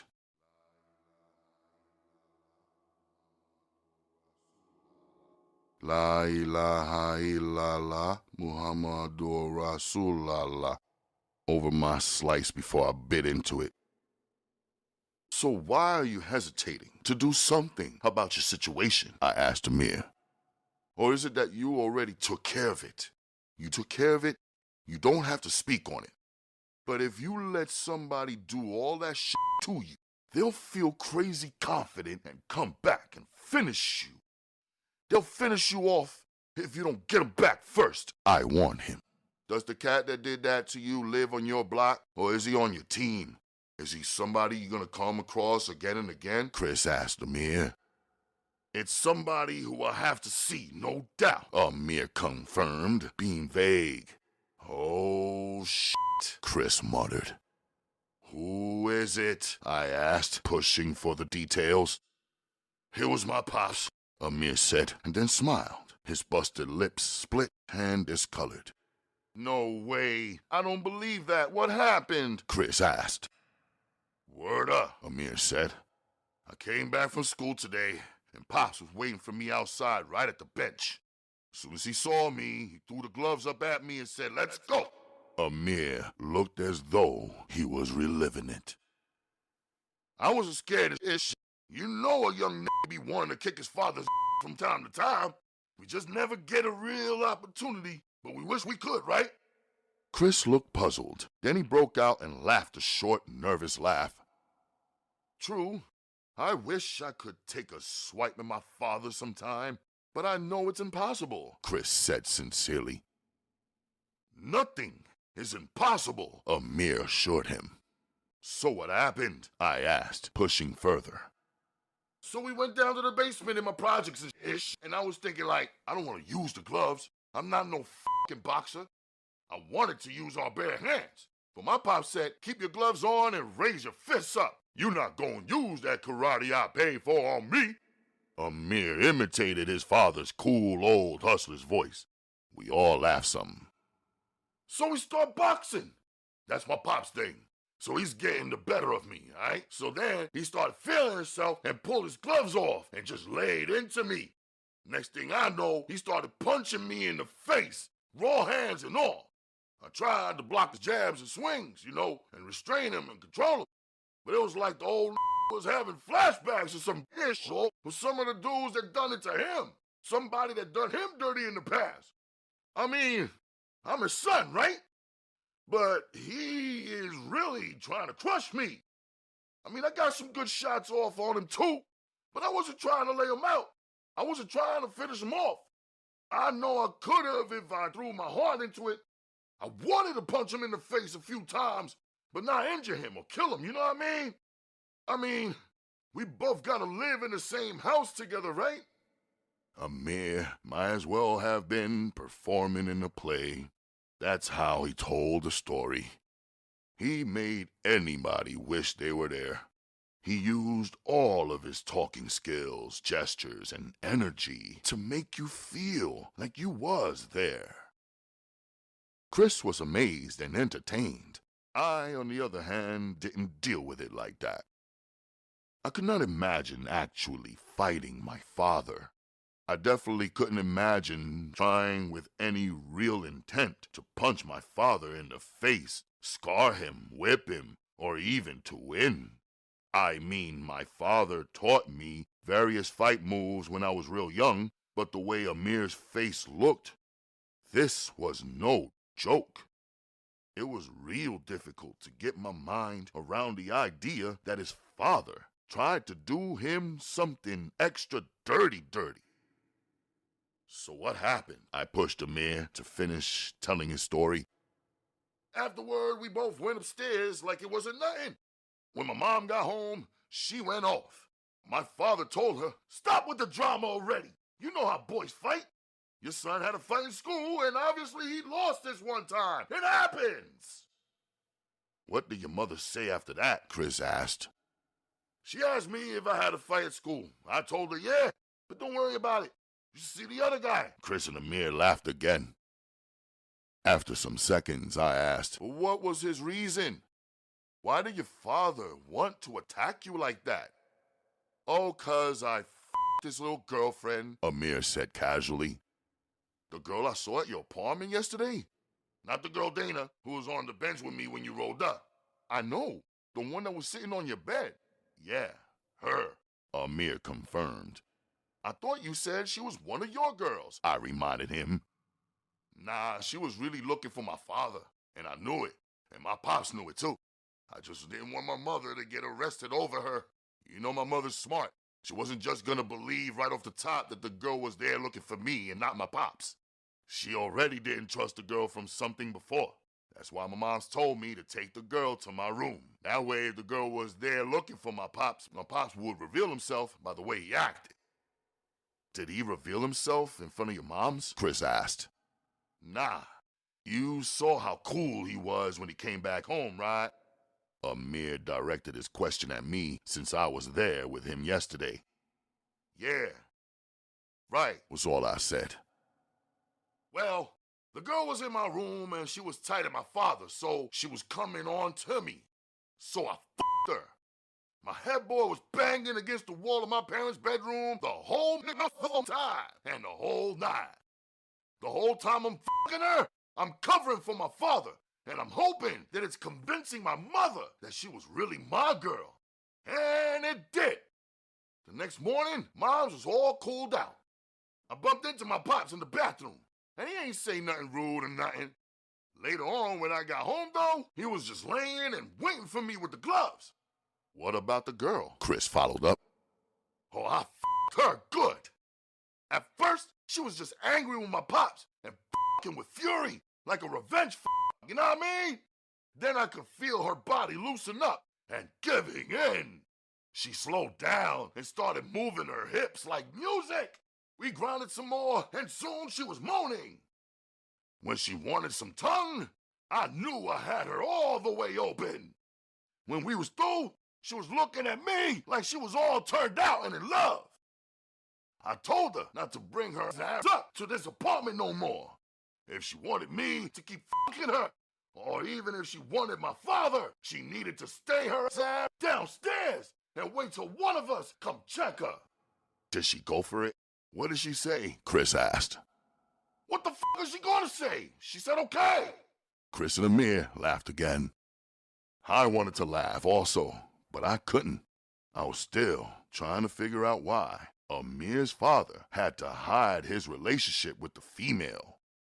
From time to time, like many Americans I've met and known, Ameer and his father claimed to be Muslim, to have some knowledge of Islam, or to be some kind of 5%ers.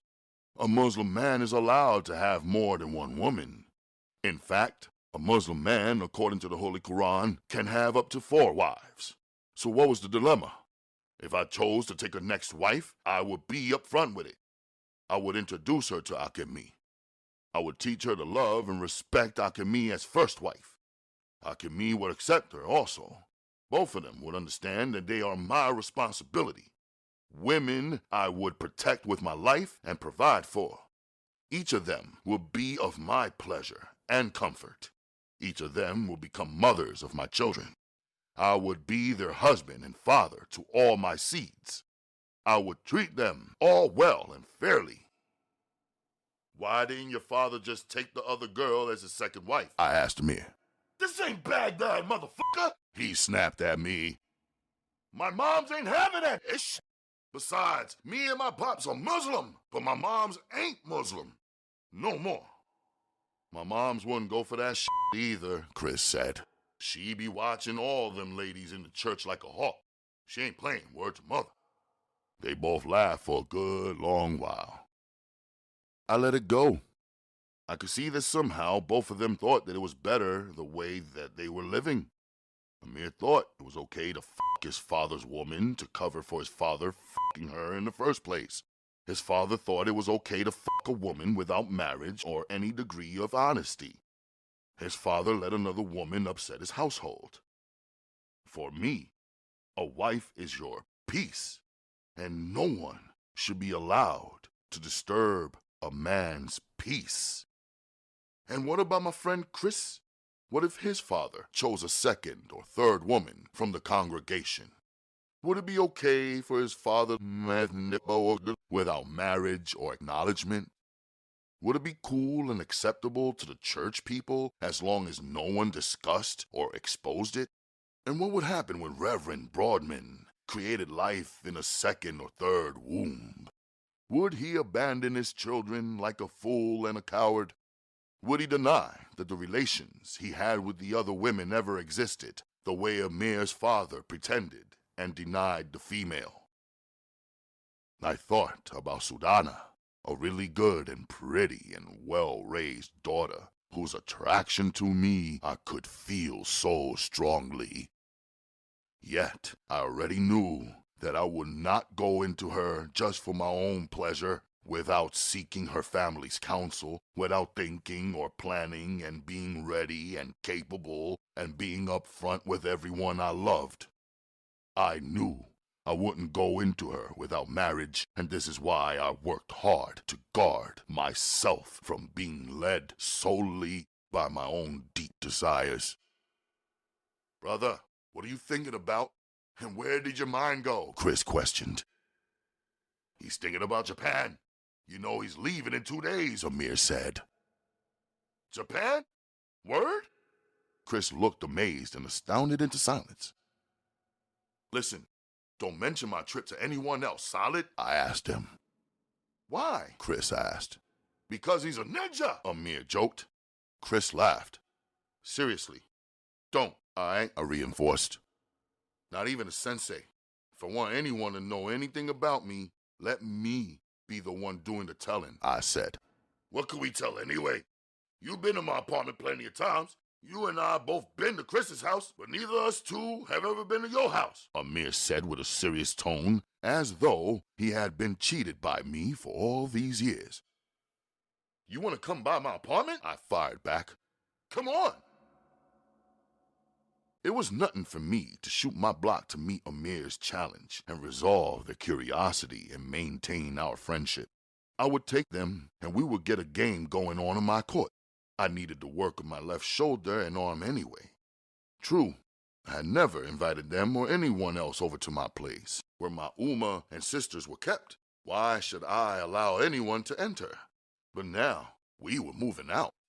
Ameer and Chris did not know this, but I planned to pack up my apartment as soon as I returned from Japan, and to never have my mother or sister or wife back on this Brooklyn block.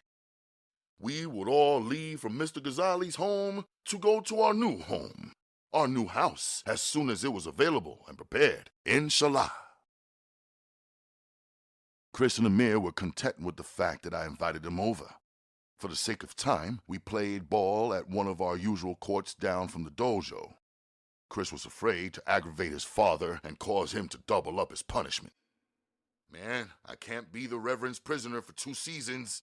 I'm trying to do what my father demands for the springtime, and then be free to roam the streets for the whole summer.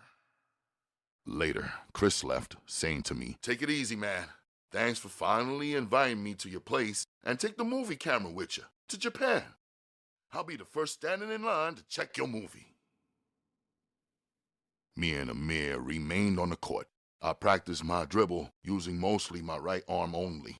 I worked on one-handed layups and jumpers.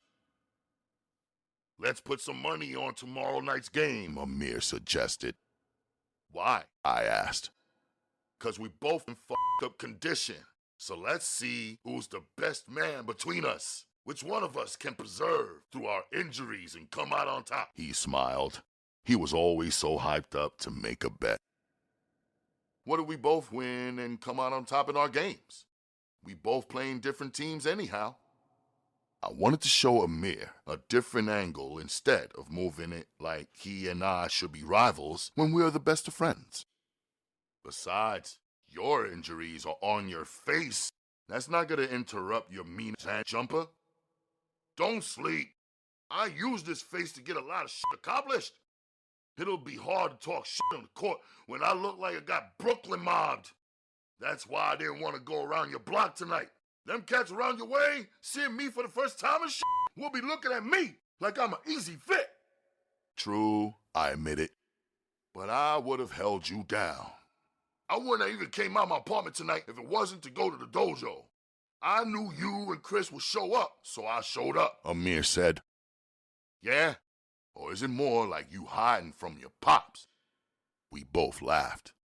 You kinda good at catching his shit. I'm definitely trying to stay out his face for a few days. Tonight, I'ma crash at this female's house I know. Her mother works the night shift, you know what I mean? She told me, "Ameer, I hate sleeping alone." He imitated the high-pitched voice of a stupid female. Then he laughed and even hollered, "I told her that tonight I'm gonna help you out." "You can stay by me tomorrow night. Come by after your game about 11:30, I offered. Good looking out. He accepted. Small bet. 100. Ameer was back, focused on a wager. Do you even have $100? I f***ed with him. You a foul He said. Alright, 100. If I win, give this $100 to Sensei at your next class. Tell him I said please hold my spot till I get back. Just pay him and remember not to tell him nothing else. I handed Ameer the same envelope I tried to pay out to Sensei earlier. Ameer took the envelope, flipped it open, and checked inside. He saw the money. Slow down. You're acting like you already won. Ameer complained. I don't plan on losing. Not ever. You know that. Every man is losing something sometimes. Ameer philosophized. I know. I just said I never plan on losing.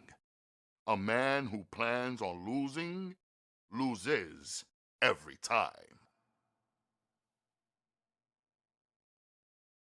In the remaining hour I had open before going to pick Uma up from the late shift, I decided to give Bangs a call just to check on her situation. I had never phoned her before, but her number was embossed in my mind because when I first met her, she would say it, sing it, rhyme it to me repeatedly, hoping I'd give her a call. Purposely, I jumped on the train and exited at a random stop that I'd never used. I selected a random telephone booth. When I pressed the first number, I saw one dude here and one dude there watching the booth as though it was their private house phone and they were all expecting a call. I pressed the other 6 digits, disregarding them. Hang up the phone! I heard a male voice yell over the line before whoever picked up could even say hello. It might be Grandma calling from the hospital. I heard Bangs' voice say as though she was holding the receiver down against her side instead of right to her ear. That's why you got that speed knot on your head, 'cause you always talking slick, the male voice said. Hello, Grandma? I heard Bangs' excited voice say, as though now she had the phone to her ear. Then the phone dropped, and I could hear her hands dragging it back and forth, and click. I knew who the male voice belonged to. I had heard it before, and it wasn't one of the young fools from around her way.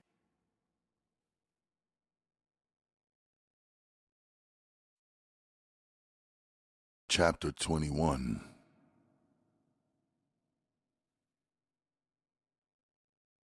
Look at the moon. Uma said to me. We were riding in the back of the taxicab together, both of our windows lowered halfway. Uma was turning her face toward the window to feel the night breeze. It's hard to believe that this moon I see is the same as my Sudan moon. Uma remarked softly. How could it be so powerful and brilliant back home, and so dark and dim here? We were in a notorious New York traffic jam on the FDR. Cars crawling from Brooklyn to Dykeman. I thought I would rush hard-working Uma home in a taxi, but now we were in for an expensive, slow, long ride after the midnight hour. You know, son, your ticket to Japan is Saturday, May 10th, and our holy month of Ramadan will begin that same evening. I've been thinking about the meaning of that, she said. I listened to my Uma, her words overpowering my thoughts, which were jam-packed and colliding like bumper cars in my mind. How could I ever forget Ramadan? I asked myself. But it was not that I've forgotten it. Every Muslim knows that this is the most important time of our year.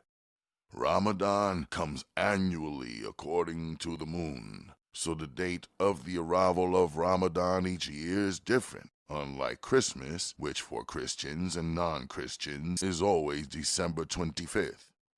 Ramadan is the month in which Prophet Muhammad, peace be upon him, received the revelation of the Holy Quran, our book of guidance from Allah. Our Quran gives us guidance for life and sets limits and boundaries for what all believers should not, and must do. You know, son, when I pray, I ask Allah to make you capable and strong in the face of life's test.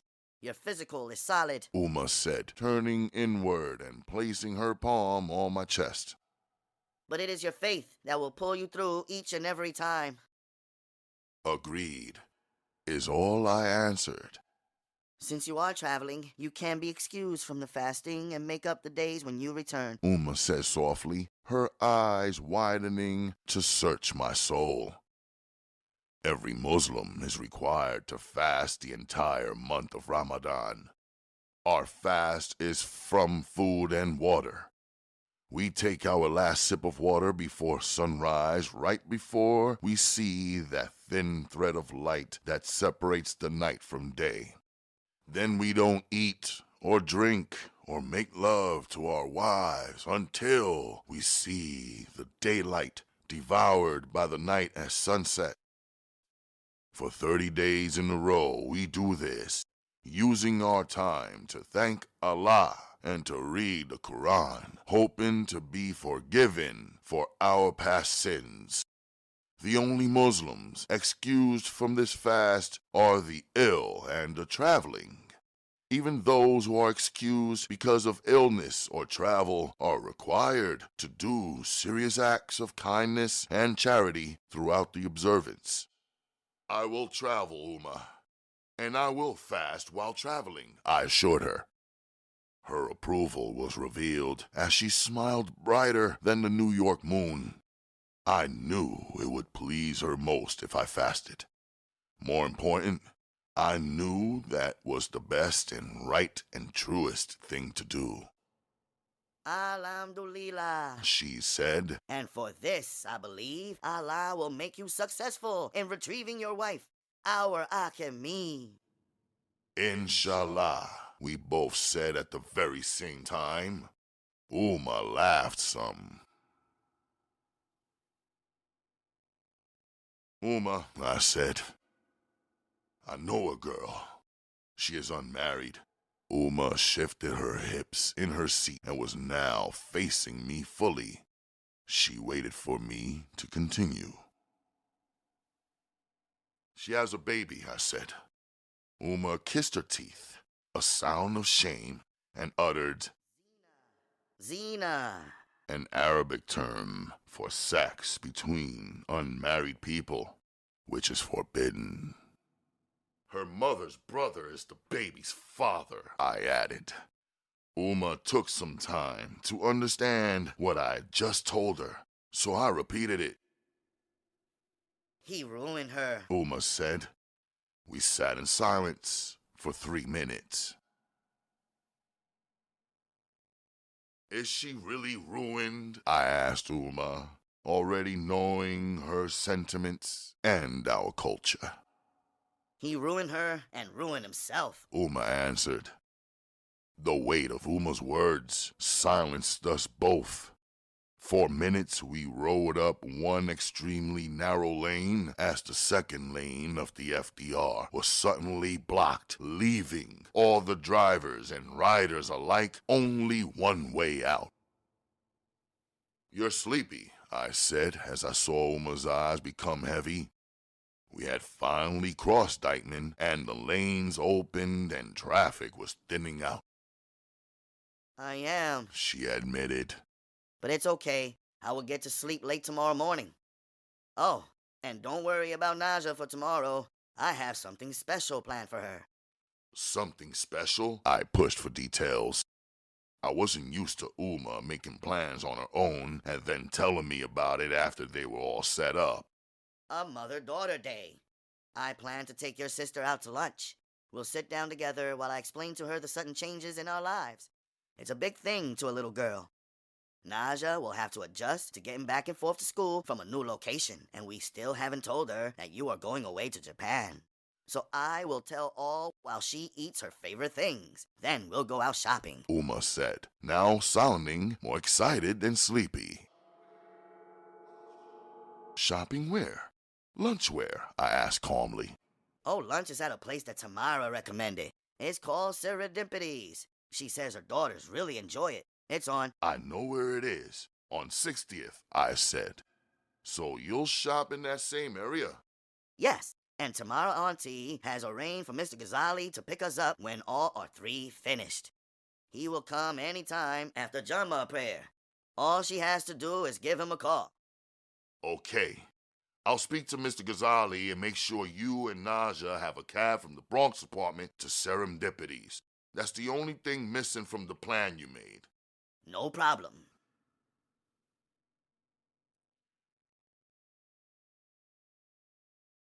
In the downstairs Bronx apartment late that same night, but in the early morning dark, Uma fell asleep on the couch instead of in her temporary new bedroom.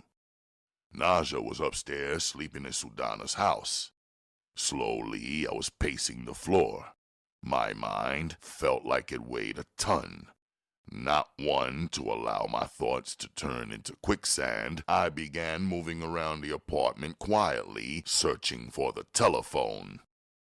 After a drawn-out debate with myself about whether I should call Akemi's friend and leave a message, I decided I would. But as I entered the last room of this apartment, I didn't see a telephone. I had been more concerned about the windows and doors, security, and changing the locks. I missed out on the fact that there was no telephone down here. Quickly, I decided that I could buy a telephone tomorrow and run a wire and a splitter from upstairs down to here. I would definitely do that, but it wouldn't help me for making the call right now, which would have been the perfect time, because Japan is 13 hours ahead of the United States in time, or at least ahead of New York. It's 2:30 in the afternoon in Tokyo, I thought to myself. What is my wife doing right now?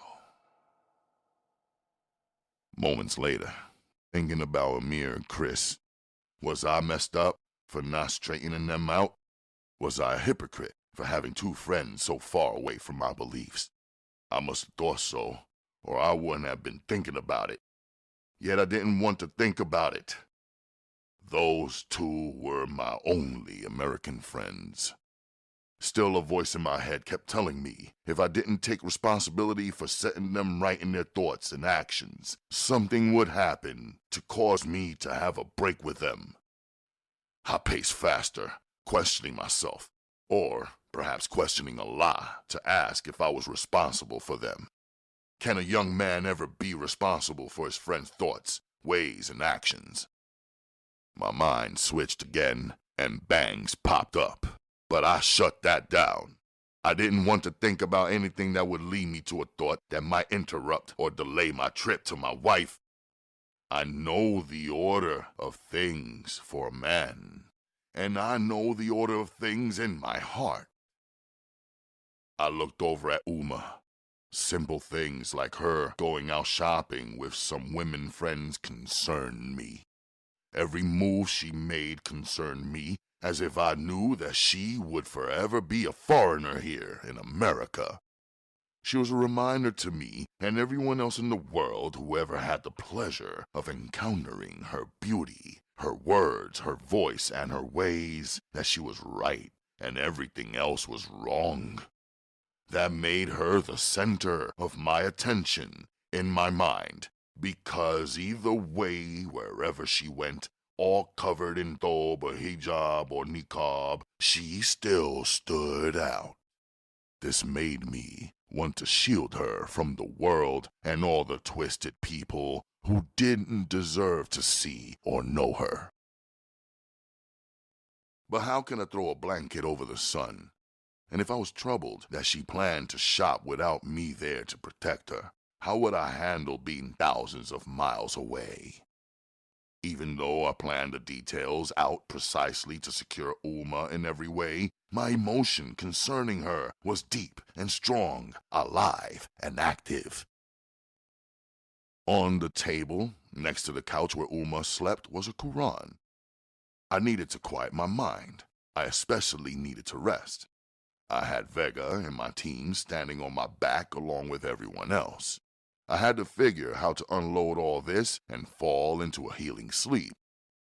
I rinsed my mouth, washed my hands, face, feet, and then washed my hands again. I opened the Quran to a random page, something that I did often after the first time I read it, word for word, from the beginning to the end. I told myself whatever page I opened to first would contain a message for me, something to guide me on my way. I landed on a surah called Al-Baqarah. My thumb held the page right at the 42nd ayat. And don't mix up truth with falsehood, nor hide the truth while you know. I immediately closed the Quran. For me, the Holy Quran is like this. Every word and every line is clear and easy to understand. Yet, it is the meaning of the words that is so heavy. When I read from the Quran, my spirit is aroused and my soul shakes. My responsibilities are reinforced and I become mindful. So is this the answer to my question that I asked Allah concerning my friends? I asked myself. I could not be certain, but I felt it was. Of course, I needed to do a better job at helping my friends to become more steady and true. I needed to separate the truth from the falsehood and set a better example through myself and not hide my way of life. I needed to convey the meaning of Islam through my living. How else would my friends learn it? I sat still for a while before opening Uma's Quran once again. This time, the book opened to the surah called the Al-Nisa. Translated into English, means the women. My thumb sat right at the 135th ayat. It read, "All believers be maintainers of justice, bearers of witness for Allah, even though it be against your own selves, or your parents, or near relatives, whether he be rich or poor. Allah has a better right over them both. So follow not your low desires, lest you deviate And if you distort or turn away from truth, surely Allah is ever aware of what you do. These words re-echoed in my mind in the original Arabic language in which they were written. I stood still while these words spoke meaningfully, passionately to my soul. It was growing late, and my eyes were beginning to weigh more than my heart. My thoughts were running their last lap. I then promised myself to open the Holy Quran only once more before resting. It landed on a surah called Al-Ma'idah. It was the 32nd ayat. My thumb covered the words which followed after my finger were, "Whoever kills a soul, unless it be for manslaughter or for mischief in the land, it is as if he had killed the whole of mankind. And whoever saves one life, it is as if he had saved the lives of all men." I knew exactly what that meant, or should I say, what I believed it meant. In the past, I had read the Holy Quran many times, from the beginning to the end, every single word on every single page, in search of the meaning of life. I lay on the floor, fully clothed, next to the couch where my Ummah slept, and I rested finally. Friday, May the 9th, 1986. By 3:30 on Friday afternoon, I had my American passport in my hand. My heavy heart, felt some relief. I did not love the Eagle, but my passport was crisp and new and valid, and exactly what I now needed to become international and legitimate in the eyes of the law and a world-class traveler like my father. 8 blocks from Rockefeller Center, where the passport office was located, and over 3 blocks to the area where Uma said she would be shopping. It took me 20 minutes to locate her. She didn't see me. She was there with Mrs. Ghazzali, who brought along her youngest daughter, and Naja, who was smiling away and seeming completely content. Like a young boy, I wanted to run inside and show Uma my passport. Yet I didn't. I wouldn't disturb her. I was just checking to see that she was okay and was where she wanted to be, doing what she wanted to do safely. A Harlem haircut, a short trip to Dr. J's, where I bought new shorts and sweats and kicks all black because I was on the black team. By game time, I would be on point, yet I needed a place to rest. The 5 hours of sleep that I had the night before wasn't carrying me. I rang the bell at Chris's house. The heavy front door of his brownstone opened slowly. "What up, man? Come in." He was surprised. "I just come back from school. Come in the kitchen. You want something to eat?" he offered. "Nah, I need a favor." "What?" "Let me lay down in your room. Wake me up at 7:30 for game time. It's a straight shot from here to the court." "You think you can do that?" I asked him. "That's easy. That's nothing," Chris said. "Me and my man Phil wasn't about to do nothing but crack these books open and study for a test we got going on Monday morning. Phil, this is my man Midnight," Chris introduced us. I gave the schoolboy a pound. Afterward, I followed Chris to his room and put my shopping bags down. He closed the door saying, 7:30, no doubt. I felt cool at his spot. No worries. Just a warm family type thing. Facing a wall with a small poster titled, "The 10 Commandments," I began reading from the bottom up. It was something about a man not desiring his neighbor's house or woman or possessions. I agreed with that 100%, then fell into an instant, mindless sleep.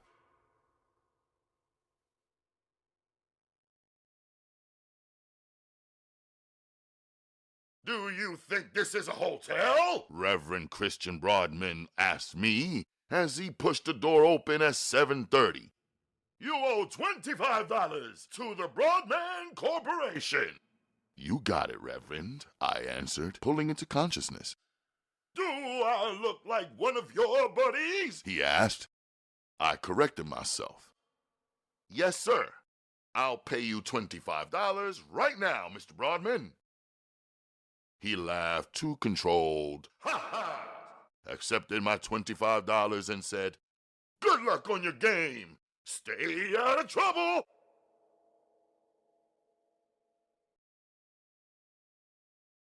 Chapter 22.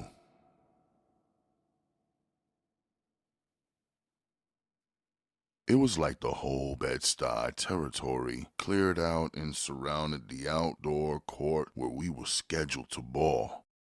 It felt good to roll up to such excitement, yet it seemed like much more than a junior league game deserved. And I want to win, plan to win, but I do not want to be famous. I pushed my way through the crowd and joined my team 5 minutes before game time. Out of habit, I surveyed row by row in each direction.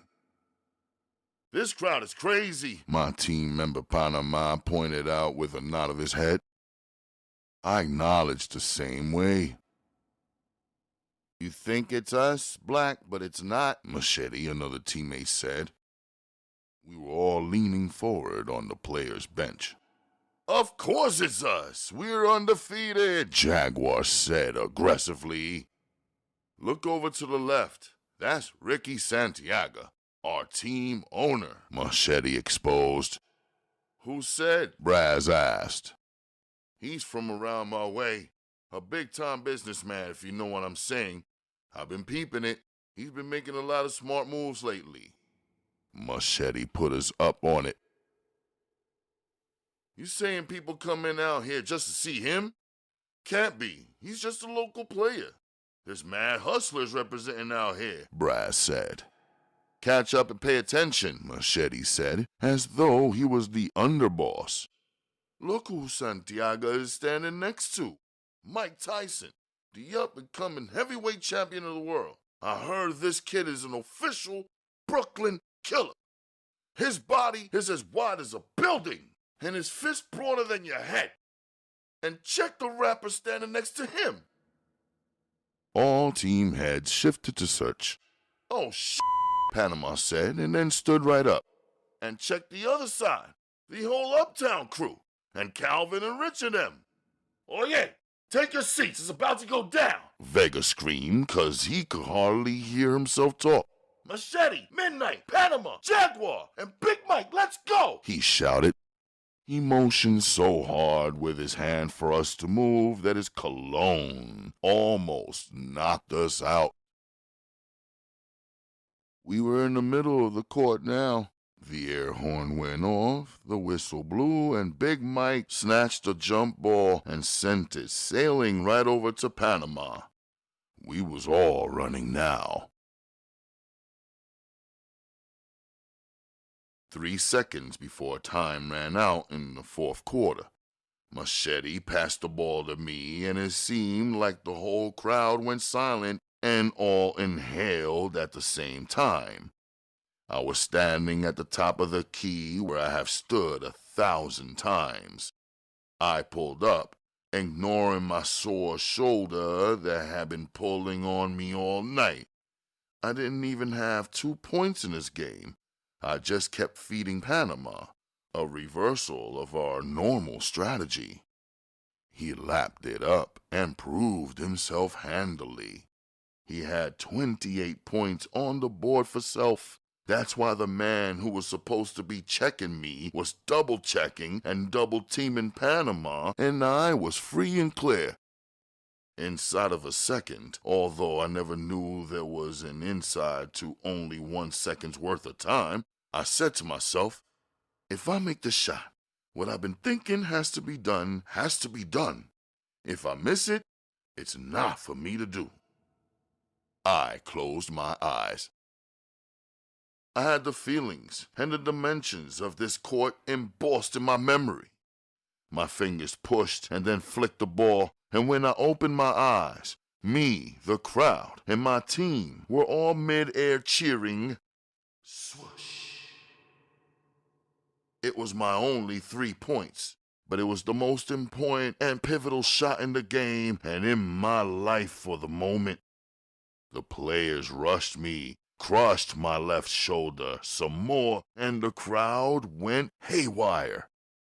I pushed all the Russian girlies toward my teammates, wanting to ease up out of there. Purposely, I had played low-key throughout the game, but now I had brought too much attention to myself. "That was a mean-ass shot, man," Vega yelled as he pulled me out from the growing, clawing crowd. "Oh yeah, step to the side for me for a minute."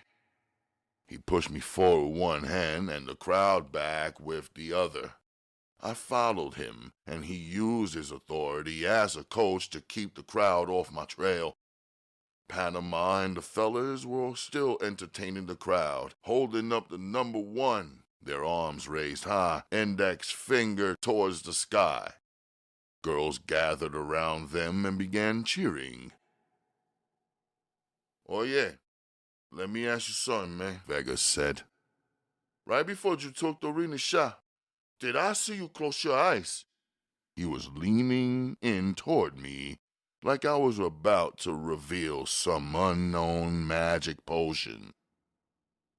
"Listen, man, tell me what you were thinking in that split second, okay?" He looked serious and too curious, so I lightened him up.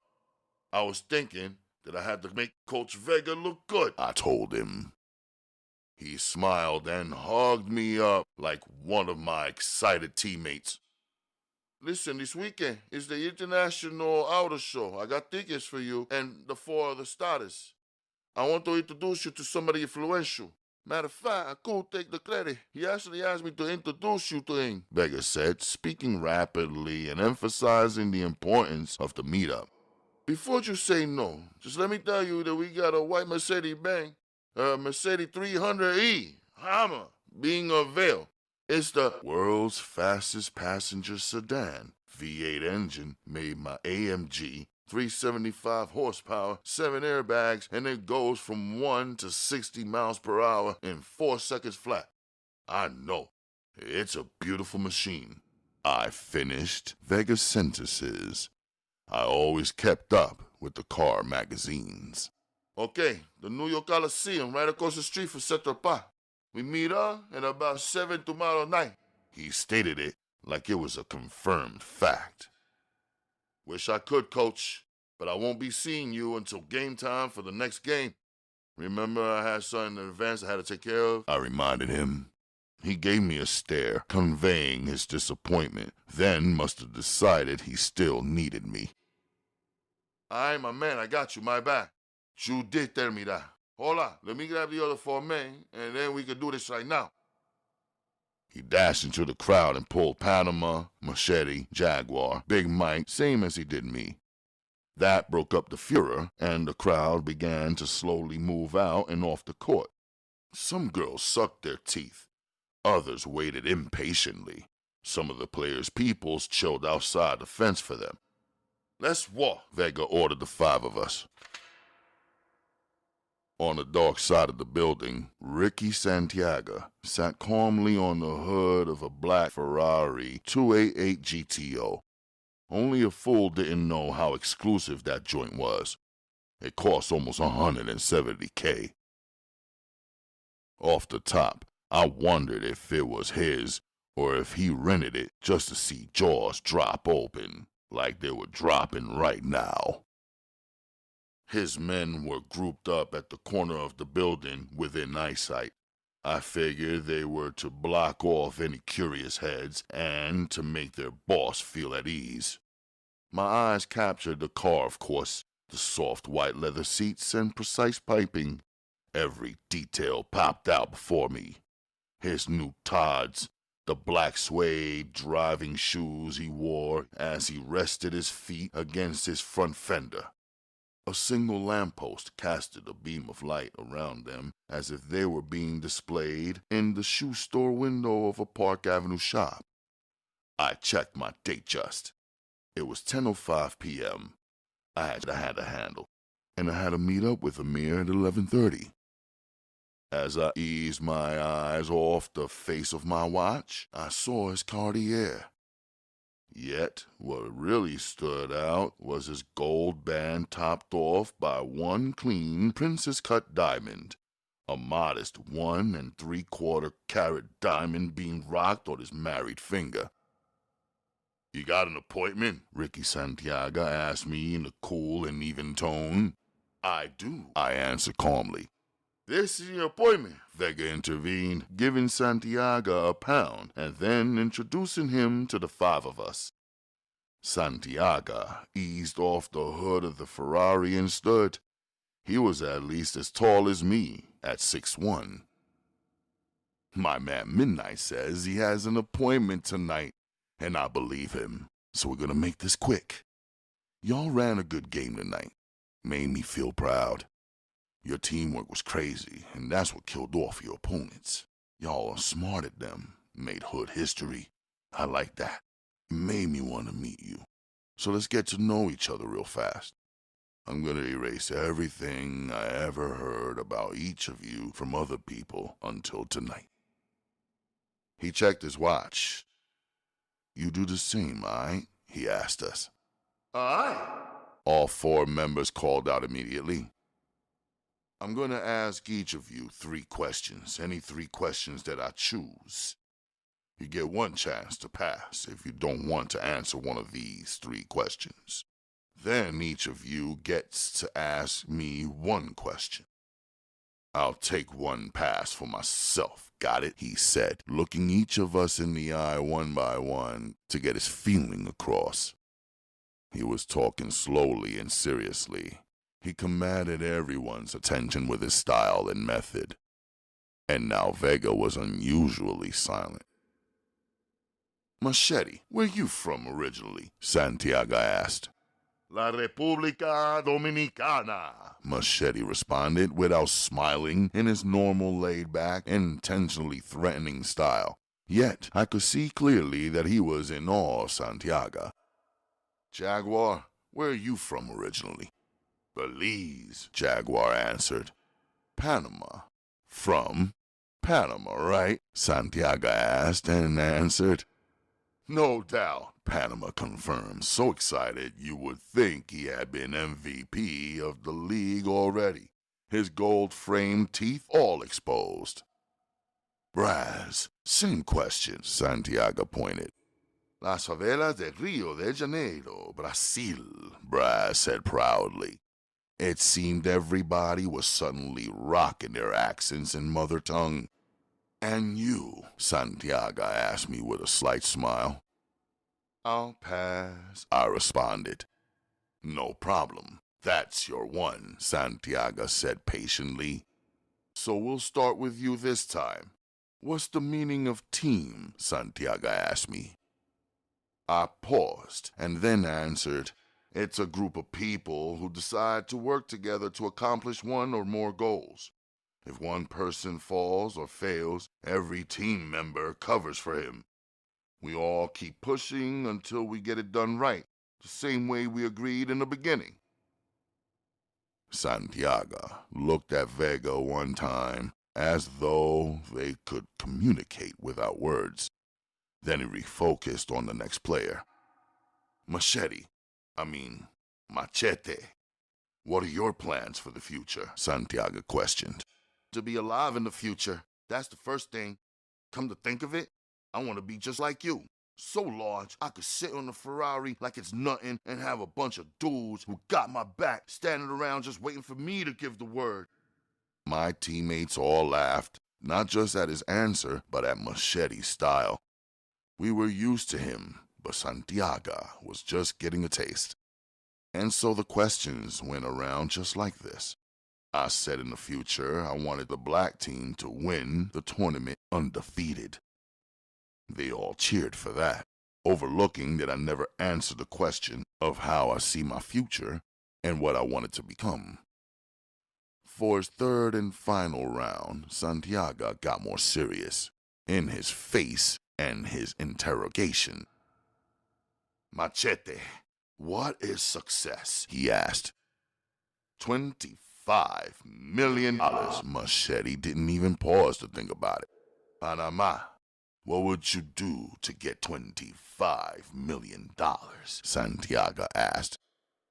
Any motherfucking thing, Panama said confidently. My teammates laughed, then confirmed. Braz, what is your definition of a traitor? Santiaga asked.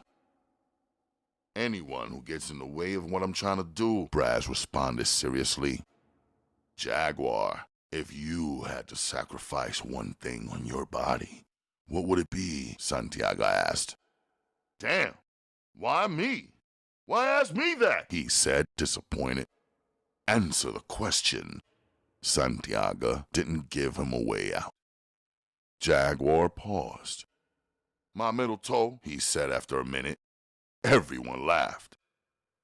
No, seriously, Jaguar said, 'cause I got two on each side of the middle one and I could still walk or run without it, and nobody but my girl would know it was missing. Everyone laughed. Midnight, my man. What is the meaning of life? Santiaga asked me, turning everyone's attention to my reaction. Family. I said just that one word. No one said anything. For seconds, no one moved. Braz asked, Where you from originally? Santiaga looked at me and then answered, I'll pass. Machete asked, Why are you putting money up for this league? Santiaga quickly said, Because we can't let no one else get a monopoly over our young. Machete took one step back, as though the answer was too deep for him. Jaguar asked, Why do you choose us players in the first place? Santiaga said swiftly, Because I know what kind of men to surround myself with. Panama asked, What do you do for a living? Everybody got quiet. He knew it was a dangerous question, and so did we. I'm a businessman, of course, Santiago said with a smile. You know, an entrepreneur. How about that pendant that you wore the last 3 times I saw you? The gold pendant of the baby shoe. Why did you choose that piece? I asked him, truly wanting to know. 'Cause babies are innocent and men are guilty, Santiago said. Then he touched a pendant he was rocking tonight, a 24-karat gold chess piece. It was the queen piece, surrounded by a link made up of 40 gold king crowns. All right, time's up. Now we know each other a little better. Great game. Keep it up until the job is done. He gave us each £1. I was last. Strangely, he gripped my hand when I gave him £1 and pulled me into his embrace. We all walked past the Ferrari to view it from another angle as we left. Purposely, I didn't delay it. It was 10:25 p.m. now. I walked out with a few players and random youth who were still excited and involved in heated conversation, which included reenactments of small pieces of our game. I hopped on the train with a few and rode toward my Brooklyn apartment. I got off 6 stops later. Slowly, I quieted my mind and blocked out any thoughts of basketball, money, or the game. Calmly, I walked by and with anonymous passengers. I went up the stairs, crossed over, and went back down into the subway on the other side and hopped back on the train, moving in the opposite direction. There was a pathway by her house that nobody should be on unless they lived there, and an alley with only one window facing a solid brick wall. I only had a half hour to give. The results would be based strictly on chance. I wouldn't want to attach this act to a lie without his permission. I crouched there, black sweats, black Nikes, my black fitted riding low. Warm weather made my face moist. I could smell the cement, and the trash and traces of spilt Kool-Aid which had attracted a bunch of busy bugs. In only 12 minutes, he came creeping. It must have been his appointment with destiny. He was using the back entrance because he was the type who was hardly ever welcomed willingly through the front door. This time, it cost him. I leapt up from the ground, certain I was nothing but a silhouette in the dark of the night. He was startled, surprised, and unprepared, of course. My guess was that he was used to only fighting girls. Men like him think they'll have a free hand forever. I struck him one precise and powerful blow to his throat, so swift with my right closed fist that when his head tilted forward, he never saw my right leg at a 120-degree angle. My sharp kick made his head stand back up straight and his body fall backward against the wall. I disappeared faster than the mist before his body could even slide down to the ground. They say that a leopard grabs its prey by the throat, drags it, and then rips it apart with his teeth. When he's done, he leaves nothing but blood and broken bones behind. As I moved swiftly, yet calmly, taking 45 seconds to walk through the back streets of Bedford-Stuyvesant and down the stairs of the subway, I thought to myself, Bangs wanted me and her to have a secret. Now we have a secret. Chapter 23. Where is everybody? Ameer said as he entered my Brooklyn apartment for the first time. Everybody like who? I dodged, taking a few steps over to close Uma's bedroom door. Your family, he emphasized, like I should have already known. They're away because I'm going away tomorrow, remember? I told him. Oh yeah, I knew you were going. I didn't know they were going also, he said, looking around my living room. I never corrected him on that matter. I hope you got some food up in here, Ameer demanded. If the red team would have lost tonight, I would only let you get a bowl of hot water. I would put it right there in the corner on the floor. I joked with him. You're lucky y'all won. I still got your $100 though, Ameer said, like he had one up. Yo, give that money to Sensei like I asked you to. Ask him to hold my spot. I pulled some food out of the refrigerator, which Uma had wrapped up and stored. I placed everything on the countertop. Here, you heat it up. I'll be right back. In my room, I moved my duffel bag onto my bed and took some personal items that belonged to my wife and packed them inside. I ignored my new Armani suit hanging in my closet. Hey, how come this food is all crushed up? Ameer yelled from the kitchen. It tastes good. Just heat it on a low flame. I hollered back. It smells good, but damn, it's like baby food, he complained. I didn't bother telling him the answers Uma would have given, that Sudanese foods like eggplant and chickpeas and beans and lentils, often ground and merged with delicious spices. It's great for your digestion, and Americans would eat them in this manner if they knew better. There should be some lemon chicken breasts in there. Try 'em. Heat mine, too, I told him. What the f*** do I look like, your f***ing housemaid? Just do it. You're doing yours anyway. I gotta make an important phone call, I told him. You got any Wonder Bread? He yelled back. I only eat Wonder Bread.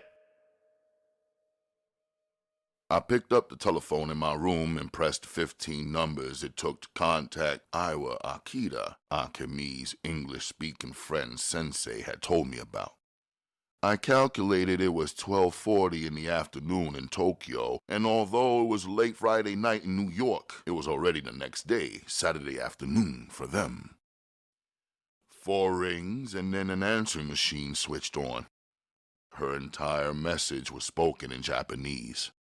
All I understood was the beep. Peace, Akita-san. This is Mayonaka calling for Akemi. She left your phone number as a contact. Thank you for helping us with our communication.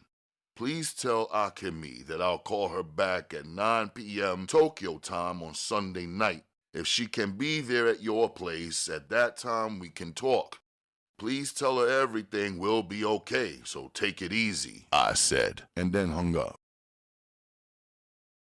My plan was to arrive at Narita Airport in Japan at 8 p.m. Tokyo time, clear customs, and give Iwa Akita a call at 9 p.m. and arrange to meet up with my wife on the spot. I already knew I couldn't stand to hear her crying over the phone while I stood uselessly 7,000 miles away. Face to face was my true desire and only strategy. True, I knew that I had conflicting information. I had 2 addresses for her father, and one in Ginza and the other in Roppongi. I had the telephone number for Iwa Akita, who was staying somewhere in Tokyo, which led me to believe that Akemi was somewhere in Tokyo.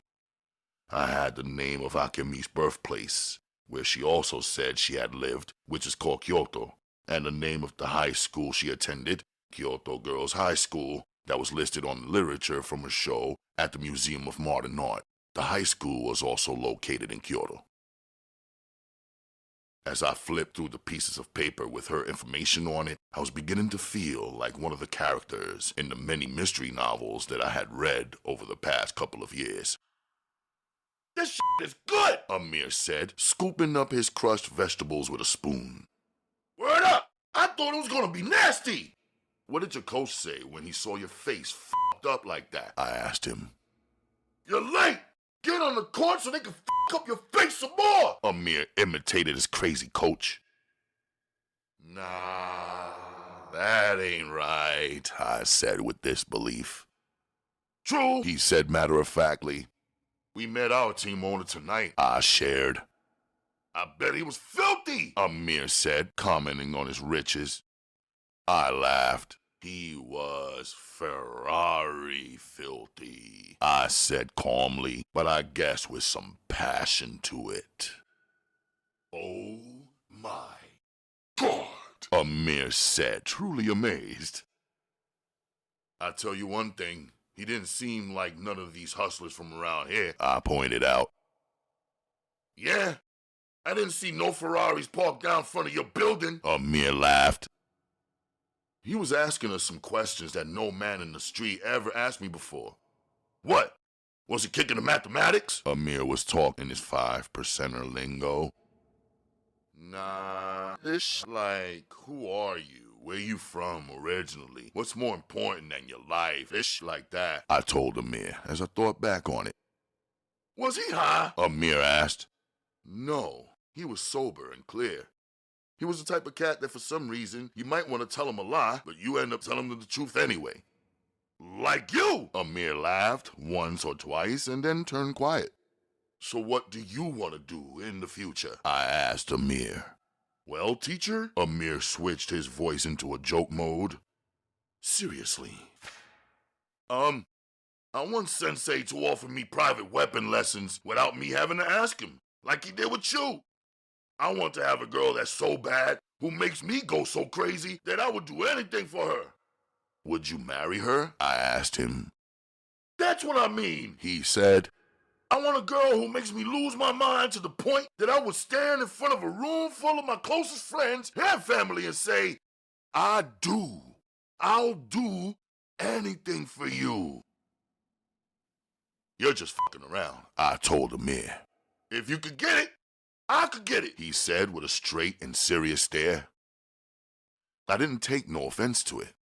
I thought if him looking at me trying to do the right thing made him want to do better in life, then all praise is due to Allah. And I want my father to respect me, Ameer said. Want him to see me do good in life. And on his own, without my mom's encouragement, I want him to say, son, you did good. You did even better than me. Ameer looked like he was speaking to me, honestly, while recalling something else. But with all jokes aside, finally, it sounded like he was saying something true that he actually felt and meant. Later that night, after my bags were all packed, I threw Ameer a light blanket in the pillow. I dug my television out of my closet and set it on the table in the living room so he could watch it. I had to hear 10 minutes of his jokes about my small television set, an antique, Ameer declared. Then he called me Fred Sanford, a name that I didn't know. Next, he accused me of treating him like Grady, another man I never heard of. Then he asked for a wire coat hanger. I handed him one. He threw it back at me and told me to stick it in the hole on top of the TV. Move it to the left, he laughed. I moved it and then up. Okay, stand there, just like that. Don't let it go. He cracked up. I dropped the wire hanger, left the room, and prepared myself for a make-up prayer. Ameer, still laughing, fell to the floor from his couch. I made the prayer in my room on top of a clean towel. First standing, Allahu Akbar, which simply means God is the greatest, and then bending and eventually putting my head to the floor.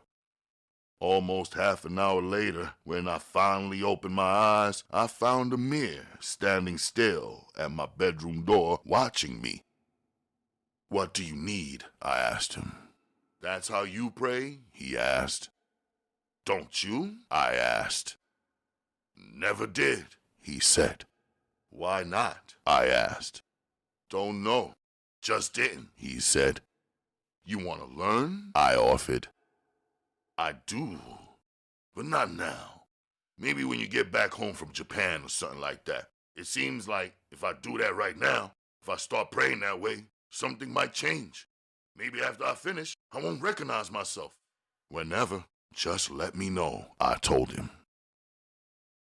In my prayers, I had asked that we make it through the night without a rude banging on my front door, a gang of officers coming to take me away for assault with a deadly weapon, my feet and my hands. I had known what had to be done since the day that Bang's body shook with anger, the night her uncle snatched away her baby. I also knew I had to separate my Uma and my sister from anything that I might do. I had to execute it swiftly and immediately afterward to be joined by one or more people whom I could use as an alibi in case there was an investigation. I knew I needed everyone to see me at that ball game last night and to also see me leave the game along with others. I also was certain that everything could go terribly wrong, but I calmed myself to accept that however it ended up going was how it was supposed to go. If Bangs' uncle hadn't been at her house, my plan would have failed, and I would have had to leave for Tokyo with the task undone. If her uncle had never come out of the house or stepped through the alley within the amount of time I had allotted myself, then nothing would have happened to him. I concluded that if he hadn't deserved it somehow, if it wasn't supposed to be me who avenged him for abusing Bangs, then he would have been nowhere in her vicinity. I had faced the dilemma like a complicated riddle. Admittedly, I even tried to excuse myself from doing anything about it. One voice in my mind argued, Bangs is not my wife. If something goes wrong with me defending Banks, I could miss out on rescuing my real wife, who I do love immensely, and to who I am willingly responsible. Then the same voice argued, maybe Bangs is in this trouble because of something she did. But in the end, I thought to myself that Bangs' uncle was worse than a vulture, a creature that at least waits till after a death to pluck and pull at the flesh. Her uncle was a man who did every fucked up thing he could get away with, because he was confident either that every other man was doing the same thing as him, or every other man was absent, or every other man was too much of a coward to take him out. For me, it became a matter that almost wasn't about bangs. It was about men needing to check other men and make sure they respect some boundaries and limits. And I knew from the moment that I got here on American soil in the Brooklyn borough that some of these just had to go.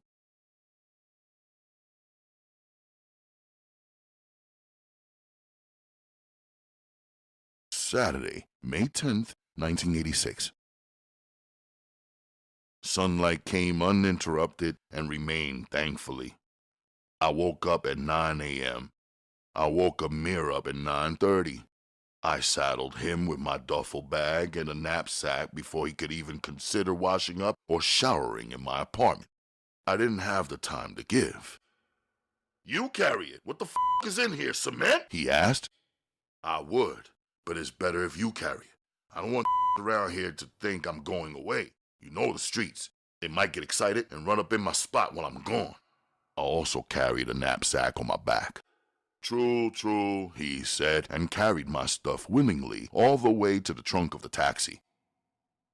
Pull over on the right corner for a minute, I told the cab driver when we reached the subway entrance.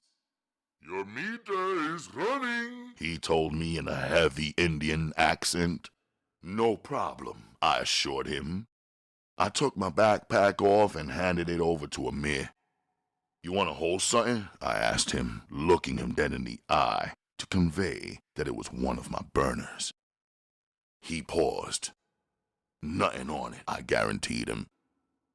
Hell yeah. Word up, he said calmly. Hold it for me, I told him.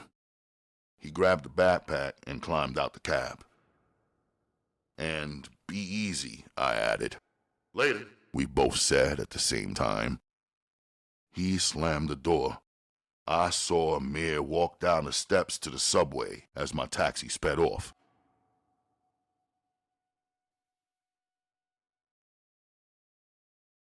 Chapter 24. Even though the two living spaces at the Ghazzali home were separate, the scent of Sudanese foods being prepared was not. The entire place was filled with the warmth of spring and the sense of Khartoum. I placed my duffel down and walked to the back room looking for Uma. I found her in her new bedroom, seated on her blanket, a pen in one hand and surrounded by papers. I wondered why, even though I knocked, she did not answer. Gently, I pushed her door open. Oddly, she did not look up at me. Uma, I called. She shook her head, used her right hand to move her hair from out of her face, wiped away a few tears, and finally held her head up to face me. Seeing her expression, I couldn't speak. She looked me over with a slow study. Allah is merciful, she said. I heard these kinds of words many times, but not with the same kind of sorrow. I had a feeling last night. Uma said. In the evening, it was just an anxious feeling. Then about 10 o'clock at night, it was a feeling of great joy. Then, less than an hour later, my joy turned to a feeling of vulnerability, great danger.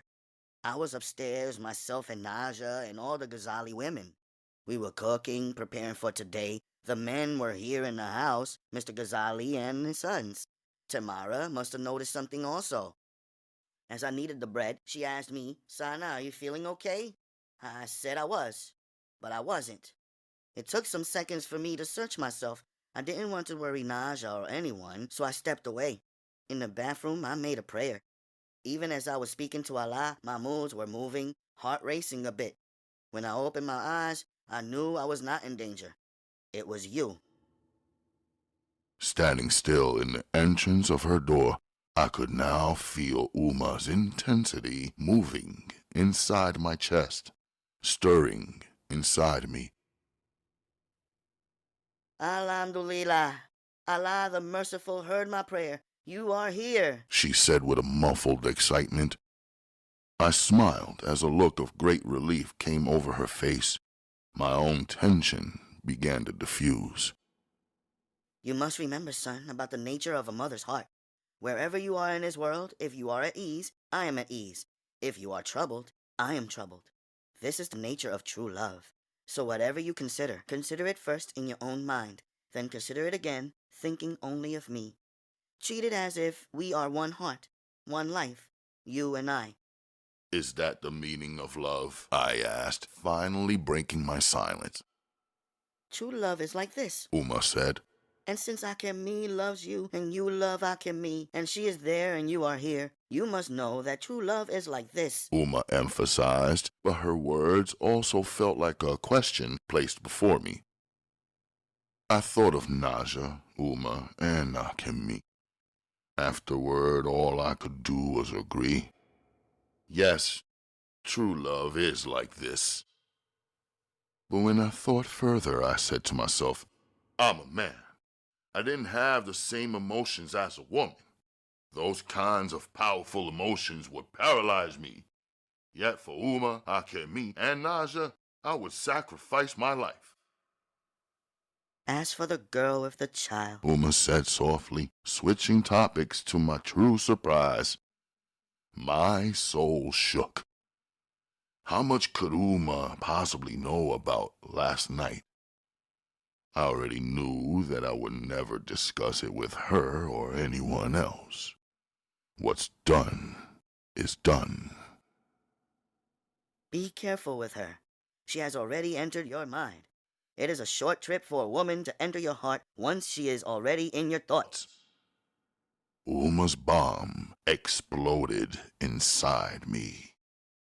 I didn't react, and Uma didn't reveal that she was aware of the intensity of her words, although we both knew their strength and impact and meaning. And you already have 3 women living in your heart. Your mother, your wife, and your sister. It is already a lot for a young man. Carry only what you can carry well and properly. The rest must be carried by other men. Each man should do his part.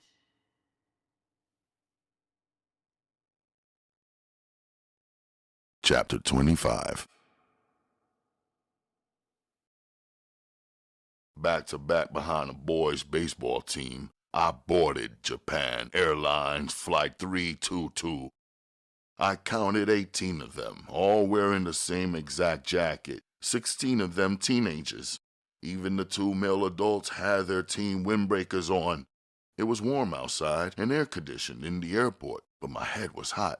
I had a list of things revolving in my brain while my eyes monitored everything and everyone. My heart hoping there wouldn't be one hitch before takeoff. A sudden voice calling me, Hey you, step out of the line. But it didn't happen. I had moved smoothly through the scanners, metal detectors, and airport security. So far, so good.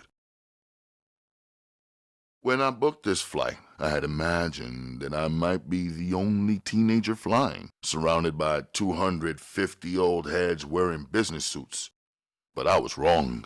It was Saturday late afternoon, and the gate had been filled with all types and ages, a number of teens in T-shirts, all of them organized, quiet, and preoccupied by some toy or technology or book. Some were having excited conversations, softer than a murmur, and only their faces revealed emotion. Directions were spoken in a soft, polite voice, first in Japanese, then in English. I reached my seat, an aisle seat at the bulkhead in coach class, so there was no one seated in front of me. I had room to stretch my legs. I placed 2 bags in the overhead compartment before sitting down. I loosened the laces on my tan suede clogs and unbuttoned the top 2 buttons on my suede Ralph Lauren shirt. I ran my hand over my fresh Caesar cut and fastened my seatbelt. I glanced at my date just. 20 minutes till takeoff.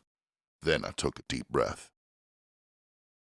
As passengers filed in, searching for their seats and wheeling their carry-ons behind them, I put in my earplugs and turned on my music. I took the black case from my pocket, removed my new Gucci sunglasses, and eased them over my eyes. The darkening of the cabin and all the images that surrounded me soothed me some. Sudana had gifted me these and insisted that I open her gift right then and there as she and everyone else watched. I never expected the royal send-off, the gifts and celebration that Naja, and the Ghazzalis had prepared for me. It was a sweet gesture and a magical meal made with great care and a deep love. From how the dishes were positioned on the table, to the look and garnishings on the food, to the aroma they created in the Ghazzali home. The taste and blend of the spices was through and through, and as she stood there dressed in royal robes that she made and beaded by her hand, it was simple for me to see that this was all an expression of a mother's true love for her son. Despite me being tired and stressed and having an endless checklist churning in my mind, I was moved.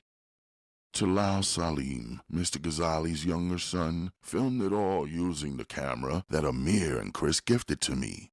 Then Naja threw the whole place into a frenzy when the frog leapt out of her pocket and onto the table where the food was still being admired. The green creature was lucky he had not leapt into the steaming soup pot. I'm sorry, I'll catch him. Naja jumped up from her seat and chased it. Uma and Mrs. Ghazzali stood shocked. Mustafa Salim helped Naja while Talal kept filming and the Ghazzali daughters just laughed. I found him in the backyard, Naja confessed, cupping the captured frog between her 2 palms. Sudana! Naja began, almost snitching. I looked at Sudana. She gave Naja a stern look and placed 1 finger by her lips. Naja understood immediately and changed the direction of her talk. His name is Panic because every time people see him, that's how they act, but I don't know why. Naja said, peeking in at her frog. Naja, put him back outside. Uma said softly. And then wash your hands and return to the table. Yes, Uma. Naja agreed immediately, exaggerating her obedience. I knew she had a plan. I looked at my sister and smiled, my stress easing some.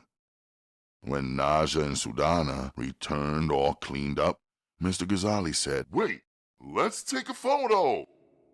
Talal is already filming. Basima, his eldest daughter, pointed out. A photo? With my camera? Mr. Ghazzali insisted, pointing out that the movie camera would be leaving with me when I left. As everyone stood and merged together for the photo, I looked toward Uma, who was looking toward me. A memory as swift and impossible to catch as lightning flashing through a cloud shot through my mind, and I was certain it shot through Uma's also. It was a memory of our last night living in the Sudan, though no one knew it would be our last. Our big family was gathered together. A photographer whom my father had hired called out suggestions for how each of us should sit or stand to be captured in his lens. We were all dressed in our best, my father, seeming taller than a tree, and more important than the sky, had his 3 wives and most of our family present. Mr. Ghazzali clicked 3 photos. He then handed his camera to his wife, gathered all of us men, and Mrs. Ghazzali clicked the photo of Mr. Ghazzali, myself, Mustafa, and Talil. Then we all prayed and ate together. Afterward, we all resisted the power of sumptuous handmade food and spices that push people into relaxed postures. Uma and the other females piled gifts for me onto the table where only the desserts remained. Mr. Ghazzali leaned on me to get moving or risk missing my 6 p.m. flight.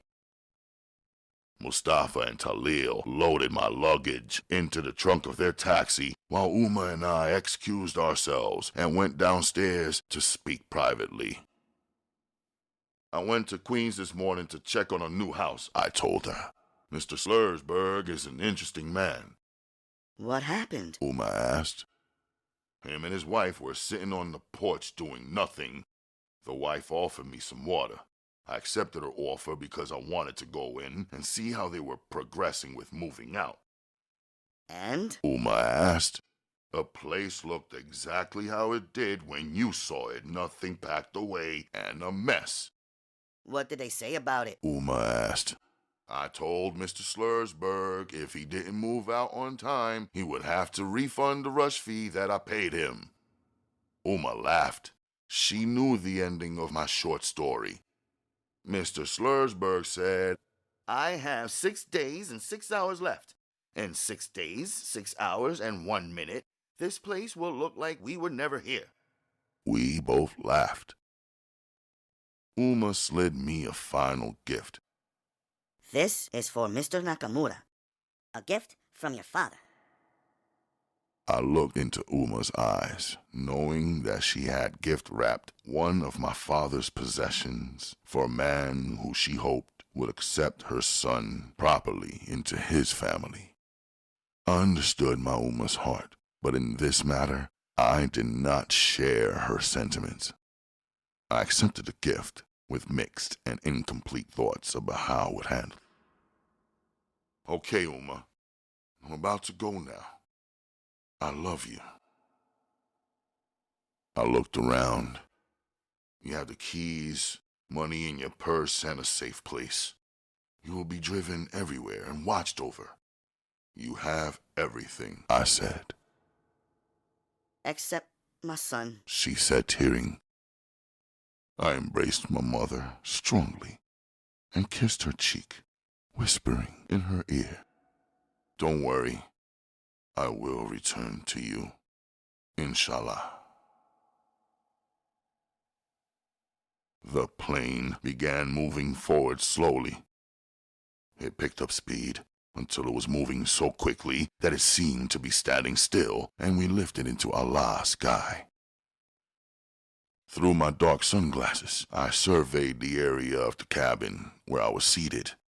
Every seat seemed occupied, and the crowd was almost completely Japanese. As the air conditioning blew out above each seat, some people wrapped themselves in blankets. A few passengers reclined their seats. Some slid black face masks over their eyes to seclude themselves. Some men read newspapers and others read books. There was a 14-hour flight ahead of us, and people seemed the opposite of anxious. They appeared relaxed and well-prepared. Here was a place so different from my Brooklyn block. No matter how young or old, everyone on board was going somewhere for a specific reason and had paid a premium price. Everyone was peaceful, probably hoping for the same thing, a safe flight. My side seat tray was down already. Would you like a drink? The petite flight attendant asked. She was the only European, blonde, her blouse crisp and spotless, her hands clasped in front of her, the same as the Japanese flight attendants working the aisles. The drink cart was behind her. I pulled one of my earplugs out. Nah. No, thank you, I answered, holding down my stack of index cards in my left hand and my marker in my right hand. My English to Japanese word and phrase dictionary was laid out on a tray. She smiled and asked, Will you teach yourself Japanese in... She checked her watch. 13 hours? No, just a few words, I replied with a smile. She smiled back. and turned to serve the passenger seated across from me, using both English and the Japanese language with ease. There was a pattern of requests for green tea by the elders and Diet Coke by the young. Businessmen requested drinks, Asahi, which is a Japanese beer, sake, and hard liquor as well. I went back to thinking of the most useful words and phrases that I needed to know while moving around in Japan. Then I looked them up in English and learned the Japanese tradition. I'd write it down on the index card in Japanese on the front of my cards. Then I'd write the answer key in English on the back of the card. So far, I had completed 52 study cards, and I was aiming for around 100 or 150. Mito, I'm Yuka. Some girl said to me. She was walking past my seat for the second time. Let's trade music. She offered with excited eyes. You are listening to music, aren't you? Yeah, I answered. So let's trade. I'm in seat 42A on the aisle right up here. She pointed to a more forward area, but I believed it was still part of the coach section. What kind of music are you listening to? I asked her. You see, here. She handed me her headphones that she had been wearing around her neck like a necklace. She used her left hand to touch the wire of my earphones, so sure that I would lend them to her. So I did. Arigato, she said softly with great excitement. She then continued forward toward her seat, her slim legs swishing in some new Levi's. She wore black Adidas on her feet and rocked her small purse on her backside instead of in front of her or on her side like most American girls did. The brief exchange with Yuka got my mind to roaming. For the past week in Brooklyn, I hadn't had the ease or comfort to let my thoughts run free. Like sand spilling through the narrow passage in an hourglass, I had been in a mad race against time. I had to focus, control, and execute precisely. Now I laid my study cards down and then closed my eyes. The end of Book 1.